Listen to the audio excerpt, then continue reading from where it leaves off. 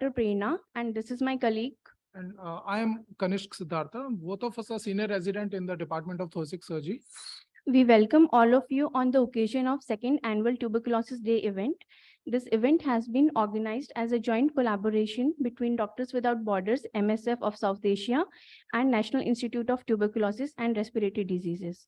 We are extremely fortunate to have Dr. Ravindra Kumar Diwan as the director of this institute, without whose vision, constant support, and encouragement, this event would not have been possible. Can we please have a huge round of applause for Dr. Diwan?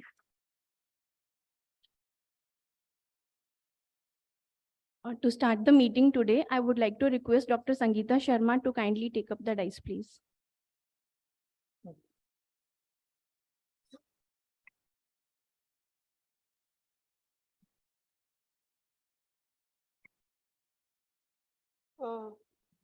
On behalf of my institute, the director and the staff, along with in collaboration with MSF, that is Doctors Without Borders, I welcome each one of you to this event. Over here, our basic target is to travel through the journey of pediatric tuberculosis. I mean, what have been our achievements so far, and what are the still some gaps in the delivery systems. So we'll be highlighting all that in a crisp scientific program, which will comprise of symposia, panel discussions, few lectures on the latest topics which are running through. And I'm sure it would be a good scientific feast. And I once again welcome you all to my institute. Thank you so much for joining in. And because we have global partners also from different parts of the globe joining in, so I would again welcome them with either a good morning, good afternoon, and good evening. Wherever you are, we welcome you all to this event. Thank you.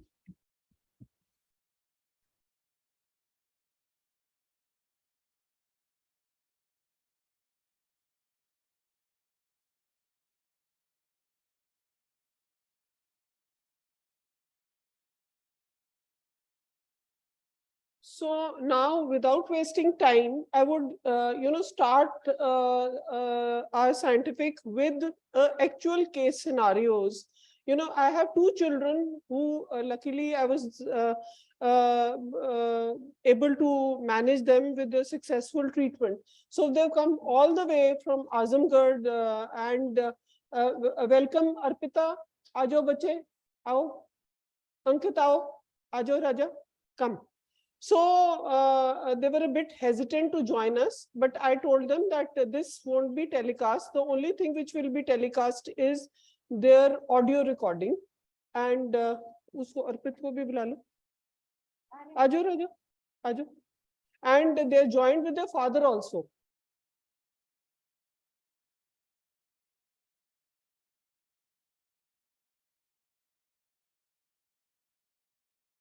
Good morning to all of you. यहाँ बैठे ईश्वर स्वरूप सभी doctor लोगों को मैं प्रणाम करती हूँ।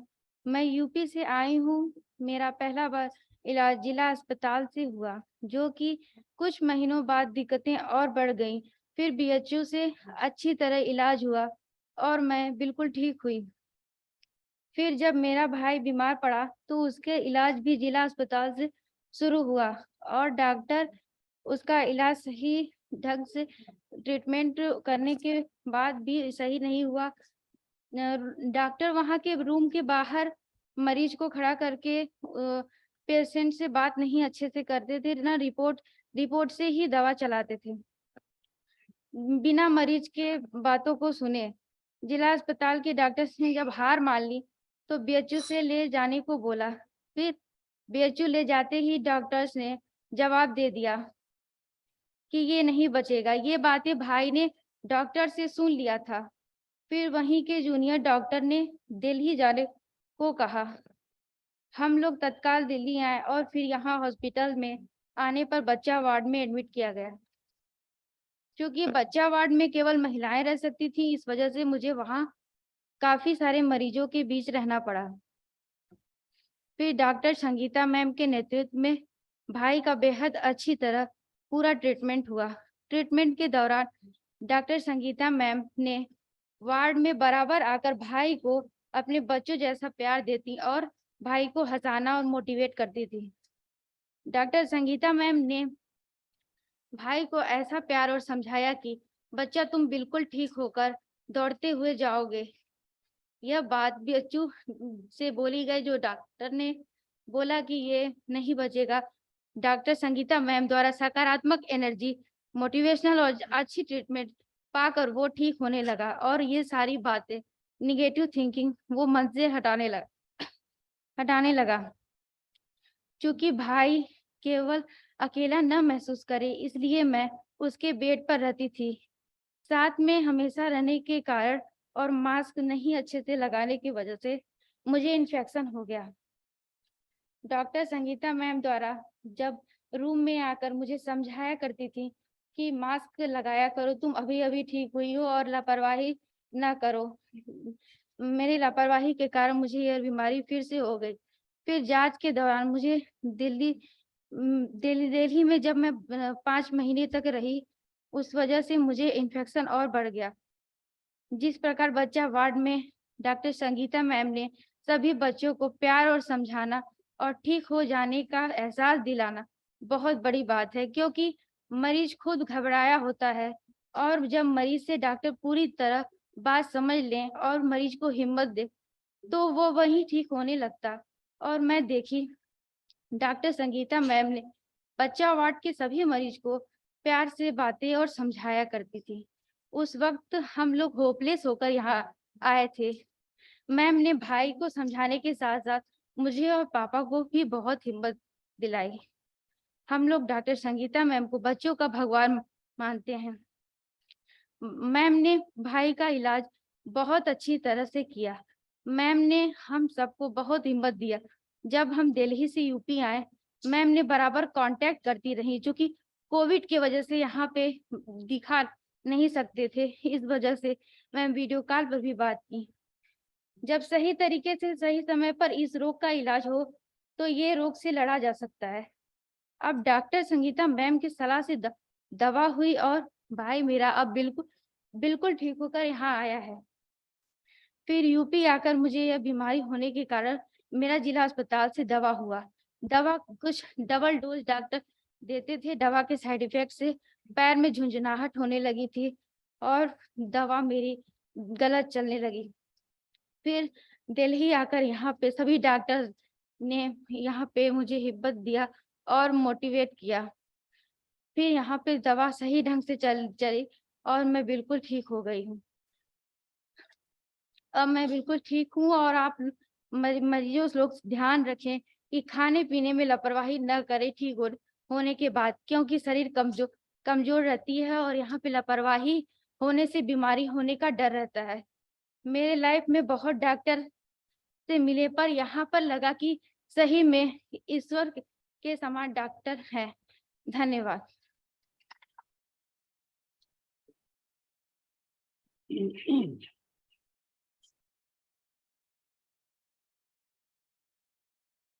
भगवान स्वरूप बैठे हुए सभी डॉक्टर्स और अभिभावक बंधुओं को मेरा प्रणाम।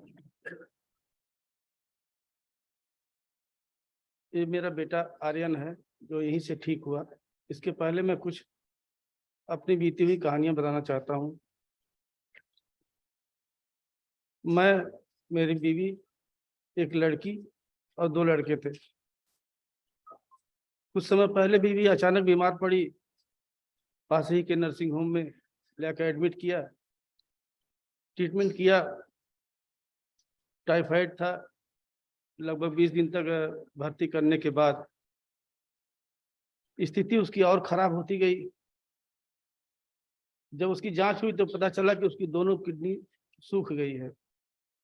फिर पीएचयू में दवाइयां हुई, नहीं बचा सका, एक्सपायर कर गई। उसके कुछ दिन के बाद बड़ा बेटा वो भी बीमार पड़ा। पता चला कि उसको बच्चों की किसी के संपर्क में आने से टीबी हो गई है। आजमगढ़ में दवा चली, लेकिन दवा सही ढंग से नहीं चल पाई। लोग समझा नहीं पाए, न बता पाए, ठीक से जांच नहीं हो पाई। पेट सूज गया, पेट में पानी आ गया और 2.5 महीने के बाद वो भी एक्सपायर कर गया। घर की स्थितियां और खराब होती चली गई।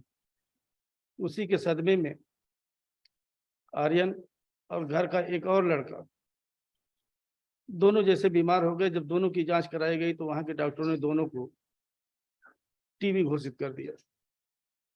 दवा 20 दिन तक चली, 25 दिन तक चली, दवा और इंजेक्शन दोनों चला, लेकिन ये लोग दवा नहीं पचा पाते थे, उल्टी हो जाती थी। इन लोगों ने कहा कि नहीं, मैं दवा नहीं खाऊंगा, मुझे उल्टी हो जा रही है, मेरा फिर से जांच कराया जाए। जब फिर से जांच कराया गया तो एक को निगेटिव और एक को पॉजिटिव हुआ। जिसको निगेटिव हुआ उसको दवा बंद की गई, लेकिन इनकी दवा चलती रही। पता नहीं वो भी सही रिपोर्ट थी या नहीं। 7.5 माह तक वहां पे दवाइयां चली।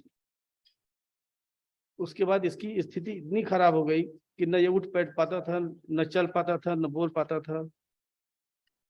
फिर मैं डॉक्टर से कहा कि सर, इसका 7.5 महीने के इलाज के बाद भी कोई एक्सरे नहीं हुआ और इसकी स्थिति ज्यादा खराब हो चुकी है, क्या किया जाए। तब उन्होंने एक्सरे करवाया और मुझे बीएचयू भेजा। कहा कि इसको तत्काल लेके जाइए बीएचयू, इसके फेफड़े में सूजन आ गई है, पानी भर गया है, काफी बड़ा हो गया है। बीएचयू ले गया तो वहां के बड़े डॉक्टरों के पैनल में बैठ करके बताया कि इसे अब घर ले जाओ, ये बचेगा नहीं, बस कुछ ही घंटों का मेहमान है, तुम यहाँ लाने में देर कर दिए। फिर मैं बाहर निकल करके रोने लगा, घबराने लगा। तो एक उसी में से ही एक जूनियर डॉक्टर निकले, उन्होंने कहा कि आप घबराइए मत, आप दिल्ली चले जाइए, वहां पे आपका लड़का बिल्कुल ठीक हो जाएगा, कोई परेशान होने की जरूरत नहीं, अभी वो ठीक है। थोड़ा हिम्मत मिली, दिल्ली आया। मैं चूंकि कभी पहले दिल्ली नहीं आया था, लेकिन यहाँ आने के बाद डॉक्टर संगीता शर्मा के नेतृत्व में उसका इलाज हुआ।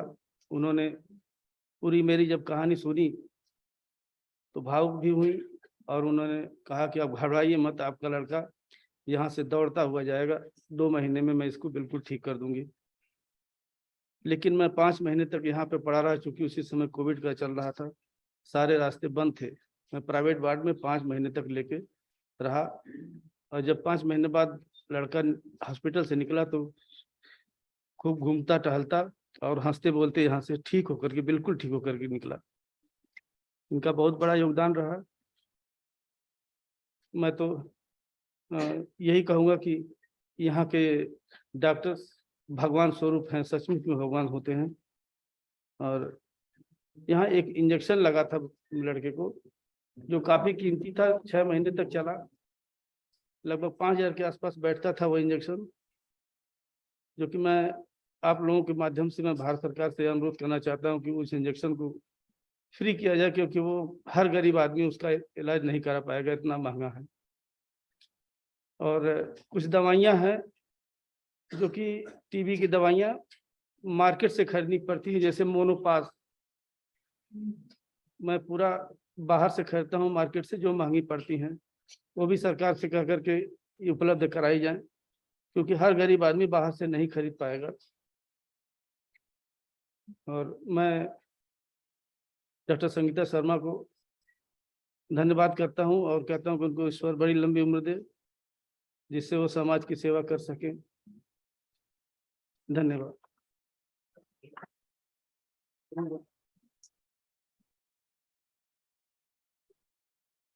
मैं आर्यन मैं आर्यन यूपी के आजमगढ़ जिले से आया हूँ। यहाँ पर बैठे हुए सभी ईश्वर स्वरूप डॉक्टर लोगों को मेरा प्रणाम। खासतौर पर doctor Sangeeta Sharma ma'am ma'am को सत नमन, जिन्होंने मुझे जीवन दिया। सर्वप्रथम जब मैं बीमार पड़ा और वहाँ के डॉक्टर द्वारा सही ढंग से इलाज नहीं किया गया और डॉक्टर की लापरवाही के कारण और मुझे मेरा स्थिति खराब हो गया। जब पापा मुझे घर से दिल्ली लेकर आए और मुझे वहीं पर ही पता चल गया था कि मैं अब नहीं बचूंगा, क्योंकि वहाँ के डॉक्टर ने मेरे सामने पापा से यह बात बोल दिए थे और मैं सुन लिया था। फिर जब हम दिल्ली आए तब डॉक्टर संगीता शर्मा मैम ने कहा कि बेटा तुम बिल्कुल ठीक हो जाओगे और दौड़ते हुए घर जाओगे, तुम्हारा यहाँ पर सही इलाज होगा। और डॉक्टर संगीता मैम ने मेरा इलाज अपने बच्चे की तरह किया, लाड प्यार के साथ मुझे हिम्मत दिलाना और डॉक्टर संगीता मैम ने कहा कि तुमको बड़े होकर अच्छी शिक्षा पाओ और अच्छा बड़ा आदमी बनो और जीवन में अच्छे काम करना। जब मैं दिल्ली में 5 महीने तक इलाज के बाद अपने घर गया तब डॉक्टर संगीता मैम हमेशा कांटेक्ट करती रहीं और वीडियो कॉल करके मुझे हिम्मत देती रहीं। मैं इन्हें भगवान मानता हूँ। मैं इनका जीवन भर आभारी रहूँगा और मैं ईश्वर से ही प्रार्थना करूँगा कि ये हमेशा निरोग रहें, तरक्की करें और इन्हें लंबी आयु मिले, जिससे समाज की सेवा करती रहें और इनसे लोग सीख लेते रहें। इस समय मैं हाई स्कूल में यूपी बोर्ड से 66% रिजल्ट लाया हूँ। अब मैं 11th में मैथ ग्रुप से पढ़ा हूँ और अपने स्कूल में खेलकूद में भी भाग लेता हूँ। धन्यवाद।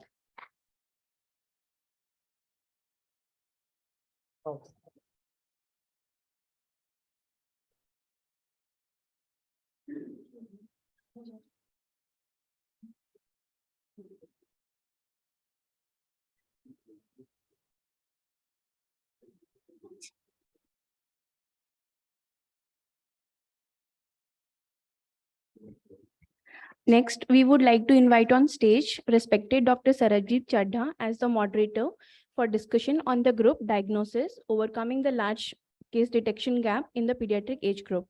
Dr. Chadha is the Regional Technical Director at Foundation for Innovative New Diagnosis. I would request Dr. Chadha to join us on the stage and give a brief session about the speakers in the session. Please, sir.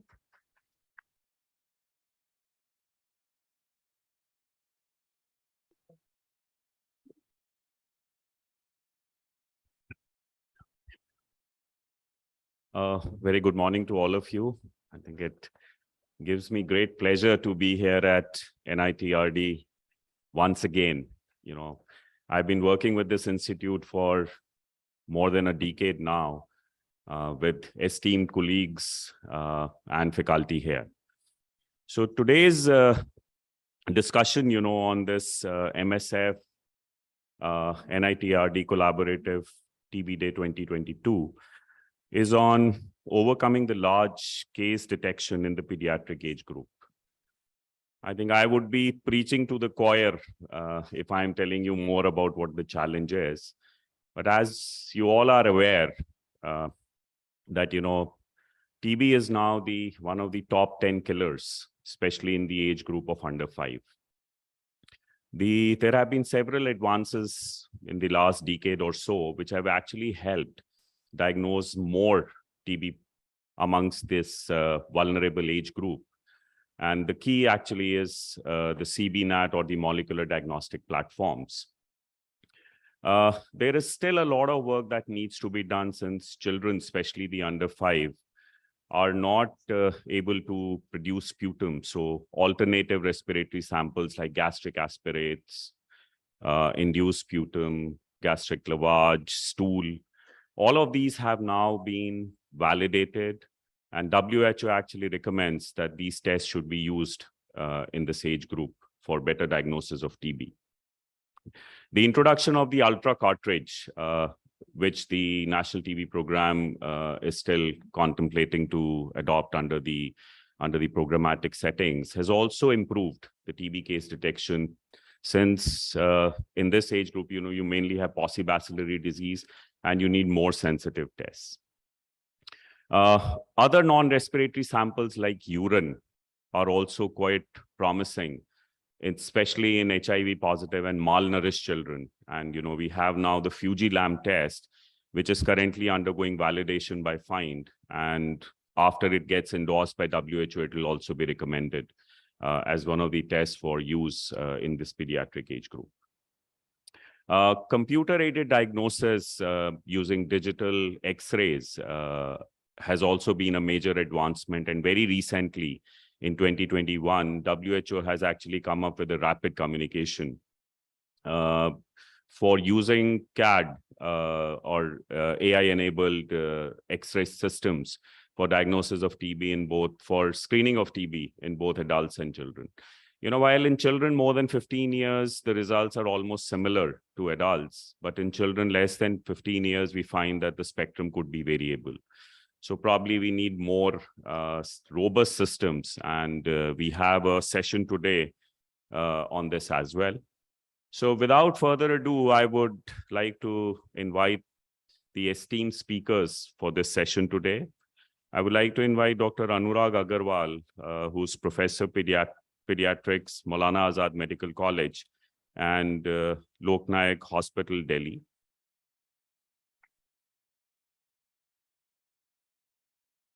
Mr. Praveen Kandaswamy, Project Leader, PATH.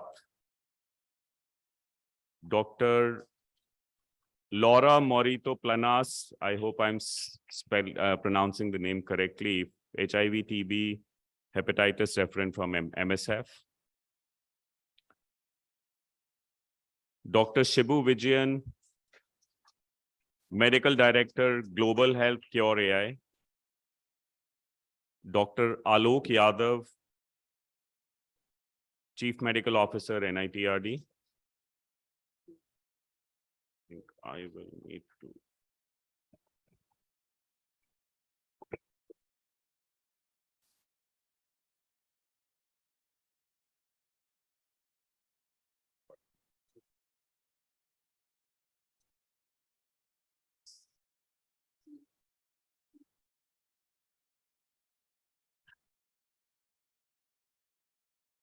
Okay, so just shuffling the name dates, we'll start with the session. We'll start with the session now. I would now request Dr. Anurag Agarwal for his presentation.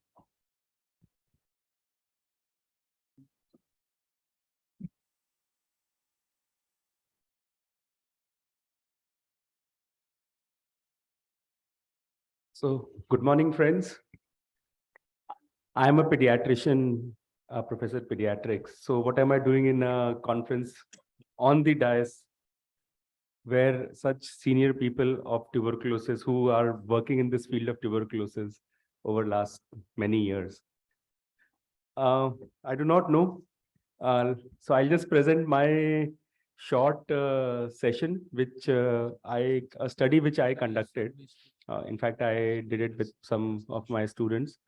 It was regarding, so the problem in pediatrics is that how do we get a sample from a child?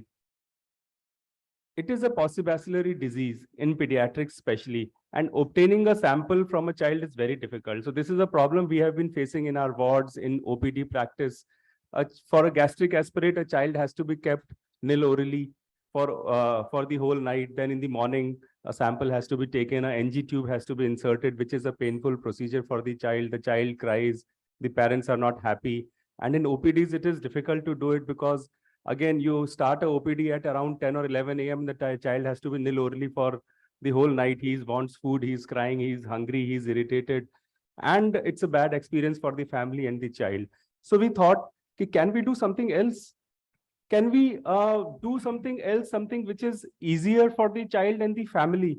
And therefore, we thought of the idea that let's have a non-invasive, rapid, easy method of diagnosis, which could be, can stool CBNAT be used in the diagnosis of pulmonary tuberculosis in children? So that was our basic premise. We thought, okay, let's give a try on stool. We did some reading up on the literature, what is available, and we thought, okay, let's give a try on this modality in our setup, which is very practical. And it's a pediatric, it's a multi-speciality hospital, which has a 250-bedded pediatric setup, and we get a lot of patients of tuberculosis requiring all kinds of care, right from primary care to tertiary level care. So we started with this study, and the primary objective was to determine the diagnostic utility of stool CBNAT amongst presumptive cases of TB.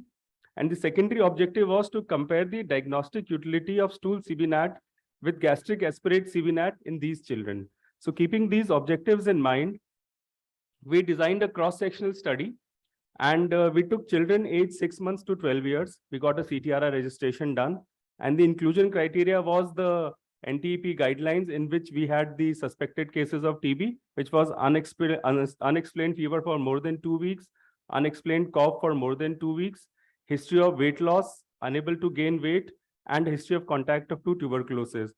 And we excluded patients who were able to expectorate. So we didn't want to do a gastric aspirate in the patients who were able to expectorate. And those patients who received ATT for more than 72 hours, we excluded.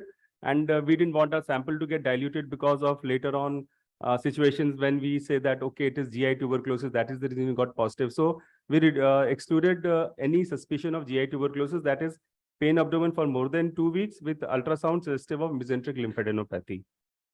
And sample size calculation, we used the study of Chipundro et al. And the sample size we got was 116, but we took only 75 samples due to time resource constraints. And once we decided upon this, after taking our approval from ethics committee, we started recruiting patients, took informed consent and enrolled 75 patients, did a clinical history and examination, investigations like chest X-ray, TST and other relevant investigations as decided by the clinician were done. And the samples of stool were collected, stool and gastric aspirate, and they were both subjected to CBNAT and MJET. Stool processing, this we picked up from some studies, and of course we had a discussion with Delhi University team. There was a team working there also, and of course Dr. Ashwini, Dr. Hanif from our NDTB and chest clinic. So we picked up the processing style because this is slightly different from what others had done. We took a sample of 0.15 gram of stool. We took it in a loop, put it in a centrifuge, added 2.4 ml of PBS, then vortex the vegetable cells from the stool, left it for 25 degrees for 20 minutes, centrifuged it at 3200 gyrations for 15 minutes. Then the sediment was resuspended in 1 ml of PBS, phosphated buffer saline, and it's very easy to do it. Technician was doing it. I saw him doing it once or twice. After that, he was doing it on his own. And this sample was mixed with expert reagent and then processed accordingly. Gastric aspirate processing was done as per the NTEP guidelines, that is the standard. And CBNAT and MJET were again processed as per the standard guidelines. So outcome was diagnostic utility of stool CBNAT. Measurement was proportion of stool CBNAT positive in presumptive cases and comparison with reference standard, that is MJET. And we look for sensitivity, specificity, PPV, that is positive predictive value, negative predictive value, and then comparison of stool and GA CBNAT. We look for degree of agreement because gold standard was MJET. So if you have another test which is not a gold standard, so we thought, okay, let's look at degree of agreement. And for that, we applied Cohen's kappa. And then Fisher exact test and chi-squared test was used to compare the qualitative variables, and p-value less than 0.05 was taken as significant. So out of total enrolled, that is 75 patients, confirmed cases were 11, that is gastric culture, MJET positive. Clinically diagnosed patients were 17 on grounds of CBNAT positive but culture negative or other clinical criteria on which ATT was started. So this was a clinician's decision, not our decision. And out of the suspected cases, 47 were not started on ATT. They were further investigated and found to be not tubercular, so not started on ATT. Baseline characteristics, significant was inpatient status. So in confirmed cases, 90% were inpatient, and malnourishment was much more common in the confirmed age group as compared to clinically diagnosed and not started on ATT. Age and gender were not significant. Cough, again, as per NTEP guidelines, we found more than 2 weeks in 10 patients, more than 4 weeks in 6 patients. Fever was present in all 11 patients. So these were all aligned with NTEP guidelines, what we found. X-ray findings, again, NTEP guidelines were proved to be very relevant. Miliary shadows had the nearly the maximum cases who showed us confirmation on TB. And the main issue was that non-specific X-ray findings were not consistent with pulmonary TB. So whenever there was non-specific finding on X-ray, we did not get anything positive. We did not get confirmation in those. And hilar lymphadenopathy, consolidation, effusion, and miliary. So these were the 4 groups in which we got confirmed cases of tuberculosis. Montaux, same story, 10 patients, 5 patients were positive, the confirmed ones, and 5 were negative. So Montaux does not have much of a relevance, which we are all again saying in NTEP guidelines.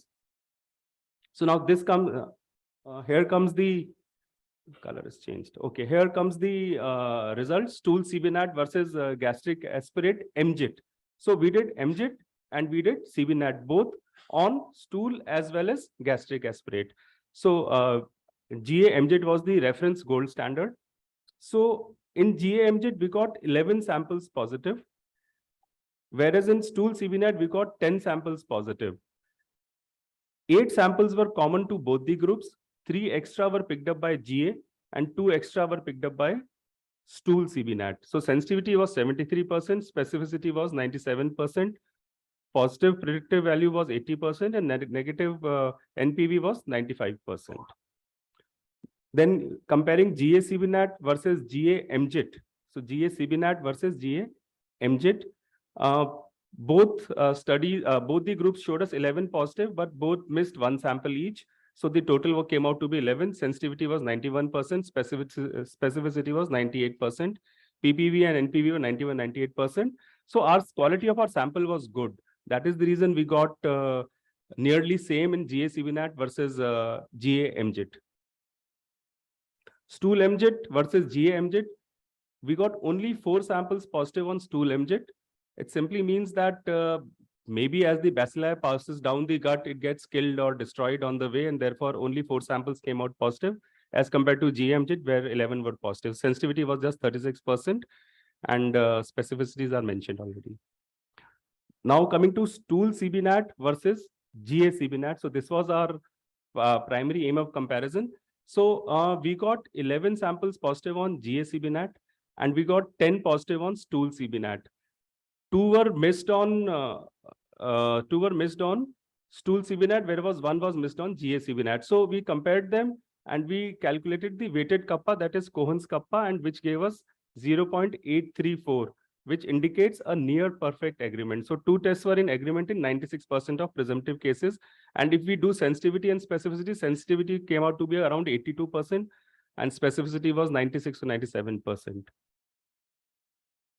So coming to discussion, we looked up the literature and found that sensitivity and specificity of stool CBNAT was varying across various studies. And first study we found was Nicole et al. Done in 2013 in South Africa. He got a sensitivity of 47.1%. And when we went through the article, we found that the sample was stored for more than 6 months. So maybe that was one of the reasons. And sensitivity of induced sputum in his study was 64.7%. That was also not very high.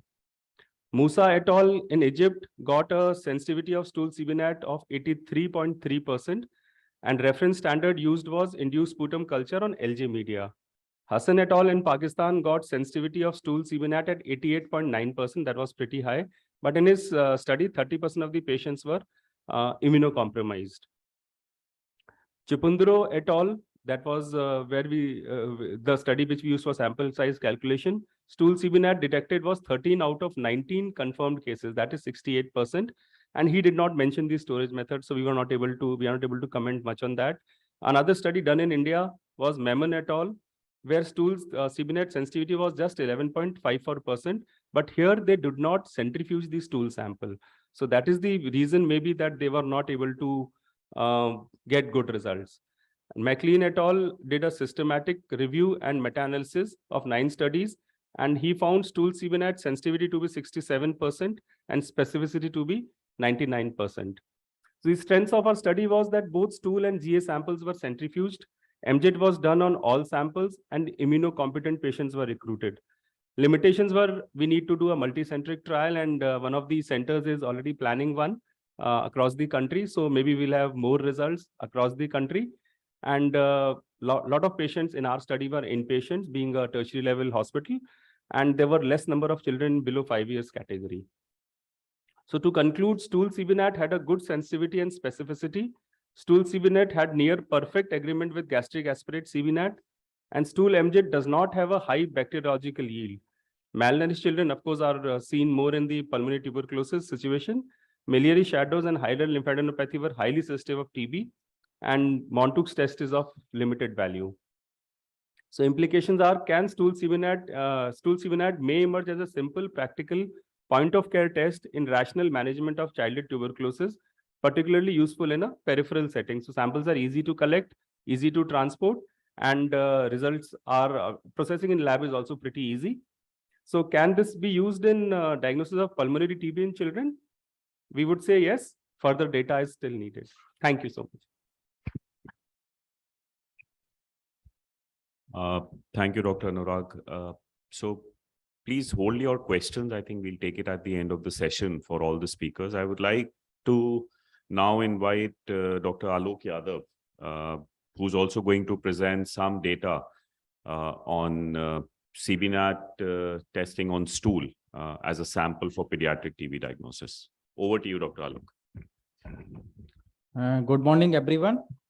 And thank you, Chairperson, for inviting. I would like to present my thanks and gratitude to all the global partners who are present here, MSF, Director NITID, Dr. Ravinder Kumar Devan sir, and Head of Pediatric Department, Dr. Sangeeta Sharma ma'am, who give me the opportunity to present the ongoing project in the Department of the Pediatrics. So I am, without wasting my time, I start this project, the project which is ongoing in the Department of the Pediatrics. The title of the project is Comparing Sensitivity and Add-on Value of CBNAT and Expert Ultra on Pulmonary and Stool Samples. As Anurag sir had already explained regarding the stool CBNAT, in our study we add Expert Ultra in the pediatric stool samples. The principal investigator are Dr. Sangeeta Sharma madam, Head of Department Pediatric NITID New Delhi. Co-investigator is Dr. Manpreet Bhalla ma'am, Head of Department Microbiology NITID New Delhi, and co-investigator is myself, Dr. Alok Yadav. So the objective of the study is to comparing sensitivity and specificity of CBNAT and Expert Ultra with gold standard culture MGIT, and comparing sensitivity of stool sample with regular age-based pulmonary sample, that is sputum, induced sputum, gastric aspirate, and gastric lavage. So in this study, this is a prospect cohort study in which we are taking 200 presumptive pediatric patient enrolled in this study. Simple one-step method is used for stool processing in this study. So in the pediatric OPD, we are taking in this study, we are taking the presumptive PTV cases as per the NTP guidelines.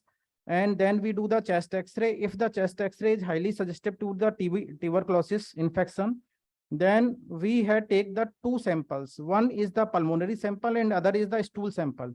In the pulmonary sample, we are taking the sputum, induced sputum, gastric aspirate, gastric lavage, depend upon the age of the child, and another is the stool samples. And in the both samples, we are sending the smear examination, expert MTB for expert ultra and the midget cultures. So this is the interim data of 100 presumptive PTV patients right now. So all the stool samples are processed by the simple one-step method developed by the KNCB Tuberculosis Foundation. We adopt simple one-step method for stool processing. And in the pulmonary sample, sputum, induced sputum, gastric aspirate, and gastric lavage. In the pulmonary sample, the smear positive sample we found is 29, expert MTB positive 47, expert ultra positive is 49, and expert ultra TAS is 6 samples in pulmonary samples. In the stool specimen, we found smear positive in 15, expert MTB positive is 47, expert ultra positive is 51, and expert TRAS, ultra TRAS is in 7 samples.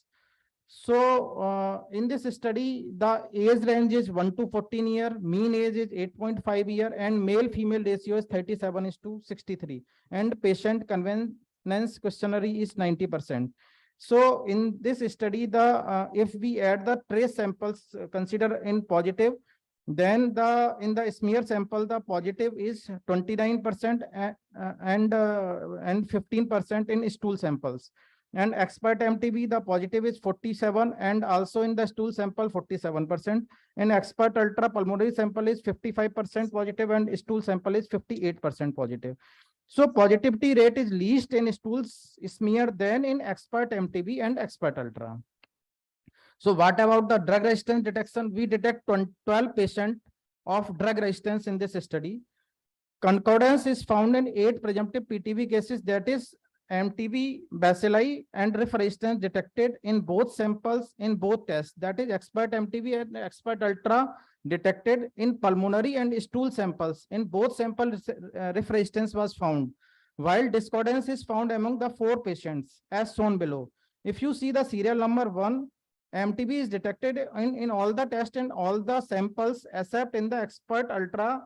MTB is detected, but drift resistance was found, but drift resistance is not detected.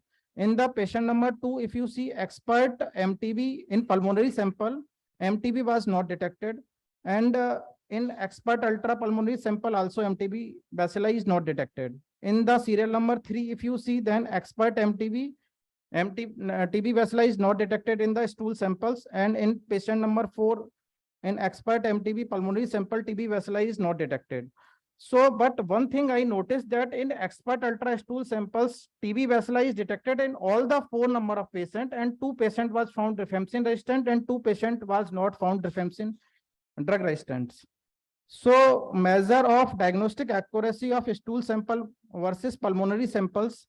So, if the proportionality of positivity rate in smear sample is 0.15 in expert MTB, 0.47 in expert ultra, 0.51, sensitivity of stool sample in smear is 0.45 in expert MTB, 0.85 and expert ultra, 0.89, specificity is 0.97 in smear sample, 0.87 in expert MTB and 0.80 in expert ultra. PPV value is in smear sample is 0.87 and expert MTB 0.85 and in expert ultra 0.84. Negative predictive value in smear sample is 0.81. Sorry, and expert MTB is 0.87 and expert ultra 0.86, and accuracy proportion is 0.82% in smear sample, 0.86 in expert MTB sample, and 0.85 in expert ultra samples. And sensitivity sensitivity is 45% in smear sample, and specificity is 97%. Accuracy is 82%. In expert MTB, sensitivity is 85%. Specificity is 87% and accuracy is 86%. And in expert ultra sample, sensitivity is 89, specificity is 80%, and accuracy is 85%. So in this overall, the results I found that stool smear is least sensitive test. Stool is more sensitive with respect to pulmonary sample. If we do in expert MTB and expert ultra, accuracy rate is higher in all the 3 groups. So my conclusion of this study till now is positivity rate is lowest for stool smear specimen. Detection rate of expert MTB, expert ultra for stool specimen is as good as pulmonary specimen in expert MTB and expert ultra. Patient found stool a easy way for sample collection as compared to the expert, as compared to the gastric aspirate, gastric lavage and induced sputum. Caregiver acceptability is higher for stool specimen. In stool sample, one step method is a easy way for sample processing also. And the limitation of the study is culture reports are still pending for the further analysis and the reports. Thank you very much for nice hearing. Thank you, Dr. Alok. So before we go to the next presentation, which is on point of care ultrasounds, I would open the house for any questions on the stool studies which were presented by Dr. Anurag and Dr. Alok. Any questions from the audience?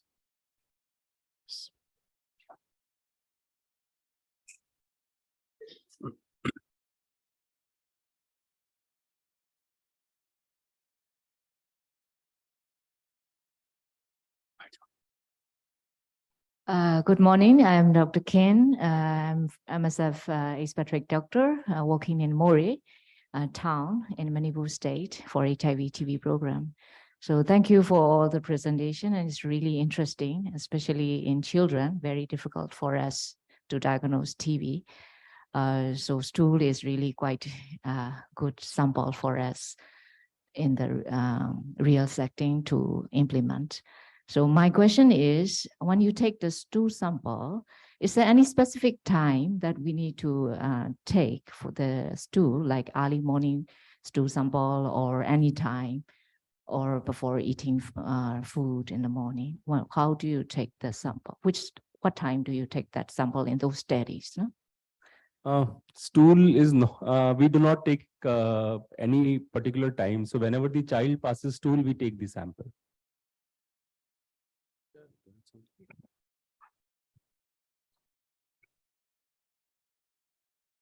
Thank you, ma'am.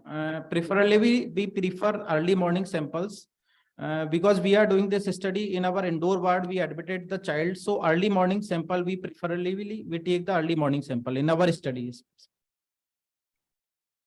So the WHO recommendation actually doesn't prefer any time of the day, when the sample can be taken. There have been a couple of small studies which have shown an early morning stool sample vis-a-vis taken later during the day with equal performance. I think what is critical is the processing of the stool sample, which makes a difference. So the Global Lab Initiative has come up with a guidance document very recently. And what clearly comes out is that the simple one-step test is one of the best stool processing methods, can be done in the field situation easily. The other one, which Dr. Anurag has also done, would be considered, but I think this will require a much more larger sample size before this can be endorsed. Any other questions? The only thing extra we used was a centrifuge, and the rest of the things are easily available in all the labs. Any other questions?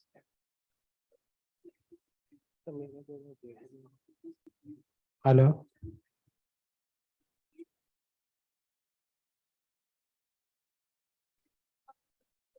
Child is able to pass stool.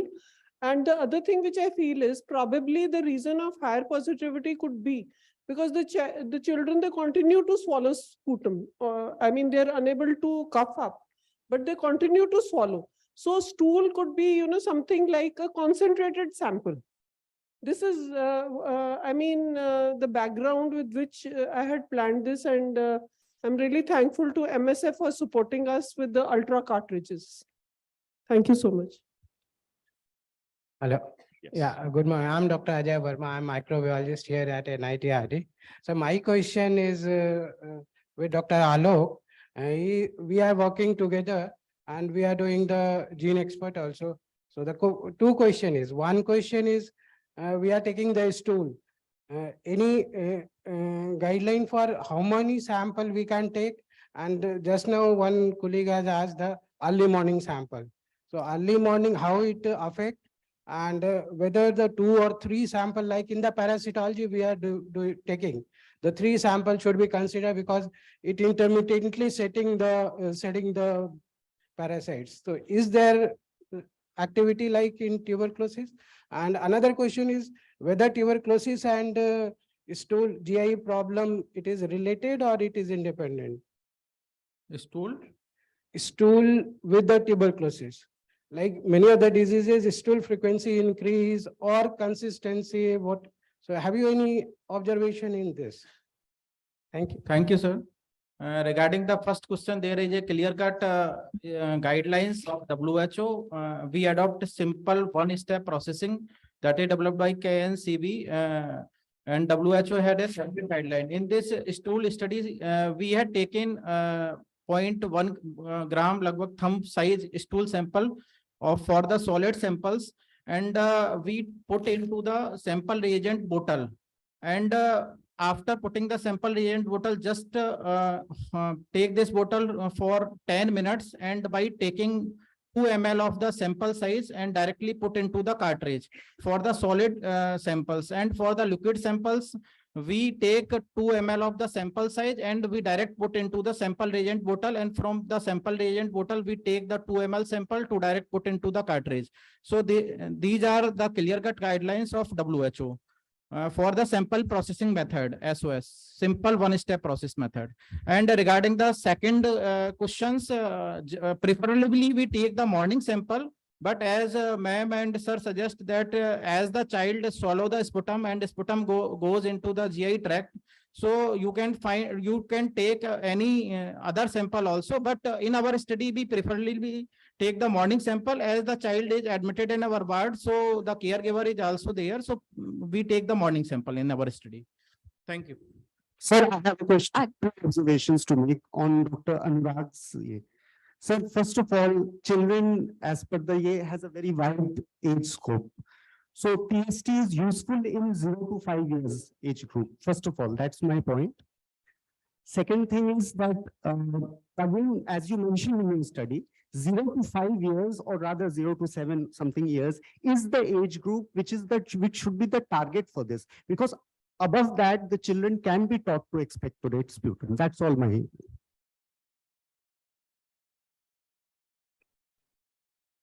Okay, so we'll take one last question, in considering the time constraint. Dr. Puri. Good morning. Our patients are basically classified as microbiologically confirmed and clinically diagnosed pulmonary tuberculosis. And my question is to Dr. Anurag, that what happened to those patients where they were not given treatment for tuberculosis, though they were symptomatic? That's why they were included in this study. So what was the follow-up of these patients? How long they were followed up and they have not developed tuberculosis? I'm sorry, sir, I'll not be able to answer this question because we did not follow up the patients.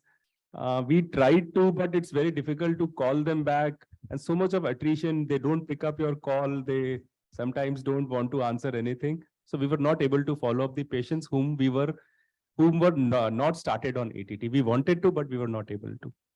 Okay, thank you. Okay, so thank you, Dr. Anurag and Dr. Alok. We'll move to our next session. And I would like to invite Mr. Praveen Kandaswamy, who's project leader PATH on point of care ultrasound test for diagnosis of TB in the pediatric age group. Over to you, Dr. Praveen. Good morning, everyone. Thanks NITRD MSF for hosting this event, and thanks for inviting. So though I'm a microbiologist by profession, but I'm going to talk something different, which is the radiology tool, which is largely used for screening of diseases. So I will not get into the global strategies. Of course, we know everyone wants to eliminate the disease from their respective countries, but then I will quickly get into the point of care ultrasound device. So this is a very small handheld device. Many of you may have already used it in your clinical setup, but then this is very handy in terms of when it comes to screening the pediatric patients, where you always know the challenges being around collecting the right sample, and then while the cartridges are being validated for various type of samples, but this is something which is very essential to screen whether they are infected or not, and especially when where you have limitations around accessing these CBNet or any other cartridge-based system. So, and also this has been listed in WHO guidelines also, where radiology is one of the tools being used, but then X-rays, again, the challenges around exposing the children at that age, and that is not feasible in many of those places. And ultrasound is something which is very easy, where the trained radiologist can use it across the body and can detect not just the pulmonary, even the external pulmonary and various other organs which may have already got exposed to the tuberculosis. So live imaging, that is very much essential, because unlike any other devices where you get to see only the processed images where you only see, but here you can see the live exposure of the organs wherever it is infected. Faster enough, of course, safer, of course, no radiation, repeatable. So the benefit here is like you can repeat as many as you want it to be on a particular patient. When you even call them for a follow-up of treatment, where today we generally see X-rays being taken, but then this is something which you can even compare with your previous focus videos versus the recent videos, where you can even make a judgment whether the treatment is improving in where the organs are even getting rid of any sort of existing infection. So easy to disinfect, portability, of course, battery operated, cost effective, relatively low cost as compared to any other imaging technology. So this is just the landscape of what and all are the applications for the point of care, and right from anesthesia, cardiology, critical care medicine, all those things are there. And then you can also see that what are all the disease areas also which it covers. So benefits, of course, more important for the pediatric patients is like you see the vital anatomical structure. So generally when we see even if lymph node aspiration has to be taken, the clinicians or the surgeons who are there, though with their experience, they can prick and take the samples, but then sometimes it may not hit the right space where the samples are there. And then these point of care ultrasound can really guide the right location from where these samples can be taken without causing much trouble to the pediatric patient. So provide real-time guidance, of course, as I said, improve accuracy. So again, if gastric lavage, again, if someone has to take from the pediatric patient, so the ultrasound image will definitely guide them the right place from where the gastric lavage can be taken. So that is again, which is very essential for this. Decrease complications as compared to blind procedures, as I clearly said. Identified local anesthesia, again, if you have to even give anesthesia to pediatric patients, if at all that is needed, that again is possible with this. Increased patient satisfaction, of course, unlike where you see doctors may prick once or twice, and that causes a lot of discomfort among the pediatric patients. And of course, the parents also are paranoid about pricking the child, and then child is also very cranky at times. So it is really very challenging. So with these procedures, it becomes easy for the clinicians or the radiologist or the surgeons who are all using this tool to pick the right sample from the body.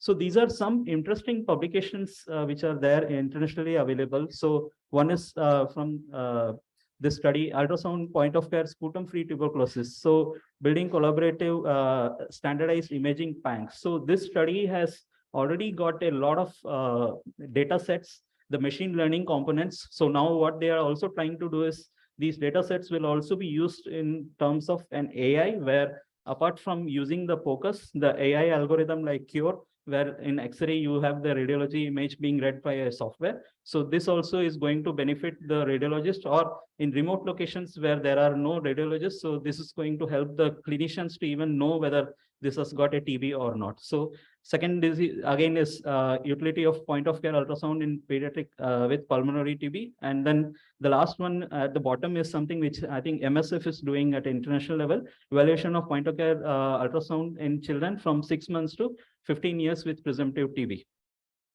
So this is something from the international study. They have even designed an algorithm to screen the lungs in various aspects. So this is called some 8 scanning procedures, which the expert from the radiology department, of course, can do. But gradually, the other cadre of healthcare worker, maybe the nurses or the medical officers, there are customized training modules available from the manufacturers, which can be followed to expose these areas, and then those images can also be processed with the help of the machine learning and the AI. So this is again from one of the international publications where you can see all sort of different tests which are available globally, right from your LAMP, Expert, TrueNat, Focus, and ideal point of care TB diseases. But then what you can also see, the second last at the bottom, you can see, though it is indicated that that is child-free, user friendliness will come over a period of time when the radiologists are trained, the medical officers and the nurses are trained. But then this is very essential, where the remaining assays which are already there, where you already have the challenges around picking up the right sample, may it be sputum, may it be stool, may it be urine, or any other thing, where for centrifugation or for running those devices, you need the functional laboratory. So I think point of care is something where the clinician sitting in an OPD also can roll it out and can screen the baby, whoever is presented with those clinical symptoms, and can be taken further for any examinations. So challenges, of course, we know in India, PCPNDT regulation is something which is very critical and not letting these sort of tools to be deployed. And second important is acceptability by NTP, because conventionally people are inclined towards going for more and more microbiological confirmation. But then if the testing device has a limitation where you need to have a minimum number of bacteria to be picked, but then there are clinical diagnosis also which is being considered by the program. So having a radiology software, the focus is also something which will add up to the overall diagnosis of the pediatric cases. That is again very important. And way forward for deploying focus, again, a multicentric operation research is very critical, where this can be targeted to screen this pediatric population with PTB or EPTB is very critical. Developing AI algorithm, of course, there are key players already there in the market, and they are already developing a lot more algorithms. SOPs again, because of course we know radiologists are well trained, but then when we need to give it to the medical officer or a nurse in a remote location, so a particular SOP needs to be developed. Dissemination of this again through the Radiology and Imaging Association is very important to have their buy-in. And again, of course, the last one is very critical, is having an amendment for the use of focus, especially for these sort of cases, is very critical, because otherwise we see only sex determination as one of the aspects, but then on the other side, it has a large number of benefits where you see screening and also, of course, prevent a lot more infections by putting them on treatment in its early stage. I think with that, I will close. Thanks. Thank you, Praveen. We'll go to our next speaker, Dr. Raman Mahajan, who's also going to speak on point of care ultrasound test, and then we'll open the house for questions on this.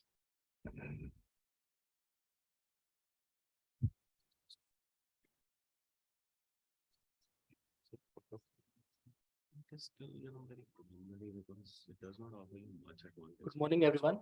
My name is Raman Mahajan. On behalf of our study team, I'm going to present our study about point of care ultrasound for diagnosing tuberculosis in children. The study was done in Guinea-Bissau in West Africa. So I start with a bit of context first. Tuberculosis, as we all know, is an important cause of mortality and morbidity among children. In India alone, around 3.3 lakh children get TB every year, which is over 1/4 of global TB burden. Unfortunately, 50% of the children never get diagnosis, and microbiological confirmation is very low in children. In MSF context, where we usually work, the diagnosis is mainly on the clinical ground because there is very limited access to X-ray and TB culture. But as we heard in previous presentation also, there is a point of care ultrasound technique, which is non-invasive bedside inexpensive imaging tool. So it becomes even more important in setting where the access of TB culture and radiologist is low. And the focus is very well researched and validated in adult HIV patients, but there is very limited evidence on use of focus in children. And as I mentioned earlier, the study was done in Guinea-Bissau, where we have high prevalence of malnutrition and HIV. So the aim of our study was to describe the performance and finding of TB-focused focus for children with presumptive TB at a tertiary care hospital in Bissau, the capital city of Guinea-Bissau. So this was an observational study. The data collection took place for over 10 months, starting from July 2019. We enrolled 139 children aged between 6 months to 15 years. And diagnosis was done mainly based on clinical and laboratory assessment. And all children were assessed with Gene Expert Ultra. And this was the first time that we used focus and experienced clinicians, and we trained them for focus methodology in a field setting. It is important to note that this was an unblinded study. So the clinicians were aware about the reference standard results. So we evaluated 8 sonographic signs. 6 were typical in FASH methodology, the focus methodology, that is pleural effusion, pericardial effusion, ascites, liver focal lesions, splenic focal lesions, the abdominal lymph nodes. And additionally, we also add subpleural nodules and lung consolidation in our study. So presence of any of these signs indicate focus positive result. All the images were reviewed by a second expert reviewer. And in case there was any disagreement between local clinician and expert reviewer, a third expert reviewer took the final decision. So this table shows the demographic and clinical characteristics of our cohort. There were total 139 children recruited in our study, of which 89 were TB positive, either confirmed or unconfirmed, and 50 were unlikely TB. Over 54% children were males. 40% were less than 5 years of age, with a median age of 7 years. Important to note that roughly 42% children were also co-infected with HIV, and over 60% of children were also severely acute malnourished, according to WHO child growth standards. Among the TB positive group, 62% had the pulmonary TB. So what did we found? As you can see in this table, that 93% children in TB positive group were positive with focus, compared to only 34% in TB negative group. So the most common sign were lung consolidation, subpleural nodules, pleural effusion, the focal splenic lesions. We also find that around a quarter of children in unlikely TB group also has lung consolidation. So among the confirmed TB cases, we found that 85% has positive focus results, whereas among the unlikely TB group, only 34% has focus positive result. That means there were false positive results. There were some false positive results in unlikely TB group also. We also did a pre-specified stratified analysis in our group using the factors like HIV status, nutrition status, and age group. What we found that in the HIV negative group has more lung consolidation than HIV positive group.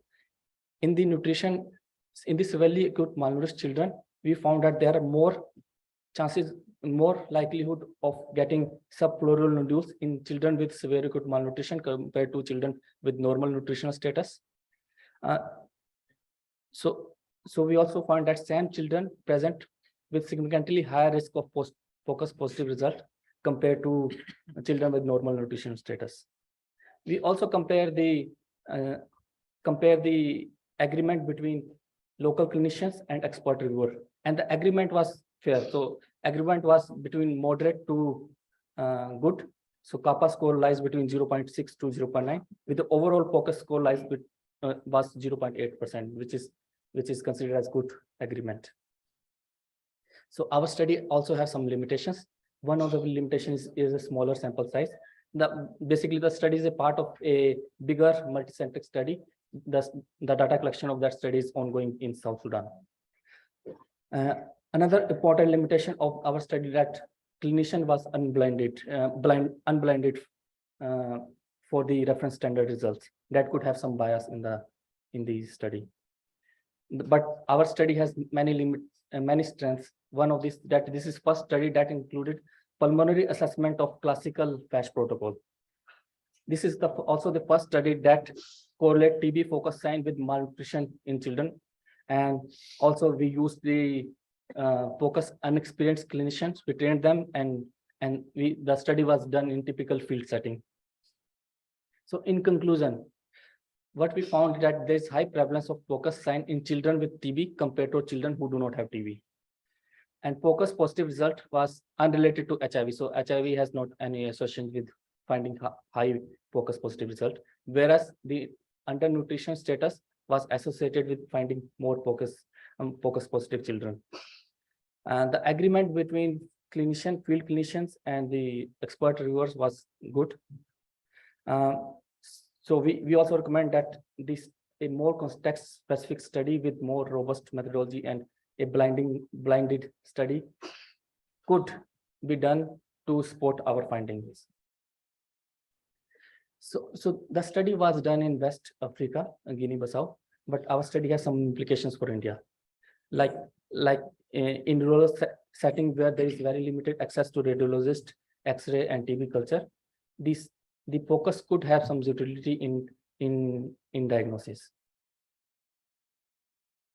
So our take-home message will be that in setting like rural areas in India, where access to X-ray and microbiological confirmation is limited, and pediatric TB is diagnosed based only on clinical ground, the focus could have an added value for diagnosing of TB in children.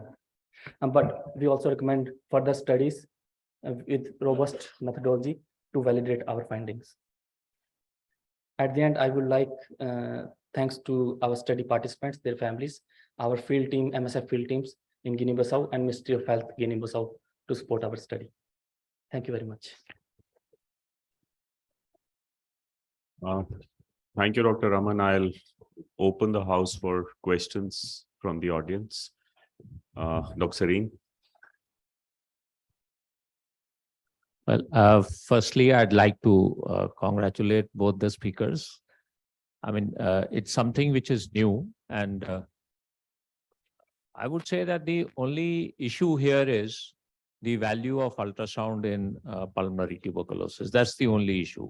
After all, as a device to give point of care ultrasound, I think it's it's reasonably good device, and there will be a correlation between tertiary care setting and a point of care, village level even. So the study which you have done, I think that clearly looks at areas other than the lung parenchyma. Except for that consolidation, I don't know how consolidation was picked up in ultrasound, because whenever there is between the probe and the lesion, you will not be able to get a window to really get at it. So, but of course, the fluids you can easily pick up, and that is what you have tried to show. Pericardial and ascitic and pleural and all that, and of course abdominal glands and all, which we also try to do it in adults also, whenever we suspect abdominal tuberculosis or any other serous membrane involvement. So I think as a point of care tool for this specific situation, yes, it would be very useful.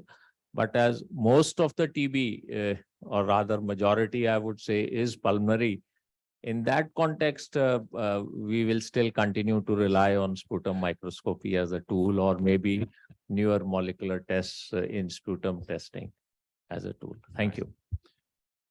Yeah, hello. Thank you, Dr. Sareen. Dr. Urvashi.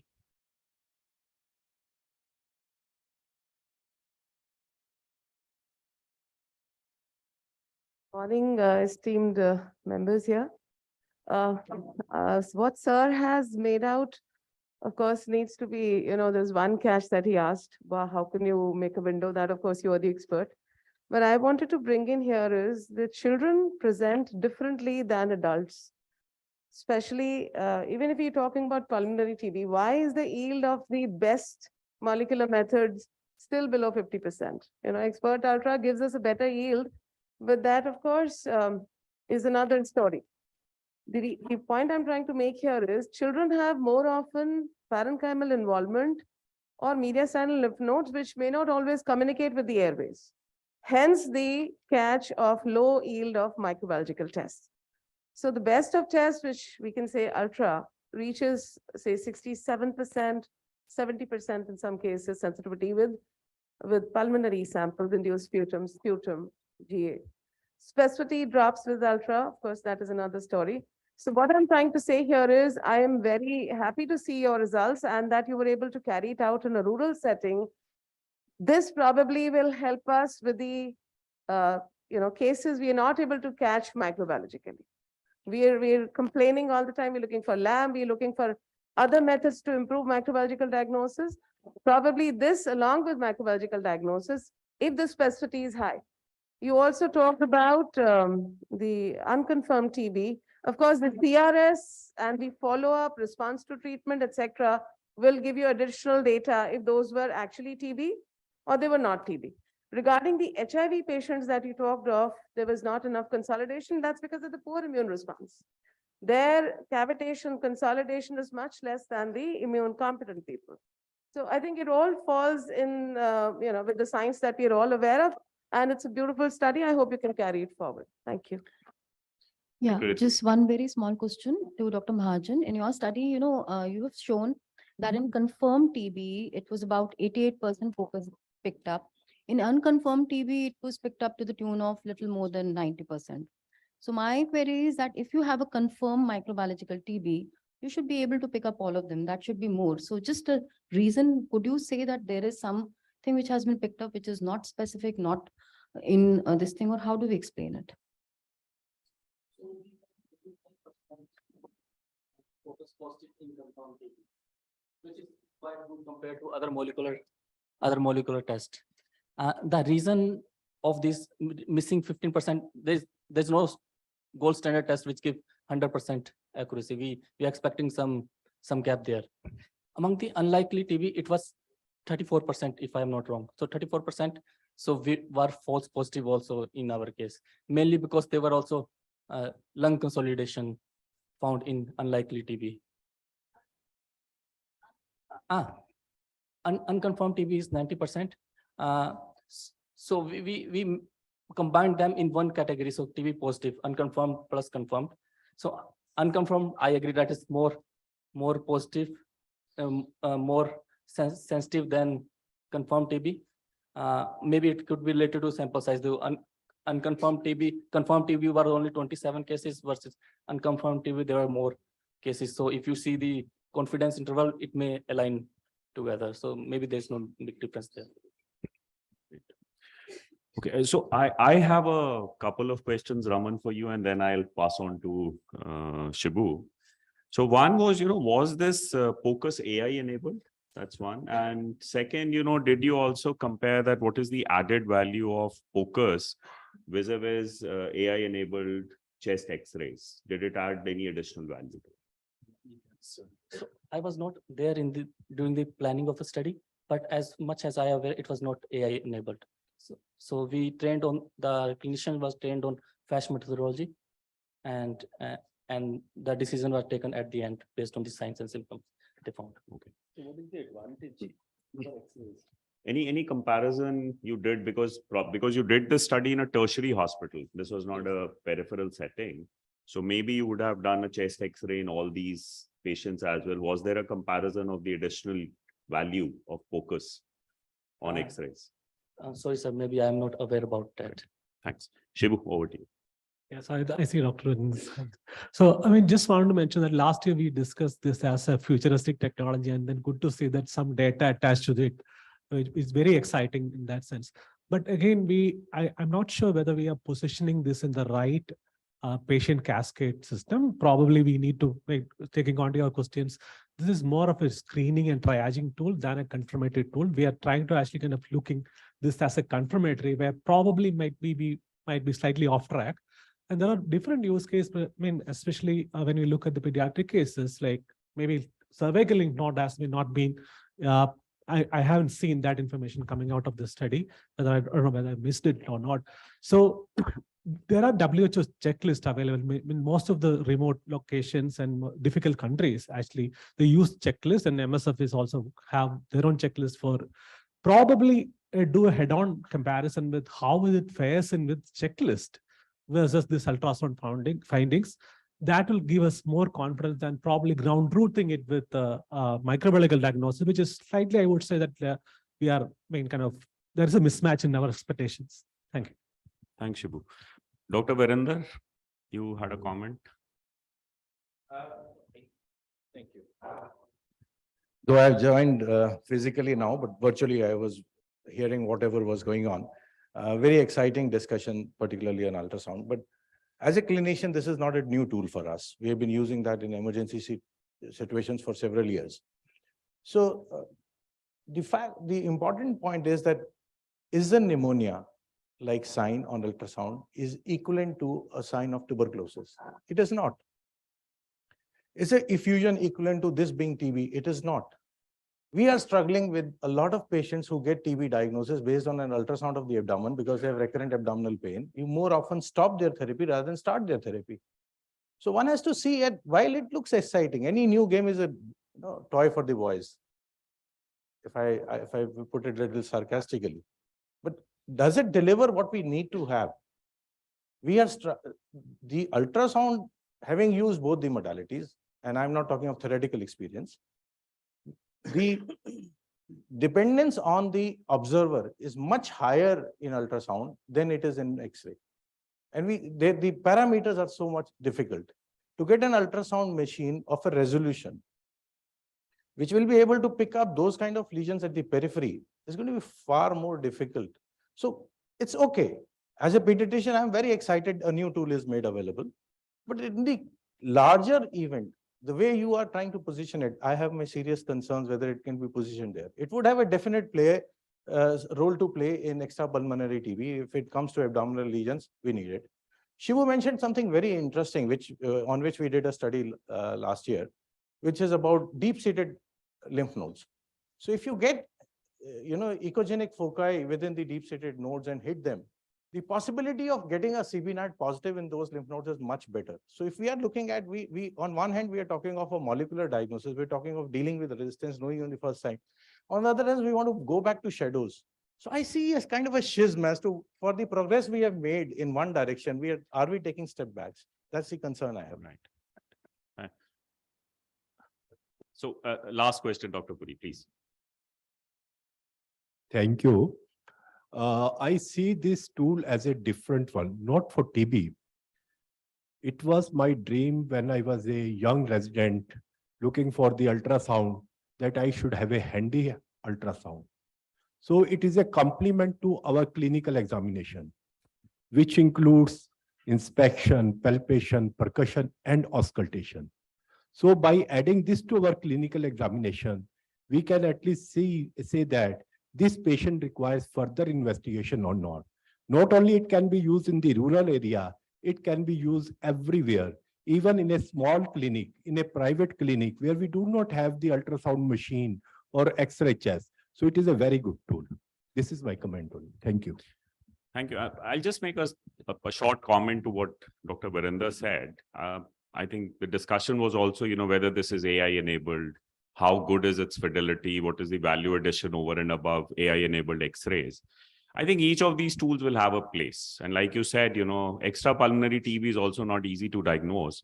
So maybe in the diagnostic algorithm, and since we have 20-25% of extrapulmonary TB also coming, not specifically for pediatric, but also for the adult age group, this tool may also have a place. The jury is still out. I wouldn't say the decision has been taken, but I think we need some more evidence before this can be rolled out. Thank you, speakers. I'll move to our next speaker, Dr. Shibu Vijayan, who's the Medical Director, Global Health for Cure AI, on use of AI-enabled X-rays in diagnosis of pediatric TB. Over to you, Shibu.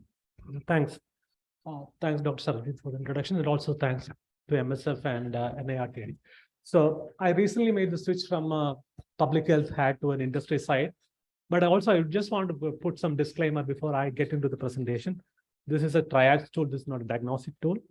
What WHO approved for CAD and where Cure is also mentioned in the guidance is above 15 years, wherever there is no radiologist is available or radiological reporting system is available. So this is not going to replace anything, any specific specialized skill set. This is going to augment and optimize existing tools. So with that caveat, I also want to put a disclaimer upfront saying we don't have a solution which is time tested for pediatric age group, which is needy age group, which is not able to spit out sputum. At least we have now stool samples coming in. So there is some hope, but again, this is a clinical decision support system, not a diagnostic tool. I just want to put it up front. So again, so I represent an industry wherein we use image recognition assistance through artificial intelligence.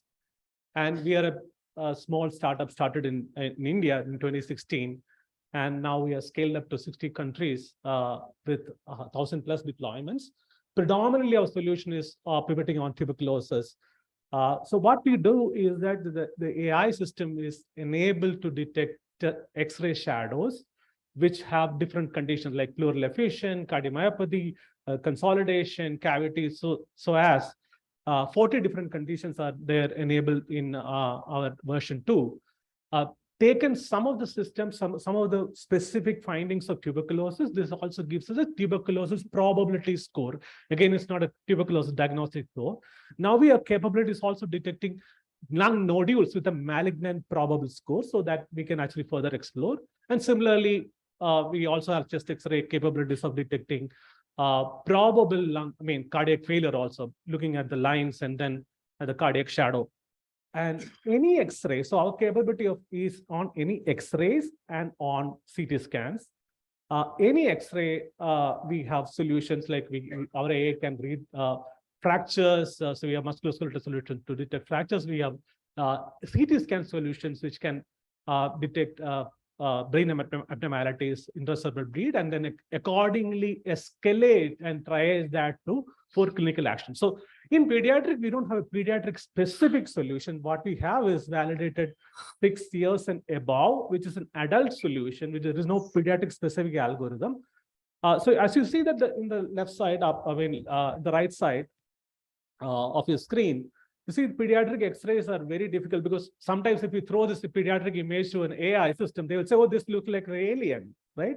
So first we need to customize this thing into a adult looking X-ray. So what we have, our system have, it actually kind of normalize and crop the chest part and put it as it to look similar to an adult thing. So that's the primary capability our tool has, and then zoom it to tell the machine this is an adult looks like X-ray. So that is how the adult algorithm, the algorithm which we have trained, is running on 6 years and above.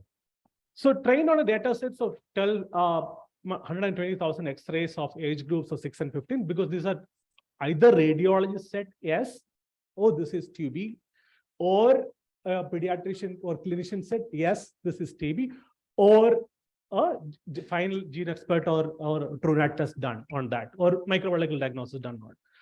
So this process of lung fields at a significant higher resolution, because this actually also augment, the AI also augment to make the machine understand, okay, these are images, which is actually kind of looks like an adult thing, and detect, as I mentioned, atelectasis, bronchopneumonia, consolidation, fibrosis, and all sort of like, mediastinal widening also.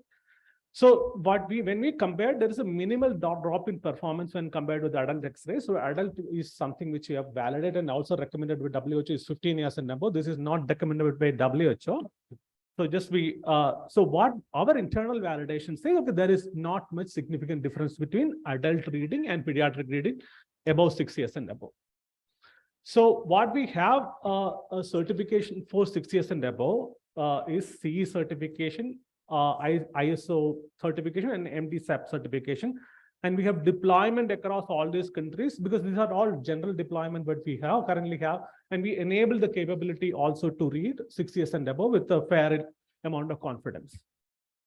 So there are some internal findings, because I don't have a lot of robust finding here, but again, just want to share that this is still a work in progress. We are also exploring new collaborations for research on this thing.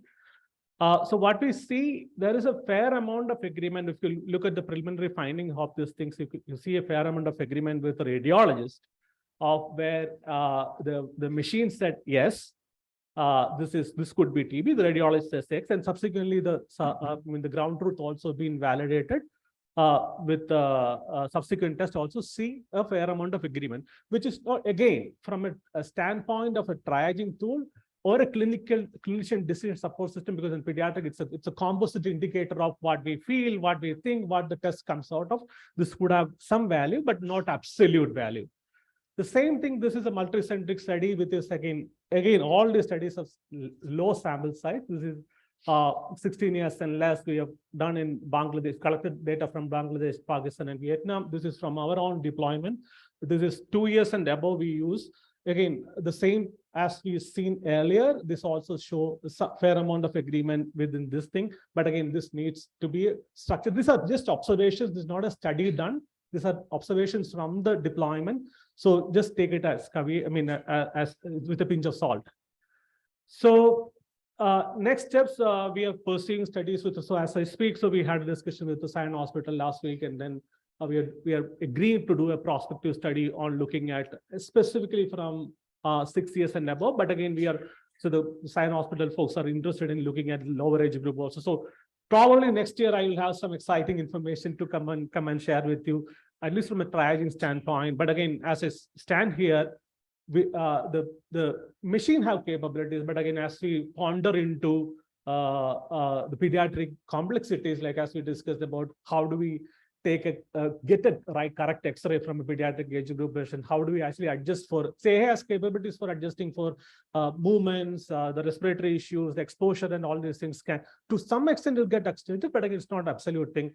But it fits into the list of corroborative evidences for pediatricians or a clinician to take decisions. That's where we stand. That's my speech. Thank you. Thanks, Shivu. Questions from the audience?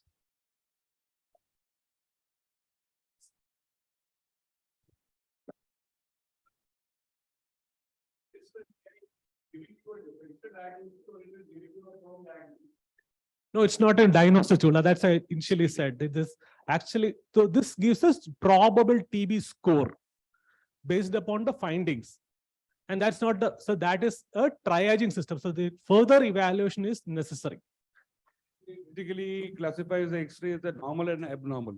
That would be it. So there is a normal abnormal plus within the abnormal, a probable TB score.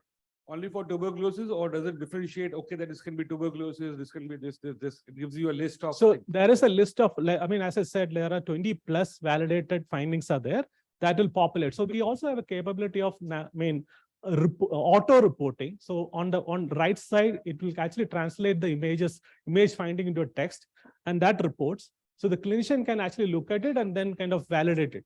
So the TB score is a composite score of consolidation, fibrosis, cavity, all these things will give a probable score of tuberculosis, which needs further validation.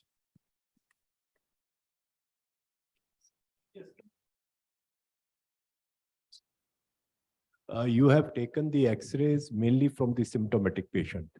These X-rays are processed, which include both symptomatic and symptomatic. So we have used almost 5.2 million X-rays for training the system, which have normal X-rays, which is abnormal X-rays, which have TB X-rays.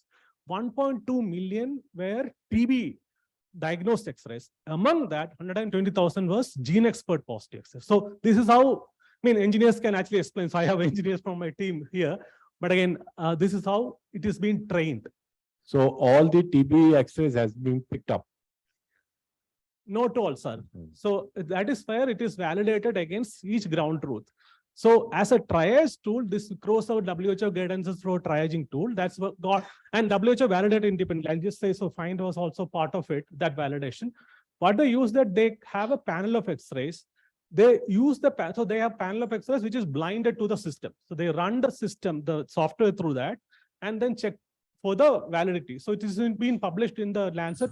So almost all the X-ray AI tools, which has been validated, shown 95% plus agreement with the ground truth of whatever reported in the X-ray panel of X-rays, and which has been published in Lancet. So that is one level of doing it, validation. So which is the neutral validation done, facilitated by WHO, done by FIND. And so that's how we got into the WHO guidance. And that is for 15 years and above, not for 15 years and less. My question is very simple. If a chest symptomatic is coming to me, and if I order all the X-ray and ask for the AI report, what percentage you will expect that they will be positive for TB out of 100? So we expect 95%. That's what we are seeing. How much? 95%. So that is the validation. So probably you can. So Dr. Puri, I think we'll have to look at it from a different angle. If you have a confirmed TB case, for example, you're not doing a chest X-ray as of now. If you have a confirmed TB case, the AI system, if you would have actually done an AI-enabled chest X-ray, in 95% of the cases, it would have given you a reading of probable TB, which followed up by a gene expert or any other molecular test would have confirmed. That's fine. Thank you. So do you have any study in which on chest symptomatics, the X-ray was done?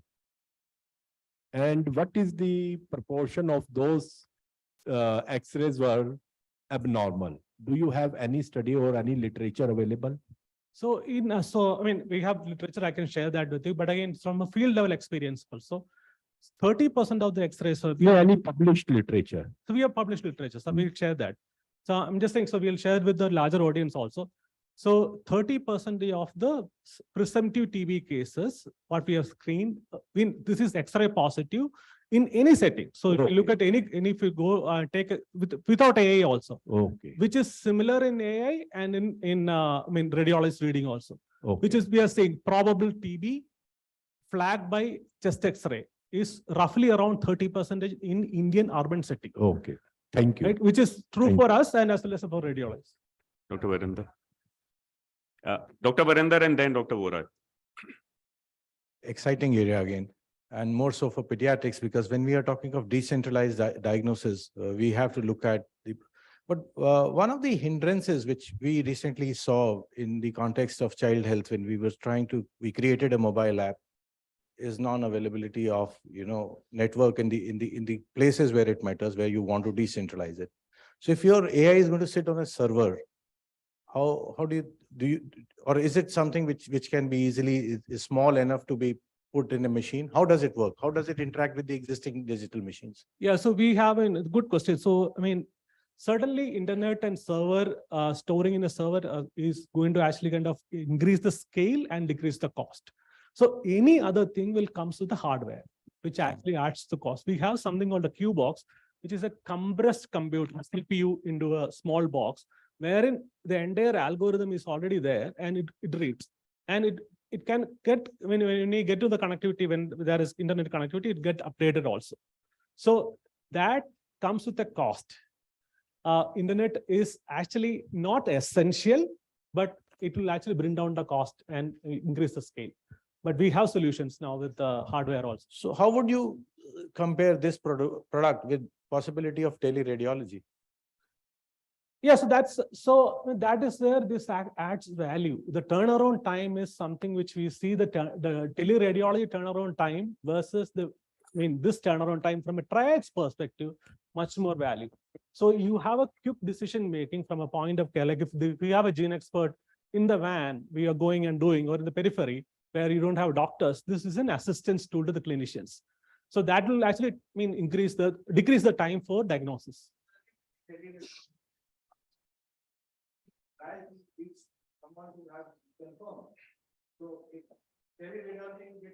No, yeah, that's fine, fair enough. But again, so if you have a sample collection system available, this will be much more easy. But for pediatric cases, certainly this needs an assistance by a clinician to further validate it. So adding to Sir's question, so you simply put that software in a laptop, scan the X-ray, and the laptop will give you a differential diagnosis of whatever you are. Correct. So Correct. that is the way it is being done. Yeah. For COVID also, sir, this software was developed, put in a laptop, you scan the X-ray, and the AI will give you whatever results. So it can be in the mobile also. So you can actually download it in your mobile. So that's another functionality which we have put. In analog X-rays also, we can actually have the reading, because you take the analog X-ray against a light box, so you click the photograph into the mobile application which we develop, you get the report similar to what it behaves in a computer. Right. Yeah. Dr. Bohra? This is a very interesting topic. And since I am one of the PIs who's trying to develop the similar thing at the ICMR level. So it got me thinking about this, because you said you're engineers area. I just wanted to find out whether the X-rays which you had used for your training, were they standardized X-rays or it was all the X-rays? Because you see, when you do an X-ray, depending on the machine, depending upon the technique, depending upon the various factors, you get different types of X-rays. No two X-rays would have the same resolutions. No, so because of exposure and other things. So did you use all the different types of X-rays, or did you use a single resolution type of X-rays for this? Honestly, I don't know the answer, but Asani, if you could actually answer that, that will be. Sir, I'll just try to button. Because my son is into software and I've seen him developing an app for COVID, the same AI things. And one of my friend's son was doing it for MRIs on some tumors. So see, ultimately there is a data set available of say around 50,000 or 1 lakh X-rays on the net. There are some data sets which are free of cost, some data sets are paid, and they have a report attached to it. So whoever has reported it, that report is considered to be final. And then the software is put in, and then that AI system, whatever they do, it changes its pickup. I don't know, they use a specific term. It was a long paper of 10 pages. I could not read through because it went over my head. So ultimately they train the software, and then as per the training of the software on the previous X-rays, this software will give you results on the X-ray you want. So they used around 50,000 or 1 lakh X-rays to make a COVID software for AI on X-rays. Similar story is here. So ultimately you have to rely upon the radiologist who gave the interpretation initially. Yes, I agree with you. You see, I'm aware of it, how they do it. They basically turn the images into a PNG image, and that PNG image is picked up. But this PNG image is basically a pickup from the original image. Now the original image, depending upon the original image, the PNG image is brought up, because you see some X-rays come up blue, some come up yellow, some other types. So they basically turn it into a grayscale. So that is it. But the original image is important, because if the original image is very sharp, you will get a very good PNG image. If the original image is not sharp, you will not get it. These are certain things which have to be taken into account. So I was just wondering, the X-rays which have been taken up are pre-processed or otherwise? Yeah, so I Because you think- see in the field condition, what happens? You cannot get an X-ray of your desired resolution. All right. So we are at the moment working on all the X-rays of different types. Number one. Number two, I just wanted to find out whether this methodology of determining tuberculosis, the probabilities and other things, is it based upon any locational part of the X-ray disease? For example, if you get upper lobe fibrosis, you normally consider it as tuberculosis, that sort of thing. Or whether it was because of any difference in the opacification densities of that particular things. It's a mix of that, all these things. So it's a probable score. It's not a confirmatory score. It's again given. So it's not a confirmatory. That's what. Yeah. So that's what I started with my presentation saying disclaimer. This actually enables triaging, faster triaging. So Sani, if we could answer about the standardization. If there's somebody who was from the engineering, I could probably talk to them afterwards also. Shibu, what I'll suggest is, in, time constraints, maybe, you can speak with Dr. Vora. I'll take one last question, Dr. Neeta. Yeah, sorry, I had to stand and draw your attention because I wasn't in your vision. This is not, these comments and questions are not from me. We are relaying this whole process on YouTube as well as on Echo. So we have almost 250 to 300 people who are watching us and, who are attending this. So I'm asking questions on their behalf. They have given a lot of good comments. They have appreciated the session, that they got to learn a lot from your session. And there are some questions which came around 10:47 and I'm asking you now. So one of the question is from Dr. Naresh Chawla. He's asking, is stool CBNAT MTB being added in the algorithm anywhere in near future? That's one question. Then there's another question for Dr. Anurag. Was the study on expert or expert ultra? And It was on expert. okay. And On adding, well, the policymakers sitting here will have to decide. That is not our domain. So, Dr. Neeta, we've had some rounds of discussion. Dr. Varinder is also here, who chairs the pediatric NTG, the erstwhile pediatric NTG. And there have been certain concerns around, use of expert GX4 cartridge vis-a-vis expert ultra cartridge. Because, you must have seen in the study which was done at NITRD also, there were a lot of trace calls and some of them were actually false positive, or, they could not be confirmed as TB. So I think this discussion is on, but having said that, I think stool still needs to be a part of the diagnostic algorithm. And, we are hopeful as part of the National Technical Expert Group that we will soon have a policy around it. thank you. And there are more questions which have already been answered, so I have not taken. Okay, great. Thank you. So I will end the session considering the time constraint. My apologies for some of the audience, who wanted to have questions, but maybe, we could take them later. So just to summarize, I think the bottom line is that diagnosis of pediatric TB is still very challenging, both in terms of obtaining a sample and in terms of diagnostic tools, which have good sensitivity and specificity. We heard about stool samples. I think there have been n number of publications. WHO has also endorsed it. There is discussion within the National TB Elimination Program as well to adopt this technology. There are simple ways to process the stool sample. It's easy and it's as, if not better, but non-inferior to gastric aspirate testing for diagnosis of TB. The second was POCUS, the point of care ultrasound test, where I think, like I said, the jury is still out. This further requires more refinement before it can actually be deployed as part of any diagnostic algorithm. It will have a place, but I think it needs to be AI enabled and will have specific indications to be done. The third, of course, was AI-enabled X-rays, which has seen significant advancement. Now we have handheld X-rays available, which do not require a mobile setup, can be taken into the rural areas. The X-rays can be done very easily. There is no problem of, creating those lead shields or, radiation protective environment. And this actually has a lot of potential in diagnosing more TB cases. My only thing was, Shibu, that we still did not see anything about under 5 children in your study. WHO recommends over 15, you are doing something between 5 and 16, but I think a major gap is there in the under 5 children, where we still do not have adequate or optimal tools for diagnosis. There are several other frontiers, which are progressing. Biomarkers for one, there are several studies now, but I think these need more evidence before they can actually be evaluated. And there is also this app on cough sounds, which is currently being tested on adults, but I think there is a lot of potential for children as well. So I will end this session with thanks to all the speakers, and a special thanks to Dr. Diwan, Dr. Sangeeta Sharma, and the MSF colleagues for organizing this important session. I think all of you would have enjoyed it. Thank you.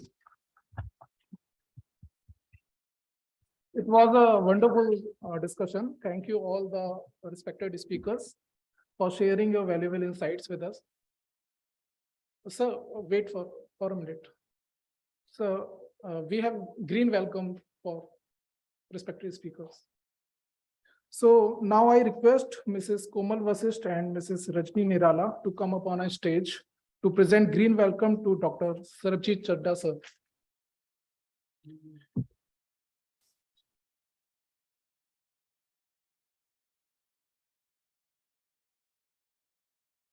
Green welcome to Dr. Anurag Agrawal, sir.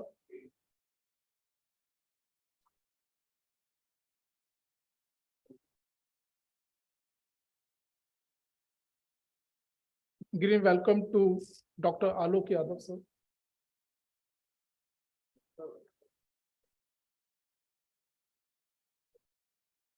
Green welcome to Mr. Praveen Kandasamy, sir.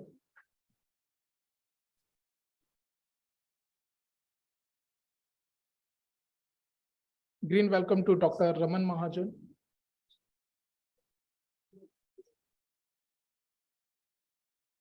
And green welcome to Dr. Shibu Vijayan.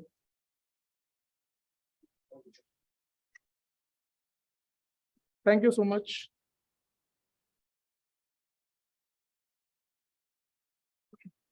We are moving forward for our next session, which is focused on treatment aspects of tuberculosis. I would like to invite Dr. Vijay Vinayak, sir. He is medical technical referent, MSF, for his talk on field experience in salvage regimen using new drugs. Welcome, sir.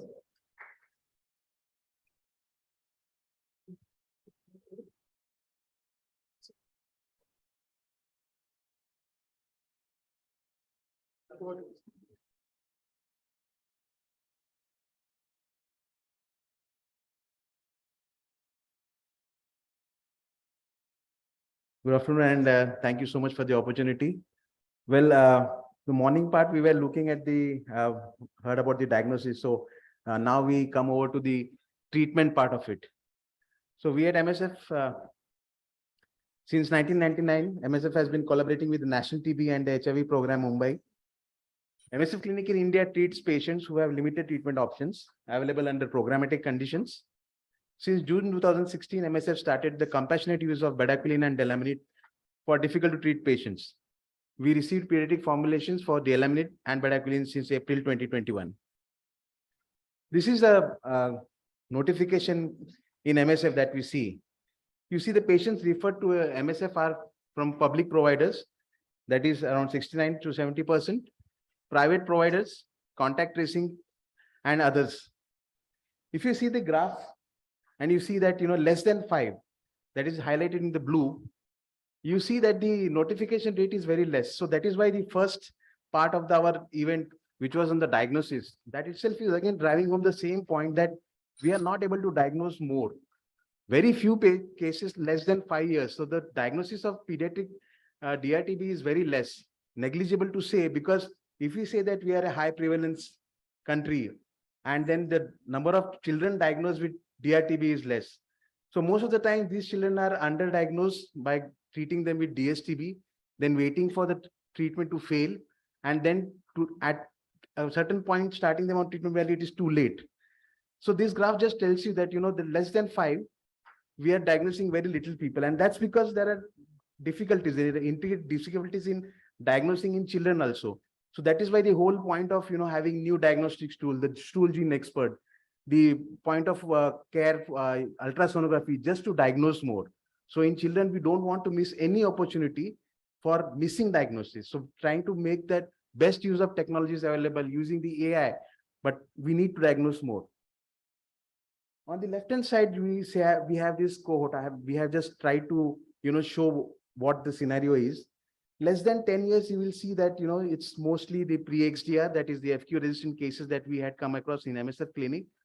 But you see the adolescents, you have them 76%, and you also have around 28% of adolescents having XDR. In children, we luckily did not have more disseminated, but in adolescents, we have 8% disseminated. In terms of treatment, in children less than 10 years, we had, previously treated only 6, but in adolescents, we have 91% of people who have already been treated with the program. And now with the bedaquiline being given from the program, we have in adolescent, we have at least 28% who had already consumed bedaquiline course and also delaminid. The package of care in our MSF clinic in Mumbai, we have this DRTB diagnosis, and we do nasopharyngeal, nasogastric aspirate, lymph node, fine needle aspirations. We have to send it to a tertiary referral center to get the sample done.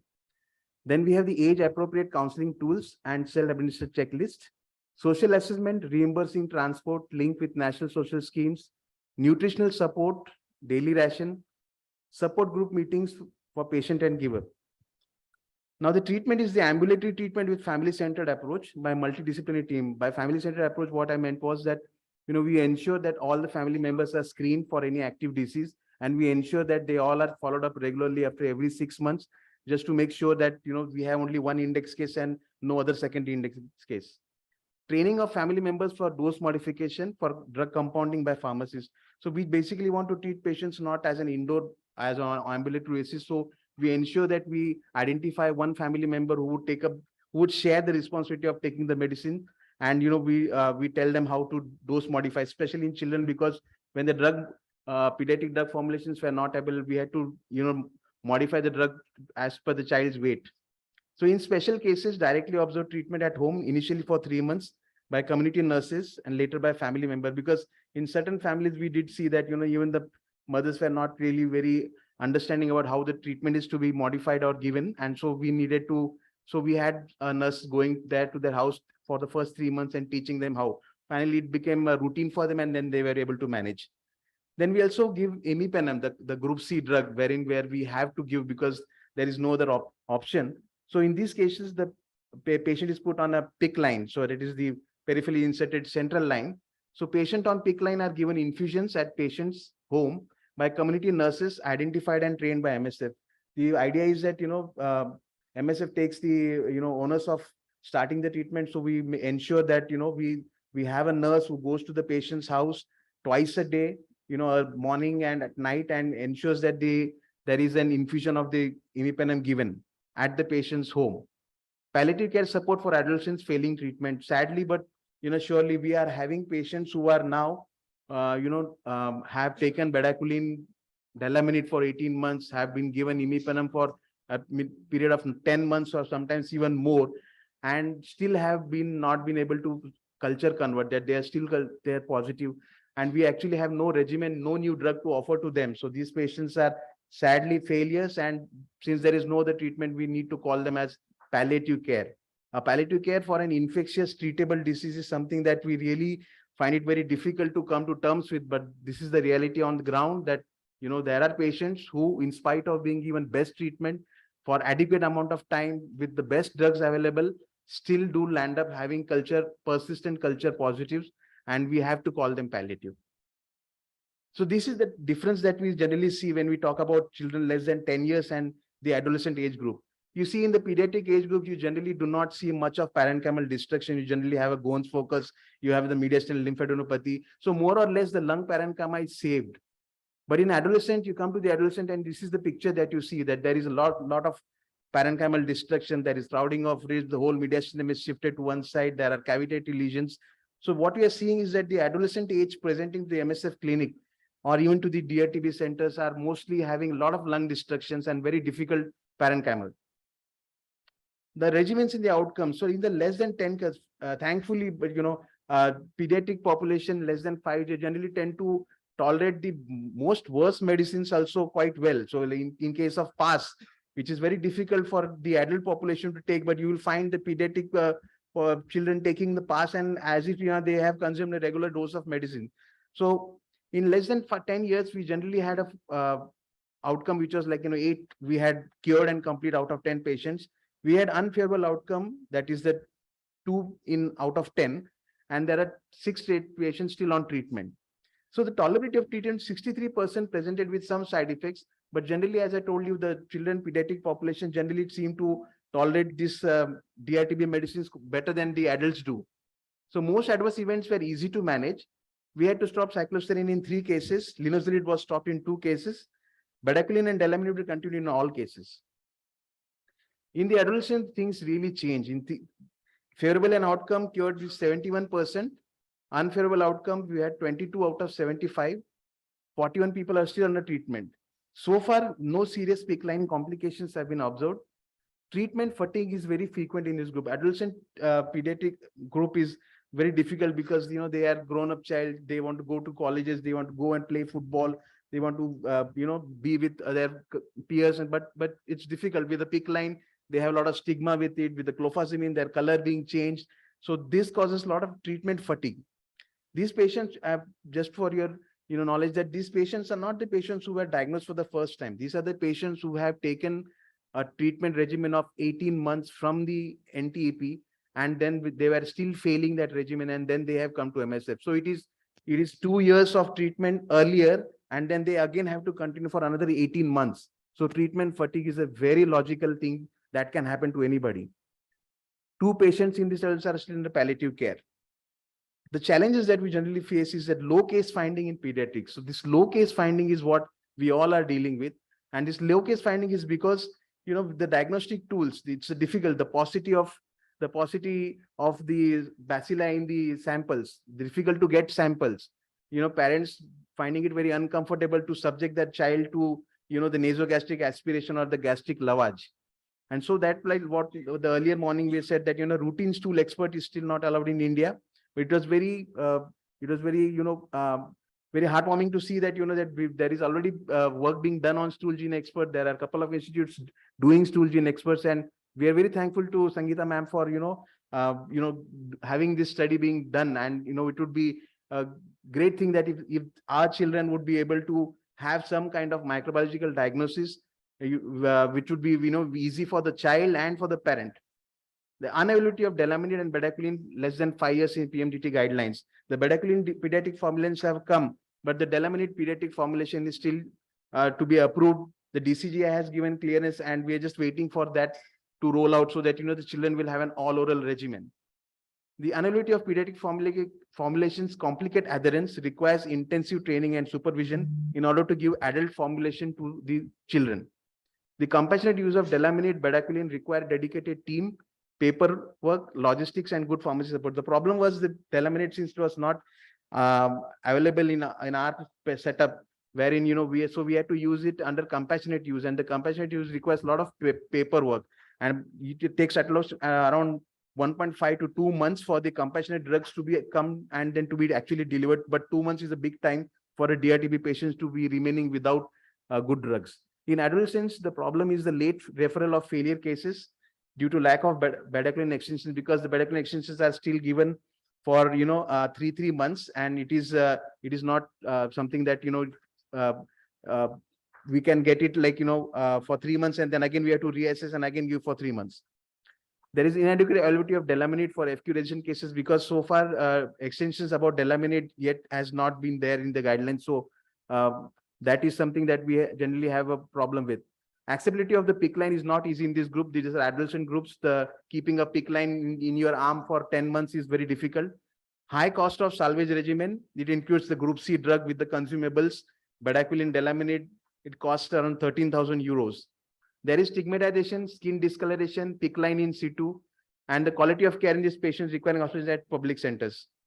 The recommendations, what we would like to recommend is that increase efforts in the TB case finding strategies. And I guess that is what the first half of the day was all about at primary healthcare facilities, because what we want is that, the primary healthcare facilities wherein these pediatric people patients are going for their, checkups. They should be, the TB case finding strategies should be improved there.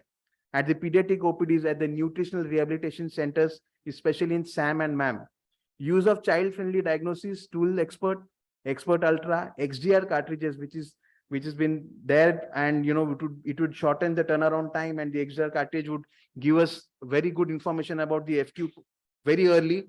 And so, we hope that, the XDR cartridges and the implementation of the recent recommended algorithm by WHO for the pediatric, which includes, a scoring system for the X-ray, which also includes the clinical signs and the scoring. So if you use the scoring, it will enable the most peripheral doctor, where to have a very robust diagnosis and to be able to treat patients.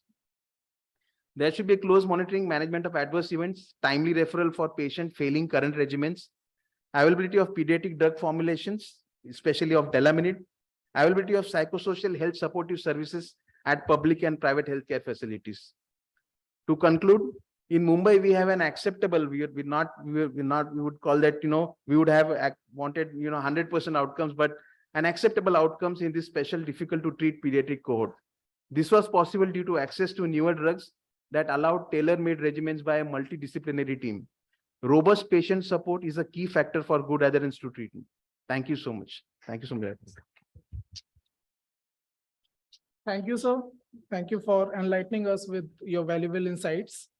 I request Mrs. Rajni Nirala to come up on our stage to present green welcome to Dr. Vijay Vinayak, sir.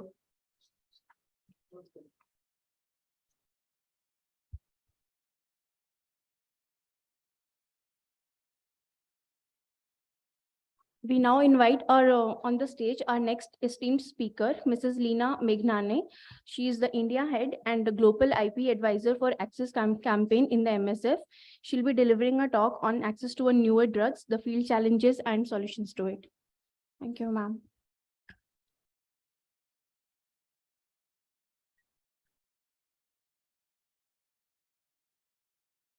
So thank you very much for having me. I'm not a doctor, so straight away disclaimer. What I'm looking at is to present some of the key issues that countries face in the procurement of TB drugs. And of course, India is a very important player in the manufacturing of these medicines. So I'm just going to sort of give a more global overview of what's happening and of course, vis-a-vis that in India. And I think one of the key things that the availability of these new drugs in the NTEP has been shaped by the global architecture on the R&D of new drugs, but also in, say, for example, the registration of new drugs, the intellectual property on new drugs. So I think it's really very important to understand that for experts who advise the NTP. And thank you for this very important meeting. So I'm going to give you a medical treatment provider's perspective. MSF itself is a procurer of medicines, started with, after almost 40 years, we had 2 new drugs. So, there was a lot of hope for DRTB patients. And we started with the first step that MSF took was to look at compassionate use laws across the country, across the globe. India was one of those countries. India does not have a compassionate use mechanism under the CDSCO. It's under process. And we use personal use importation as a way of building compassionate use programs for new drugs. So of course, regulatory intellectual property barriers are very key for all those who treat TB. So I'm just going to start with something that, today is shaping the procurement of bedaquiline and Delaminid in India. The procurement of bedaquiline and Delaminid in India is shaped by actually patents. So where you have a patent, you have one producer. So you can't have a tender, you just have to negotiate the lowest price possible with the originator company. You have no competition and you can be stuck with very high prices. And I'll go into that. Where you can overcome intellectual property, you have multiple suppliers, hopefully not too many, but just enough to sustain the market, competition, and of course, lower prices. This is really very key because today, NTEP is struggling with high prices on Delaminate, for example. And one of those reasons of high prices of Delaminate is not linked to the raw material cost of Delaminate. It's linked to the intellectual property, which is a patent monopoly that shapes the pricing of Delaminate and the supply of Delaminate. So if you look at it, India plays an incredibly important role. It's a major generic manufacturer and supplier of affordable medicines and vaccines, HIV, TB, viral hepatitis, and cancer to LMICs, and of course, other essential medicines. And of course, Indian laws and policies play a significant role in facilitating generic competition. I remember, the members of the TRG who used to advise the HIV program would ask me always the patent status of HIV medicines. So they would go into the TRG and ask the government to do something about the patent monopoly. And that led to a number of steps taken by the Ministry of Health to make HIV medicines go into generic competition in partnership with stakeholders. And of course, you have to look at how you can prevent extended monopolies, on new drugs. So just to reiterate the point, where you have competition, you can have prices cascading down. And this is the HIV antiretroviral treatments, the backbone of HIV treatment, from $10,439 in June 2000 to June 10, 2010, it's $67 per patient per year. So you can just see the impact of competition on the pricing of medicines and the availability of medicines. And this is something that drives what is available to a treatment provider in the public or the private sector, particularly in the public sector, where majority of poor people or marginalized communities come for treatment because they do not have the ability to pay for these drugs in the private sector. So this is a very important factor. Competition is a very important factor that actually enables public programs to procure the medicines at an affordable price. We saw incredible revolutions on HIV medicines.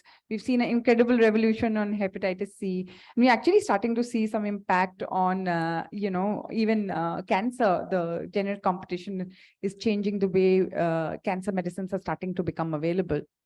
So just to start that conversation about TB and how we can build a better resilient supply system. So India is a member of the World Trade Organization. It had to change its law. There was no differentiation between medicines and other goods. And of course, India had to then start granting patents. Some of the first patents granted were on new TB drugs, bedaquiline and Delaminate.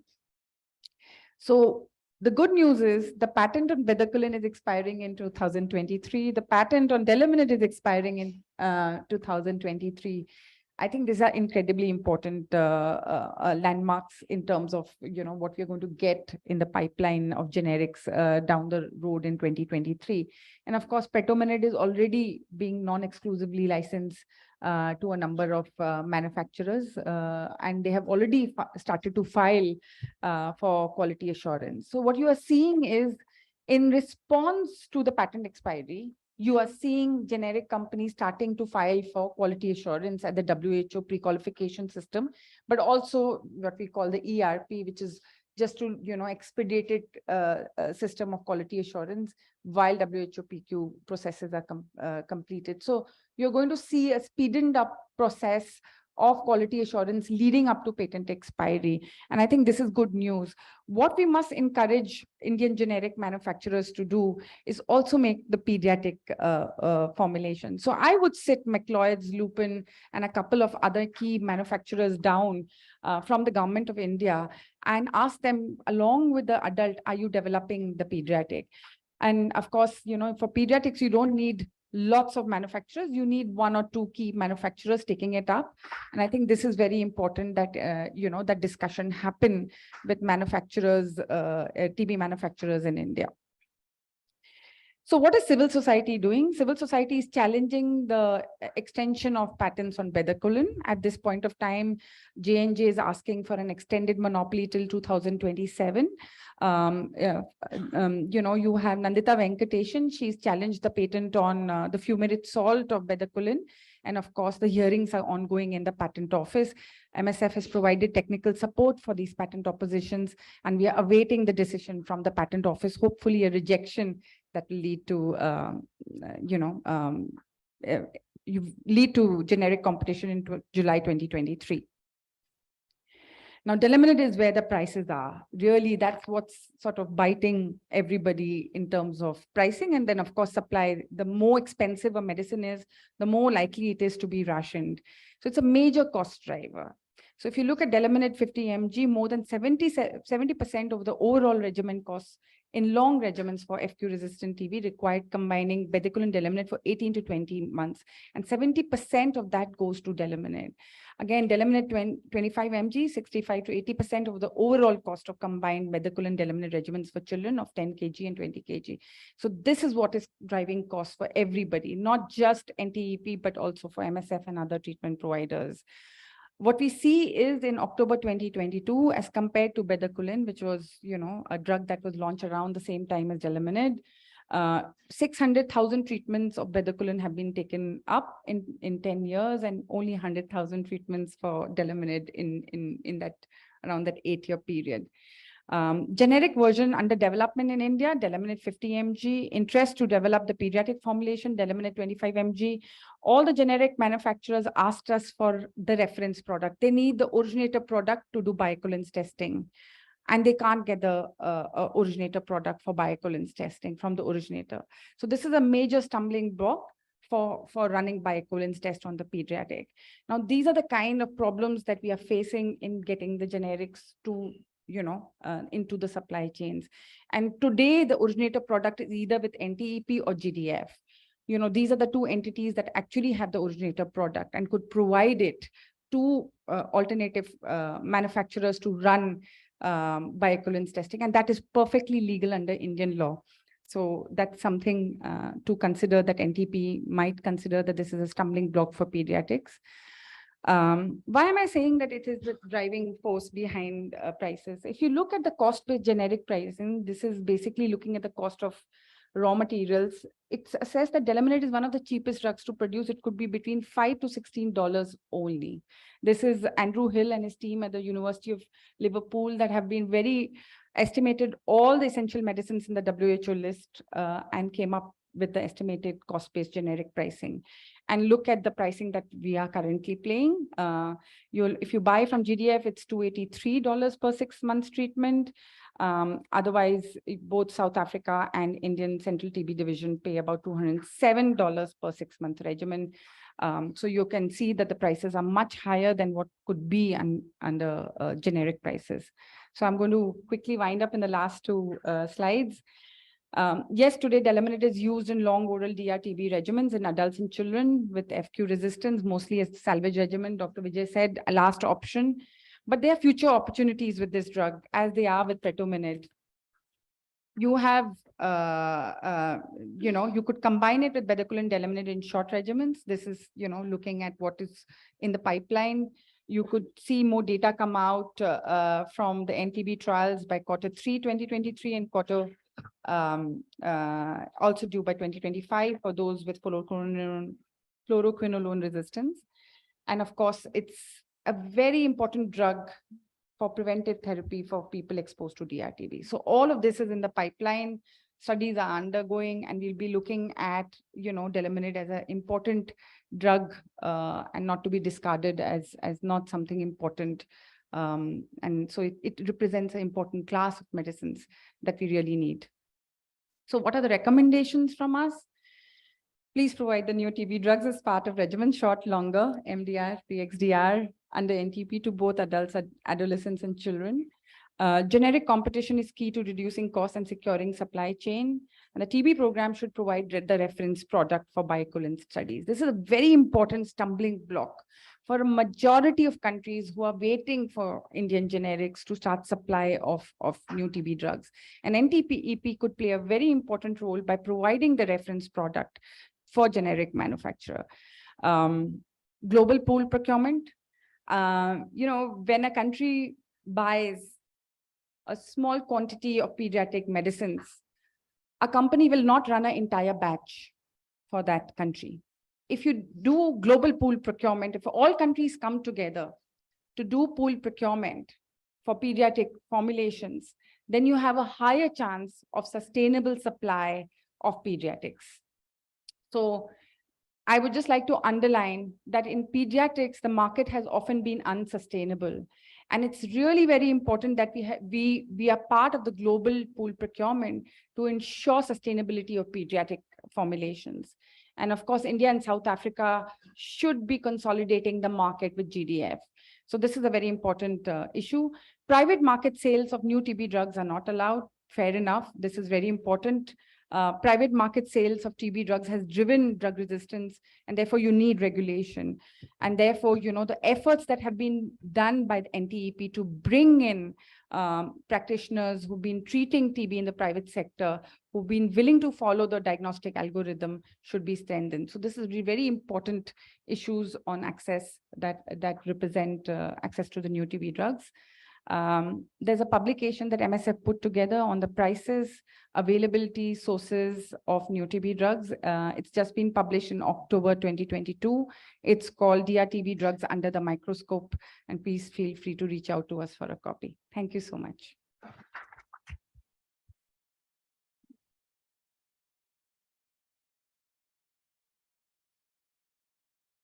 Thank you so much, ma'am.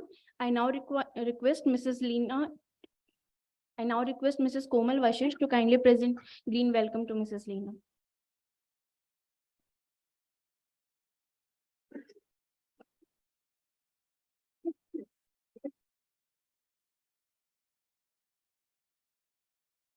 We thank both Dr. Vijay and Mrs. Leena for this informative session. Next in line is the inauguration ceremony, and we would like to call on stage our esteemed dignitaries. Just few questions towards you. Yeah. Okay. Okay. So any questions to? Yeah. So this is a question from our chat box. We have about 300 people who have logged in on YouTube and this thing. So one of the questions is that the patent is expiring in July 23. What is the preparedness for the generic drugs in the market, like for CTD and other players? Yeah, I think this is a very important question that's come from the audience who's been watching online. I just would like to highlight the raw materials are ready. Companies have been wanting to run bioequivalence testing for the adult version of bedaquiline and delamanid. One of the biggest challenge which is to get the originator product to run bioequivalence testing. This is something that perhaps NTEP can really help with. Preparedness means that you have the quality assured medicine in the supply chain on the day of the patent expiry, which is July and October 2023. How do you do that without meeting the requirements of CDSCO and WHO, which requires you to do stability and bioequivalence testing? So I think for bedaquiline, originator product has been obtained and bioequivalence testing is underway. What we really need is for delamanid, both for adult and pediatric, that both WHO and NTEP come together to provide the originator product. I think by the end of 2023, we should see the generic entering the supply chain, both in GDF and NTEP. So one of the first things that we could also recommend is that the tender documents be prepared, so that the market is opened up, so that India gets better pricing for delamanid from other generic manufacturers. So that's where I'm going to stop. Thanks. There's another question. What about, sorry, it's about the speaker before you spoke about imipinam and PAS. Both are not available with the NTP and in the market. So what is the next step? How are patients going to get these? Yeah, so that's what actually we are fighting for, the group C drug, since after delamanid, using bedaquiline and delamanid, in case you still do not have drugs, then the group C drug imipenem comes into play, because of all the group C drugs, though being injectable, compared to the aminoglycoside, it does not have the serious autotoxicity ADR. So in case you have to use an injectable out of sheer desperation, so it is salvage. It is desperation to use an injectable for when we have decided we are going to treat by all oral. But then if we have to use an injectable from the group C drug, it might as well be imipenem, which acts on the active and the dormant bacilli both, and does not have a serious ADR of giving autotoxicity or hearing abnormality as a serious handicap. So we've been trying for the group C drug, but so far, because the problem is the logistic thing of it giving twice a day. It's a BD formulation that we have to give in the morning and at night. So that is where we have to, try to get this drug imipenem. So just to say that when a patient requires a very expensive drug like imipenem, the NTP, of course, has not been procuring imipenem. It's not cost effective for NTEP to provide it to everyone who needs it. But I think there are valuable programs like the critical illness funds and others that need to be linked to NTEP for patients who do need it as part of the salvage regimen or as part of the treatment regimen. That something needs to be done about also including imipenem as part of NTEP. And I think till we have newer TB drugs that comprise a completely new regimen that allow us to treat everybody successfully, we have to agree and acknowledge that there are patients who need imipenem and that they should not be left out of the public system and left, to procure the drug. Someone today was telling me a patient's family paid 18 lakhs to procure imipenem, a penem. So I think this is very important dialogue that, patients' voices about how much they have to spend on imipenem be taken to the government. And, this issue of imipenem, even though it's a small cohort, constitutes those who are most at risk of dying. So I think that issue has to be raised and acknowledged in meetings of the NTEP. And, maybe programs such as the critical illness funds and others can be tapped for this. Yeah. So, thank you, Leena, for always bringing up pediatric cause. I have often been waging a lone battle, but I hear a friend here. Thank you so much. I was wondering, one of the hesitancy which is always there, whether it is with the CDSCO or with the program, is lack of data. And lack of data, it's a chicken and egg situation. You don't allow a drug for pediatric use, then you need data on pediatrics. How do you get it? So, because MSF works across borders and say without borders, so there are, uses which are happening off-label or on compassionate grounds, which do give us enough information about safety of these products. So why not collate that so that by the time while we try and convince, and Dr. Matu is here and he's always open to suggestions on how a global procurement will be one way around to get a pediatric formulation together. But CDSO, because it's a regulatory body, would have its own challenges and its own mandate to look at. So why don't we, in the meantime, or if you have not already done it, collate the data on safety, collate the data on efficacy, which can help us fast track many of these new drugs? Yes. So I'm going to leave Vijay to answer that question, but I just want to say that all the data that MSF generates, it shares with the WHO on a regular basis. I don't see any reason for us not to share it with the NTEP or CDSCO. And number two is this, that based on the data that came in from all the treatment providers and the different clinical trials, the WHO recommended that Delaminate be provided from 0 to, and that data has come from treatment providers like us, but also South Africa and many other places where clinical trials and studies have been done. So I think we are today in one of the most comfortable situations to use these new TB drugs. Perhaps we have more data than the older antibiotics, which were not meant and were used off-label or repurposed for DRTB. And perhaps we need to look at that comparison as well. When we are looking at providing injectables to kids instead of Delaminate. And I'm going to allow Dr. Vijay to answer this question. I think Leena said it because our guidelines have actually from, not giving Delaminate earlier now is agreed that, that once you have a pre-FQ resistance, the first drug to be added is Delaminate. So now there is no doubt that, we can use Delaminate, and it has so far been proved to be very safe in pediatric populations. So there's no ADS, serious. Oh, yes, absolutely. So just coming on the issue of Pretominate, which is a very important option as well, and we should not discard it in our discussions. I wish TB Alliance and had been here as well.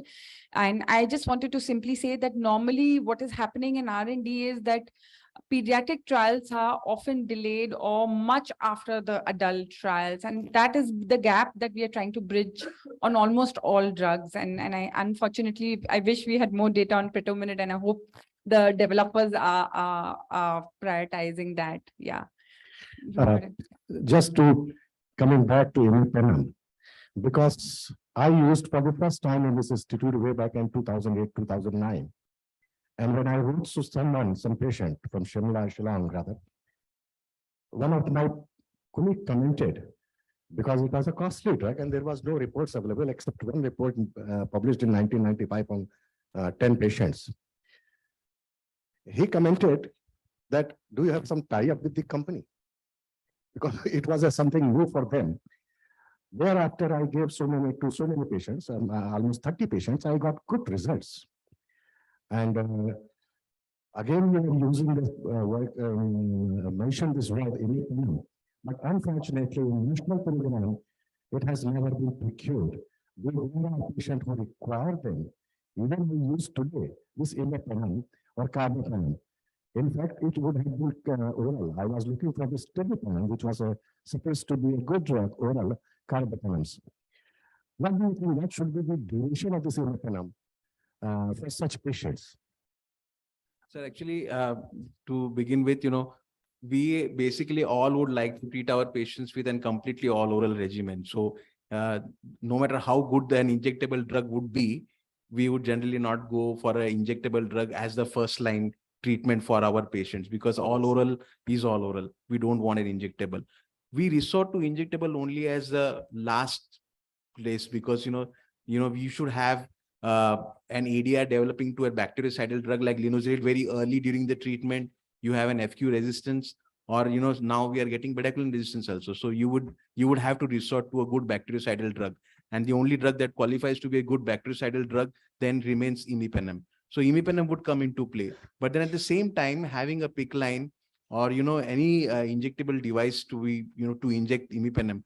The max that you can go it for like 10 months, 9 months, 10 months. Beyond that, since it acts on the actively multiplying and the dormant bacilli, you have decreased the residual bacillus population, the burden of the bacilli to significant levels. But you also need to have equally good acting oral drugs with it. So you can't really rely on an injectable drug for the entire duration of treatment. So actually, I used only for 6 months, 4 to 6 months. When the 2 culture reports came negative, I stopped it. And I got ultimately that is why I said, can we reduce further in the convenience? I never used this PICC line.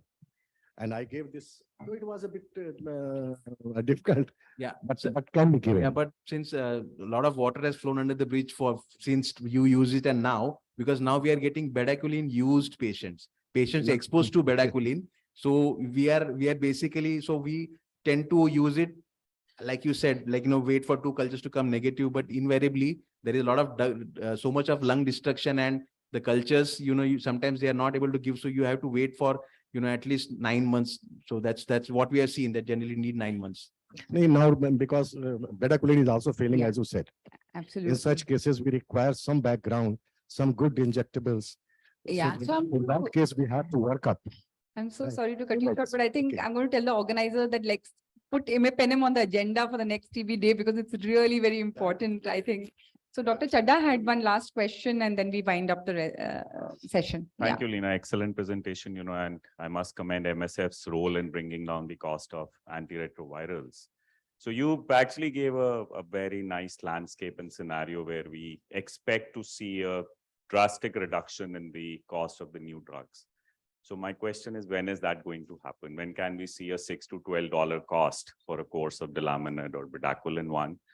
To, pediatric formulations, and, we have experts like Dr. Virender in the group, are still not available for majority of the drug-resistant TB drugs. So what is MSF doing about it?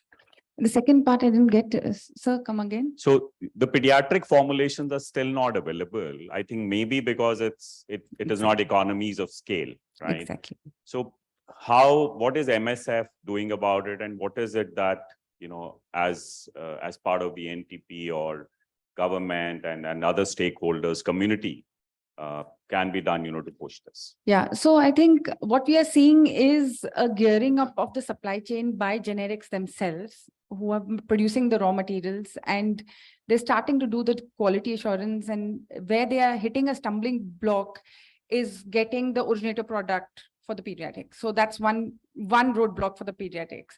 Number two, I wanted to simply say that coming back to the issue of lowering prices, it has to be not just, tendering at the national level, but we need to consolidate procurement under GDF.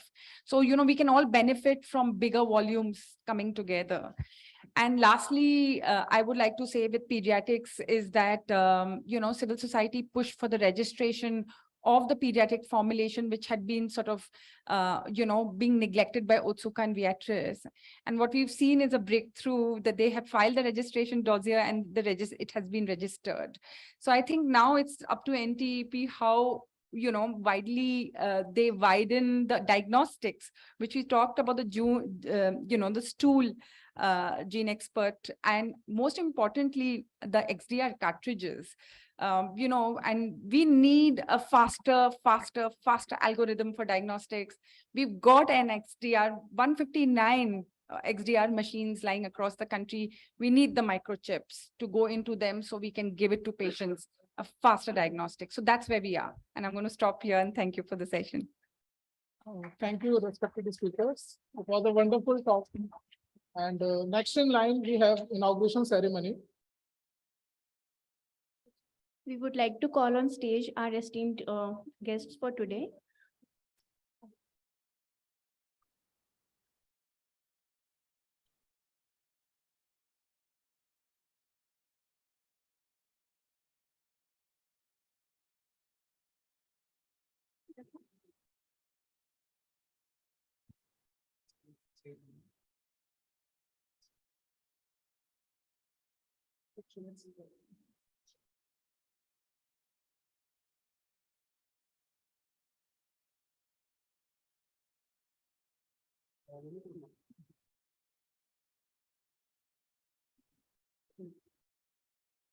So there is a slight change in the program because our chief guest has arrived.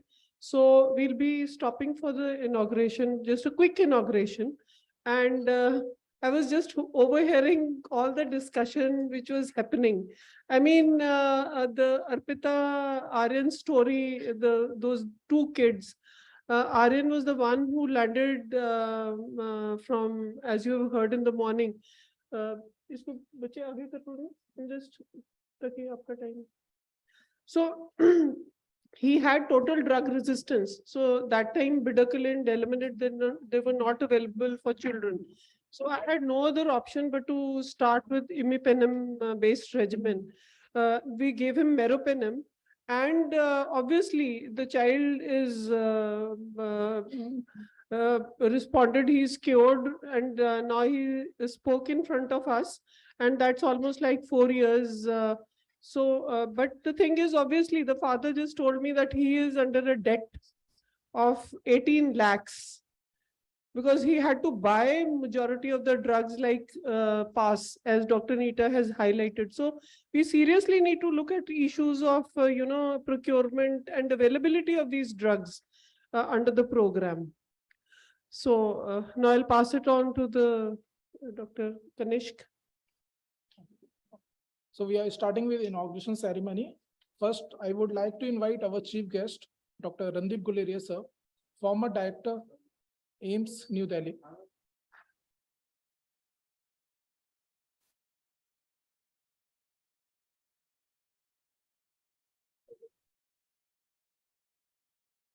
Next, I would request our guest of honor, Dr. Ashok Shah, to kindly grace the stage with your presence.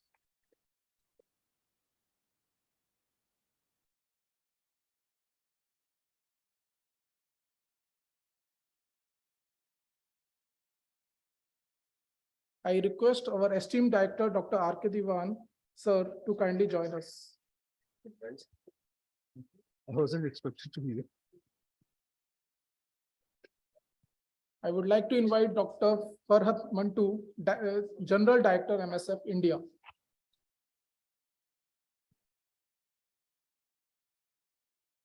I would like to invite Dr. Sangeeta Sharma, Head of the Department of Pediatrics, NIT RD, New Delhi.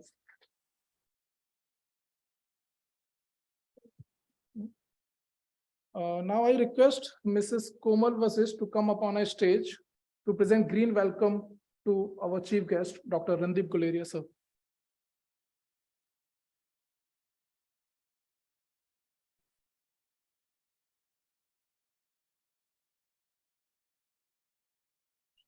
To present green welcome to Dr. Ashok Shah.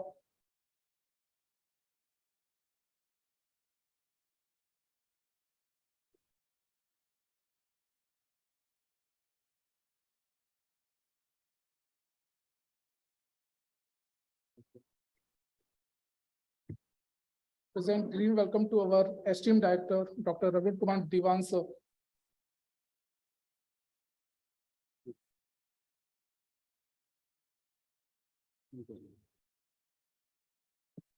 Green welcome to Dr. Farhat Mantu, ma'am.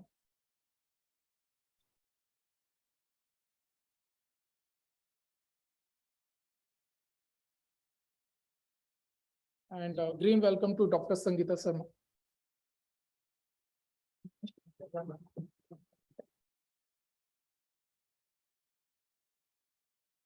I now request all the esteemed dignitaries on the stage to kindly proceed for lamp lighting ceremony, sir.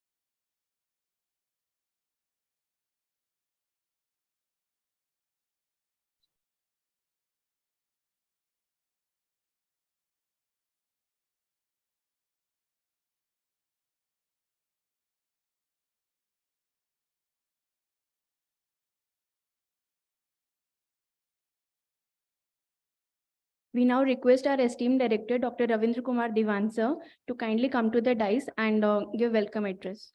Thank you, sir. Good afternoon, everybody. And it's my pleasant duty to welcome all of you in a formal manner, though we are having deliberations since morning on the stage. I extend my sincere welcome as well as gratitude to Professor Dr. Randeep Guleria, the former director, All India Institute of Medical Sciences in New Delhi. All of us know that how he has been a leader in the entire country in our fight against COVID. And he became a celebrity in those periods, and not only celebrity, a sense of hope and courage for a society which was probably beset with the biggest challenge and danger that we had encountered after independence. Thank you so much, sir, for gracing this occasion. It brings a joy to all of us that you are here amongst us, because we know we are discussing issues regarding tuberculosis, and with MSF, who have kindly consented to organize this event with us. And tuberculosis is also an area in which you have done groundbreaking work, and you are one of the persons, a leading light of pulmonology and all the chest diseases. Thank you so much, sir. I have extreme pleasure in inviting Professor Ashok Shah as our guest of honor. He has been a teacher to almost all of us in the field of pulmonology. Anybody who is doing anything related to chest, whether it's diagnosis, management, epidemiology, investigation, and future techniques, etc. I think most of us started learning with the Professor Ashok Shah how to think about treating or even thinking about chest diseases. Thank you so much, Professor Shah. I have extreme pleasure in inviting Dr. Farhat Mantu. I've been knowing Farhat for the last 15 years. She has been the human resource manager, then director, and now global director of Medicine Sans Frontier, an organization which is absolutely unique in its nature. Though as of now, in 2022, as a director of National Institute of TB and Respiratory Disease, I can count that there are major stakeholders who are working in our fight against tuberculosis, which includes the union, the Central TB Division, represented by Dr. Mottu here, and then you see the FIND. And but Medicine Sans Frontier is unique because it works on a special principles of equality of human beings, that every human being, irrespective of ability to pay, should get the best possible treatment. And that does not only include diseases like tuberculosis or diseases which poor people suffer. Any disease, even in times of conflict, they reach.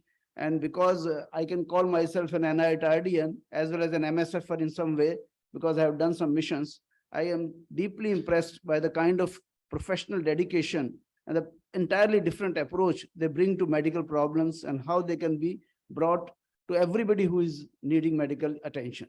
And tuberculosis is an area because it is generally seen in underserved areas, and across Southeast Asia, Asia, Africa, some parts of South America, the disease is raging, and they have their missions addressing these problems as and when the national programs are not sufficiently strong to deal with tuberculosis.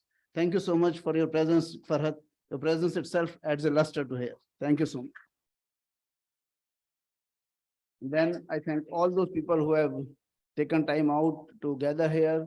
Professor Sangeeta Yadav, Professor Anurag Agarwal, Professor Varinder Singh, a leading light in pediatric tuberculosis, Professor and Dr. Rupak Singla, Dr. Sarvajit Singh, and Leena. They are there, as well as everybody else who is there. All of you are important in their fight against tuberculosis. And Vijay, who brought his experience from Mumbai, it is so unique. And not only the experience, its ability to address and challenge every issue which is related to tuberculosis and which is not confined in the bureaucratic jargon of whatever are the guidelines, and still able to find courageous solutions to those things. Thank you so much for all of you being present here.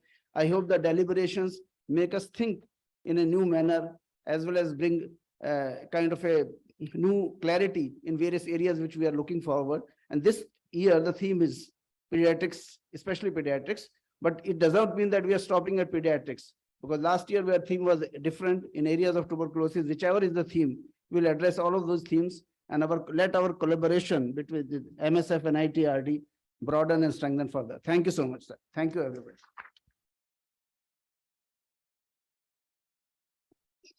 Thank you so much, sir, for your kind words and allowing a platform for such discussions with all the faculties who are an expert in their fields and for us to learn from their experiences, sir.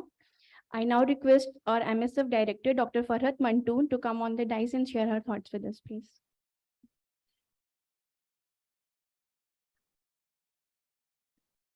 Good afternoon, everybody.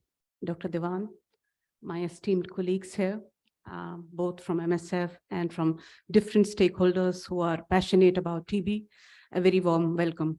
We have had some conversations since morning already about it. But I'm going to refer to a question that was asked to Leena. What is MSF doing about pediatric TB? In addition to what Leena alluded to, there is one thing we want to do is actually to make sure that we talk about the hope around addressing pediatric TB.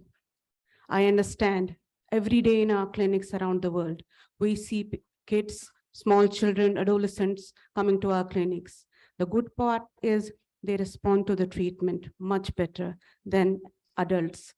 But at the same time, they are the ones sometimes who are completely untraceable, not detected. So a group under 5 in India, around the world, is still a group that is voiceless. And through this platform, we want to bring voice and attention to that. Now, why? I'm not going to talk about any statistics today here because it is like preaching the preached. All of you must have been contributors to different reports we see at national and international level.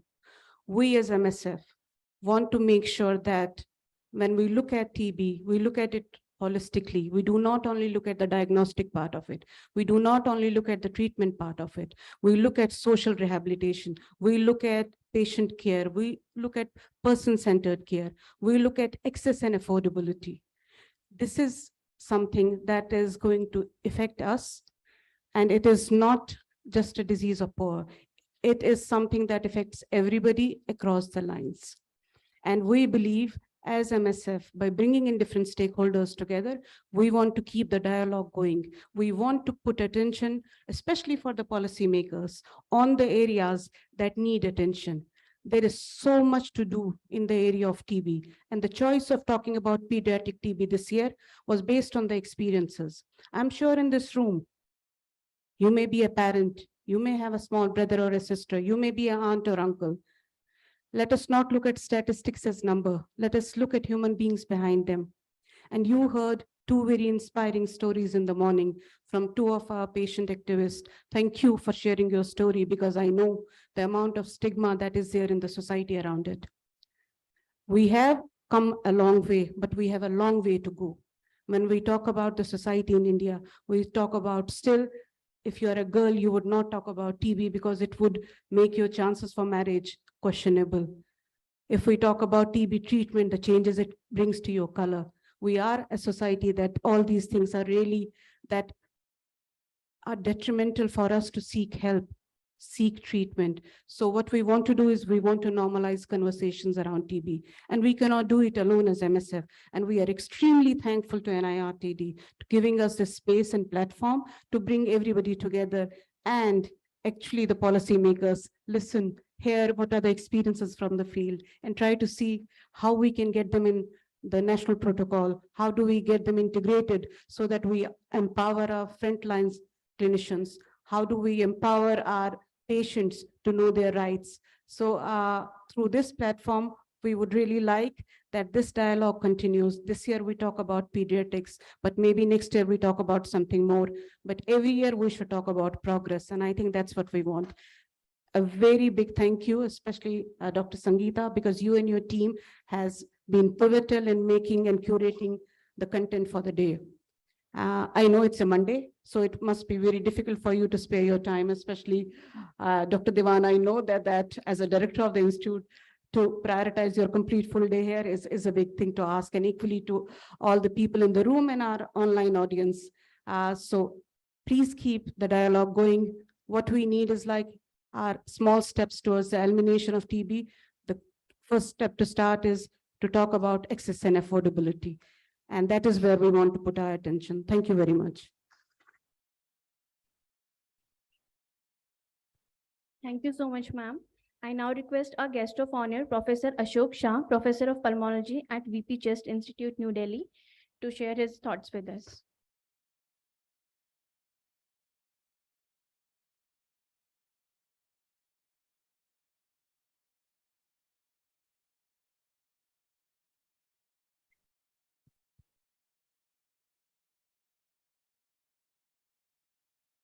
Professor Radeep Guleria, Professor Ravindra Diwan, Dr. Bharat, and Dr. Sangeeta Sharma. Many dear friends and colleagues are all over here. Welcome to them also. It's nearly, I think it's about 140 years now, more than 140 years since Robert Koch discovered the tubercle bacilli. And we're still struggling with it. It's a very smart bug. First of all, it combined with the ancient scourge that we have, diabetes, and created havoc over there. Then came along the Second World War, and we had the epidemic of smoking, and tuberculosis combined with smoking. Then came along the new kid on the block, that is AIDS. It went and made friends with AIDS and created the deadly duo. Then with all this, we're hearing terms like we learned how to inactivate our drugs. All the drugs that we came out with, we thought tuberculosis was eliminated. We found out the streptomycin became useless in 40 days. When Hinshaw did the first trials on Hinshaw, he found out it was a single drug was of no use at all. So of course, human service was done by BMC and all that. And we find that this drug is now, we have terms like MDR, XDR, and complete total resistance. And that is why it's important that such gatherings take place. We renew our pledge to eradicate tuberculosis. It still continues to be, as in John Bunyan's Immortal World, captain of all these men of deaths.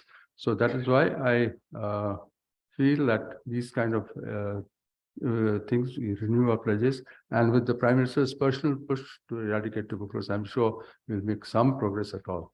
Thank you very much for inviting me.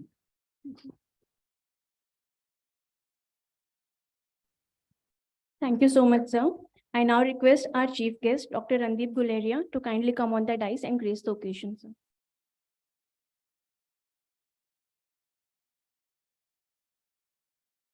Thank you. Good morning. Dr. Ashok Shah, from Patel Chess Institute, and as has already been mentioned, a teacher to many of the faculty out here.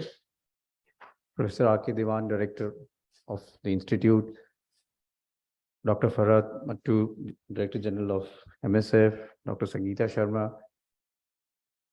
Dignitaries off the dais, and I see that the who's who of tuberculosis management are present, and therefore it's indeed an honor to see all of you. And I'm sure that today's meeting, with your deliberation, this will be a great success. At the onset, let me really congratulate the National Institute of Tuberculosis and Respiratory Disorders and MSF for actually holding today the TB Day and taking up a theme and trying to do something for tuberculosis.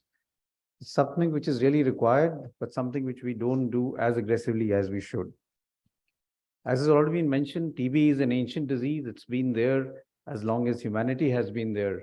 And even if you look at data from skeletons which are 500,000 years old, Homo erecticus, the TB bacilli was even detected at that point in time. So it's a disease which has been there since humans have been there on this planet. And it's always going to be a challenge to eradicate tuberculosis. And we have that challenge in front of us as far as India is concerned, to do it by 2025.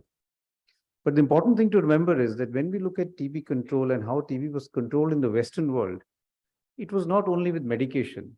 As a matter of fact, tuberculosis started coming down in the Western world even before all the drugs came into place as far as treatment is concerned. And therefore, I think when we talk of bringing TB down, we have to have a holistic approach. Sanitation, public health, awareness among the public, addressing issues of stigma that was mentioned, and of course, medication. But unless we do that, we will not be able to eliminate tuberculosis from society. And that's why I think organizations like MSF and others are trying to do a human task and trying to do a lot which tries to address all of these issues. As physicians, we tend to focus on treatment of tuberculosis. But treatment alone will not be enough. We will have to look at a lot of other things. India has come a long way. The first sanatorium started in Rajasthan way back in 1906. And then, of course, we had the BCG vaccine coming in 1948.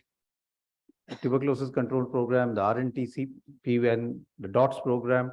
And now we have come a long way with the national program, the NICSHE.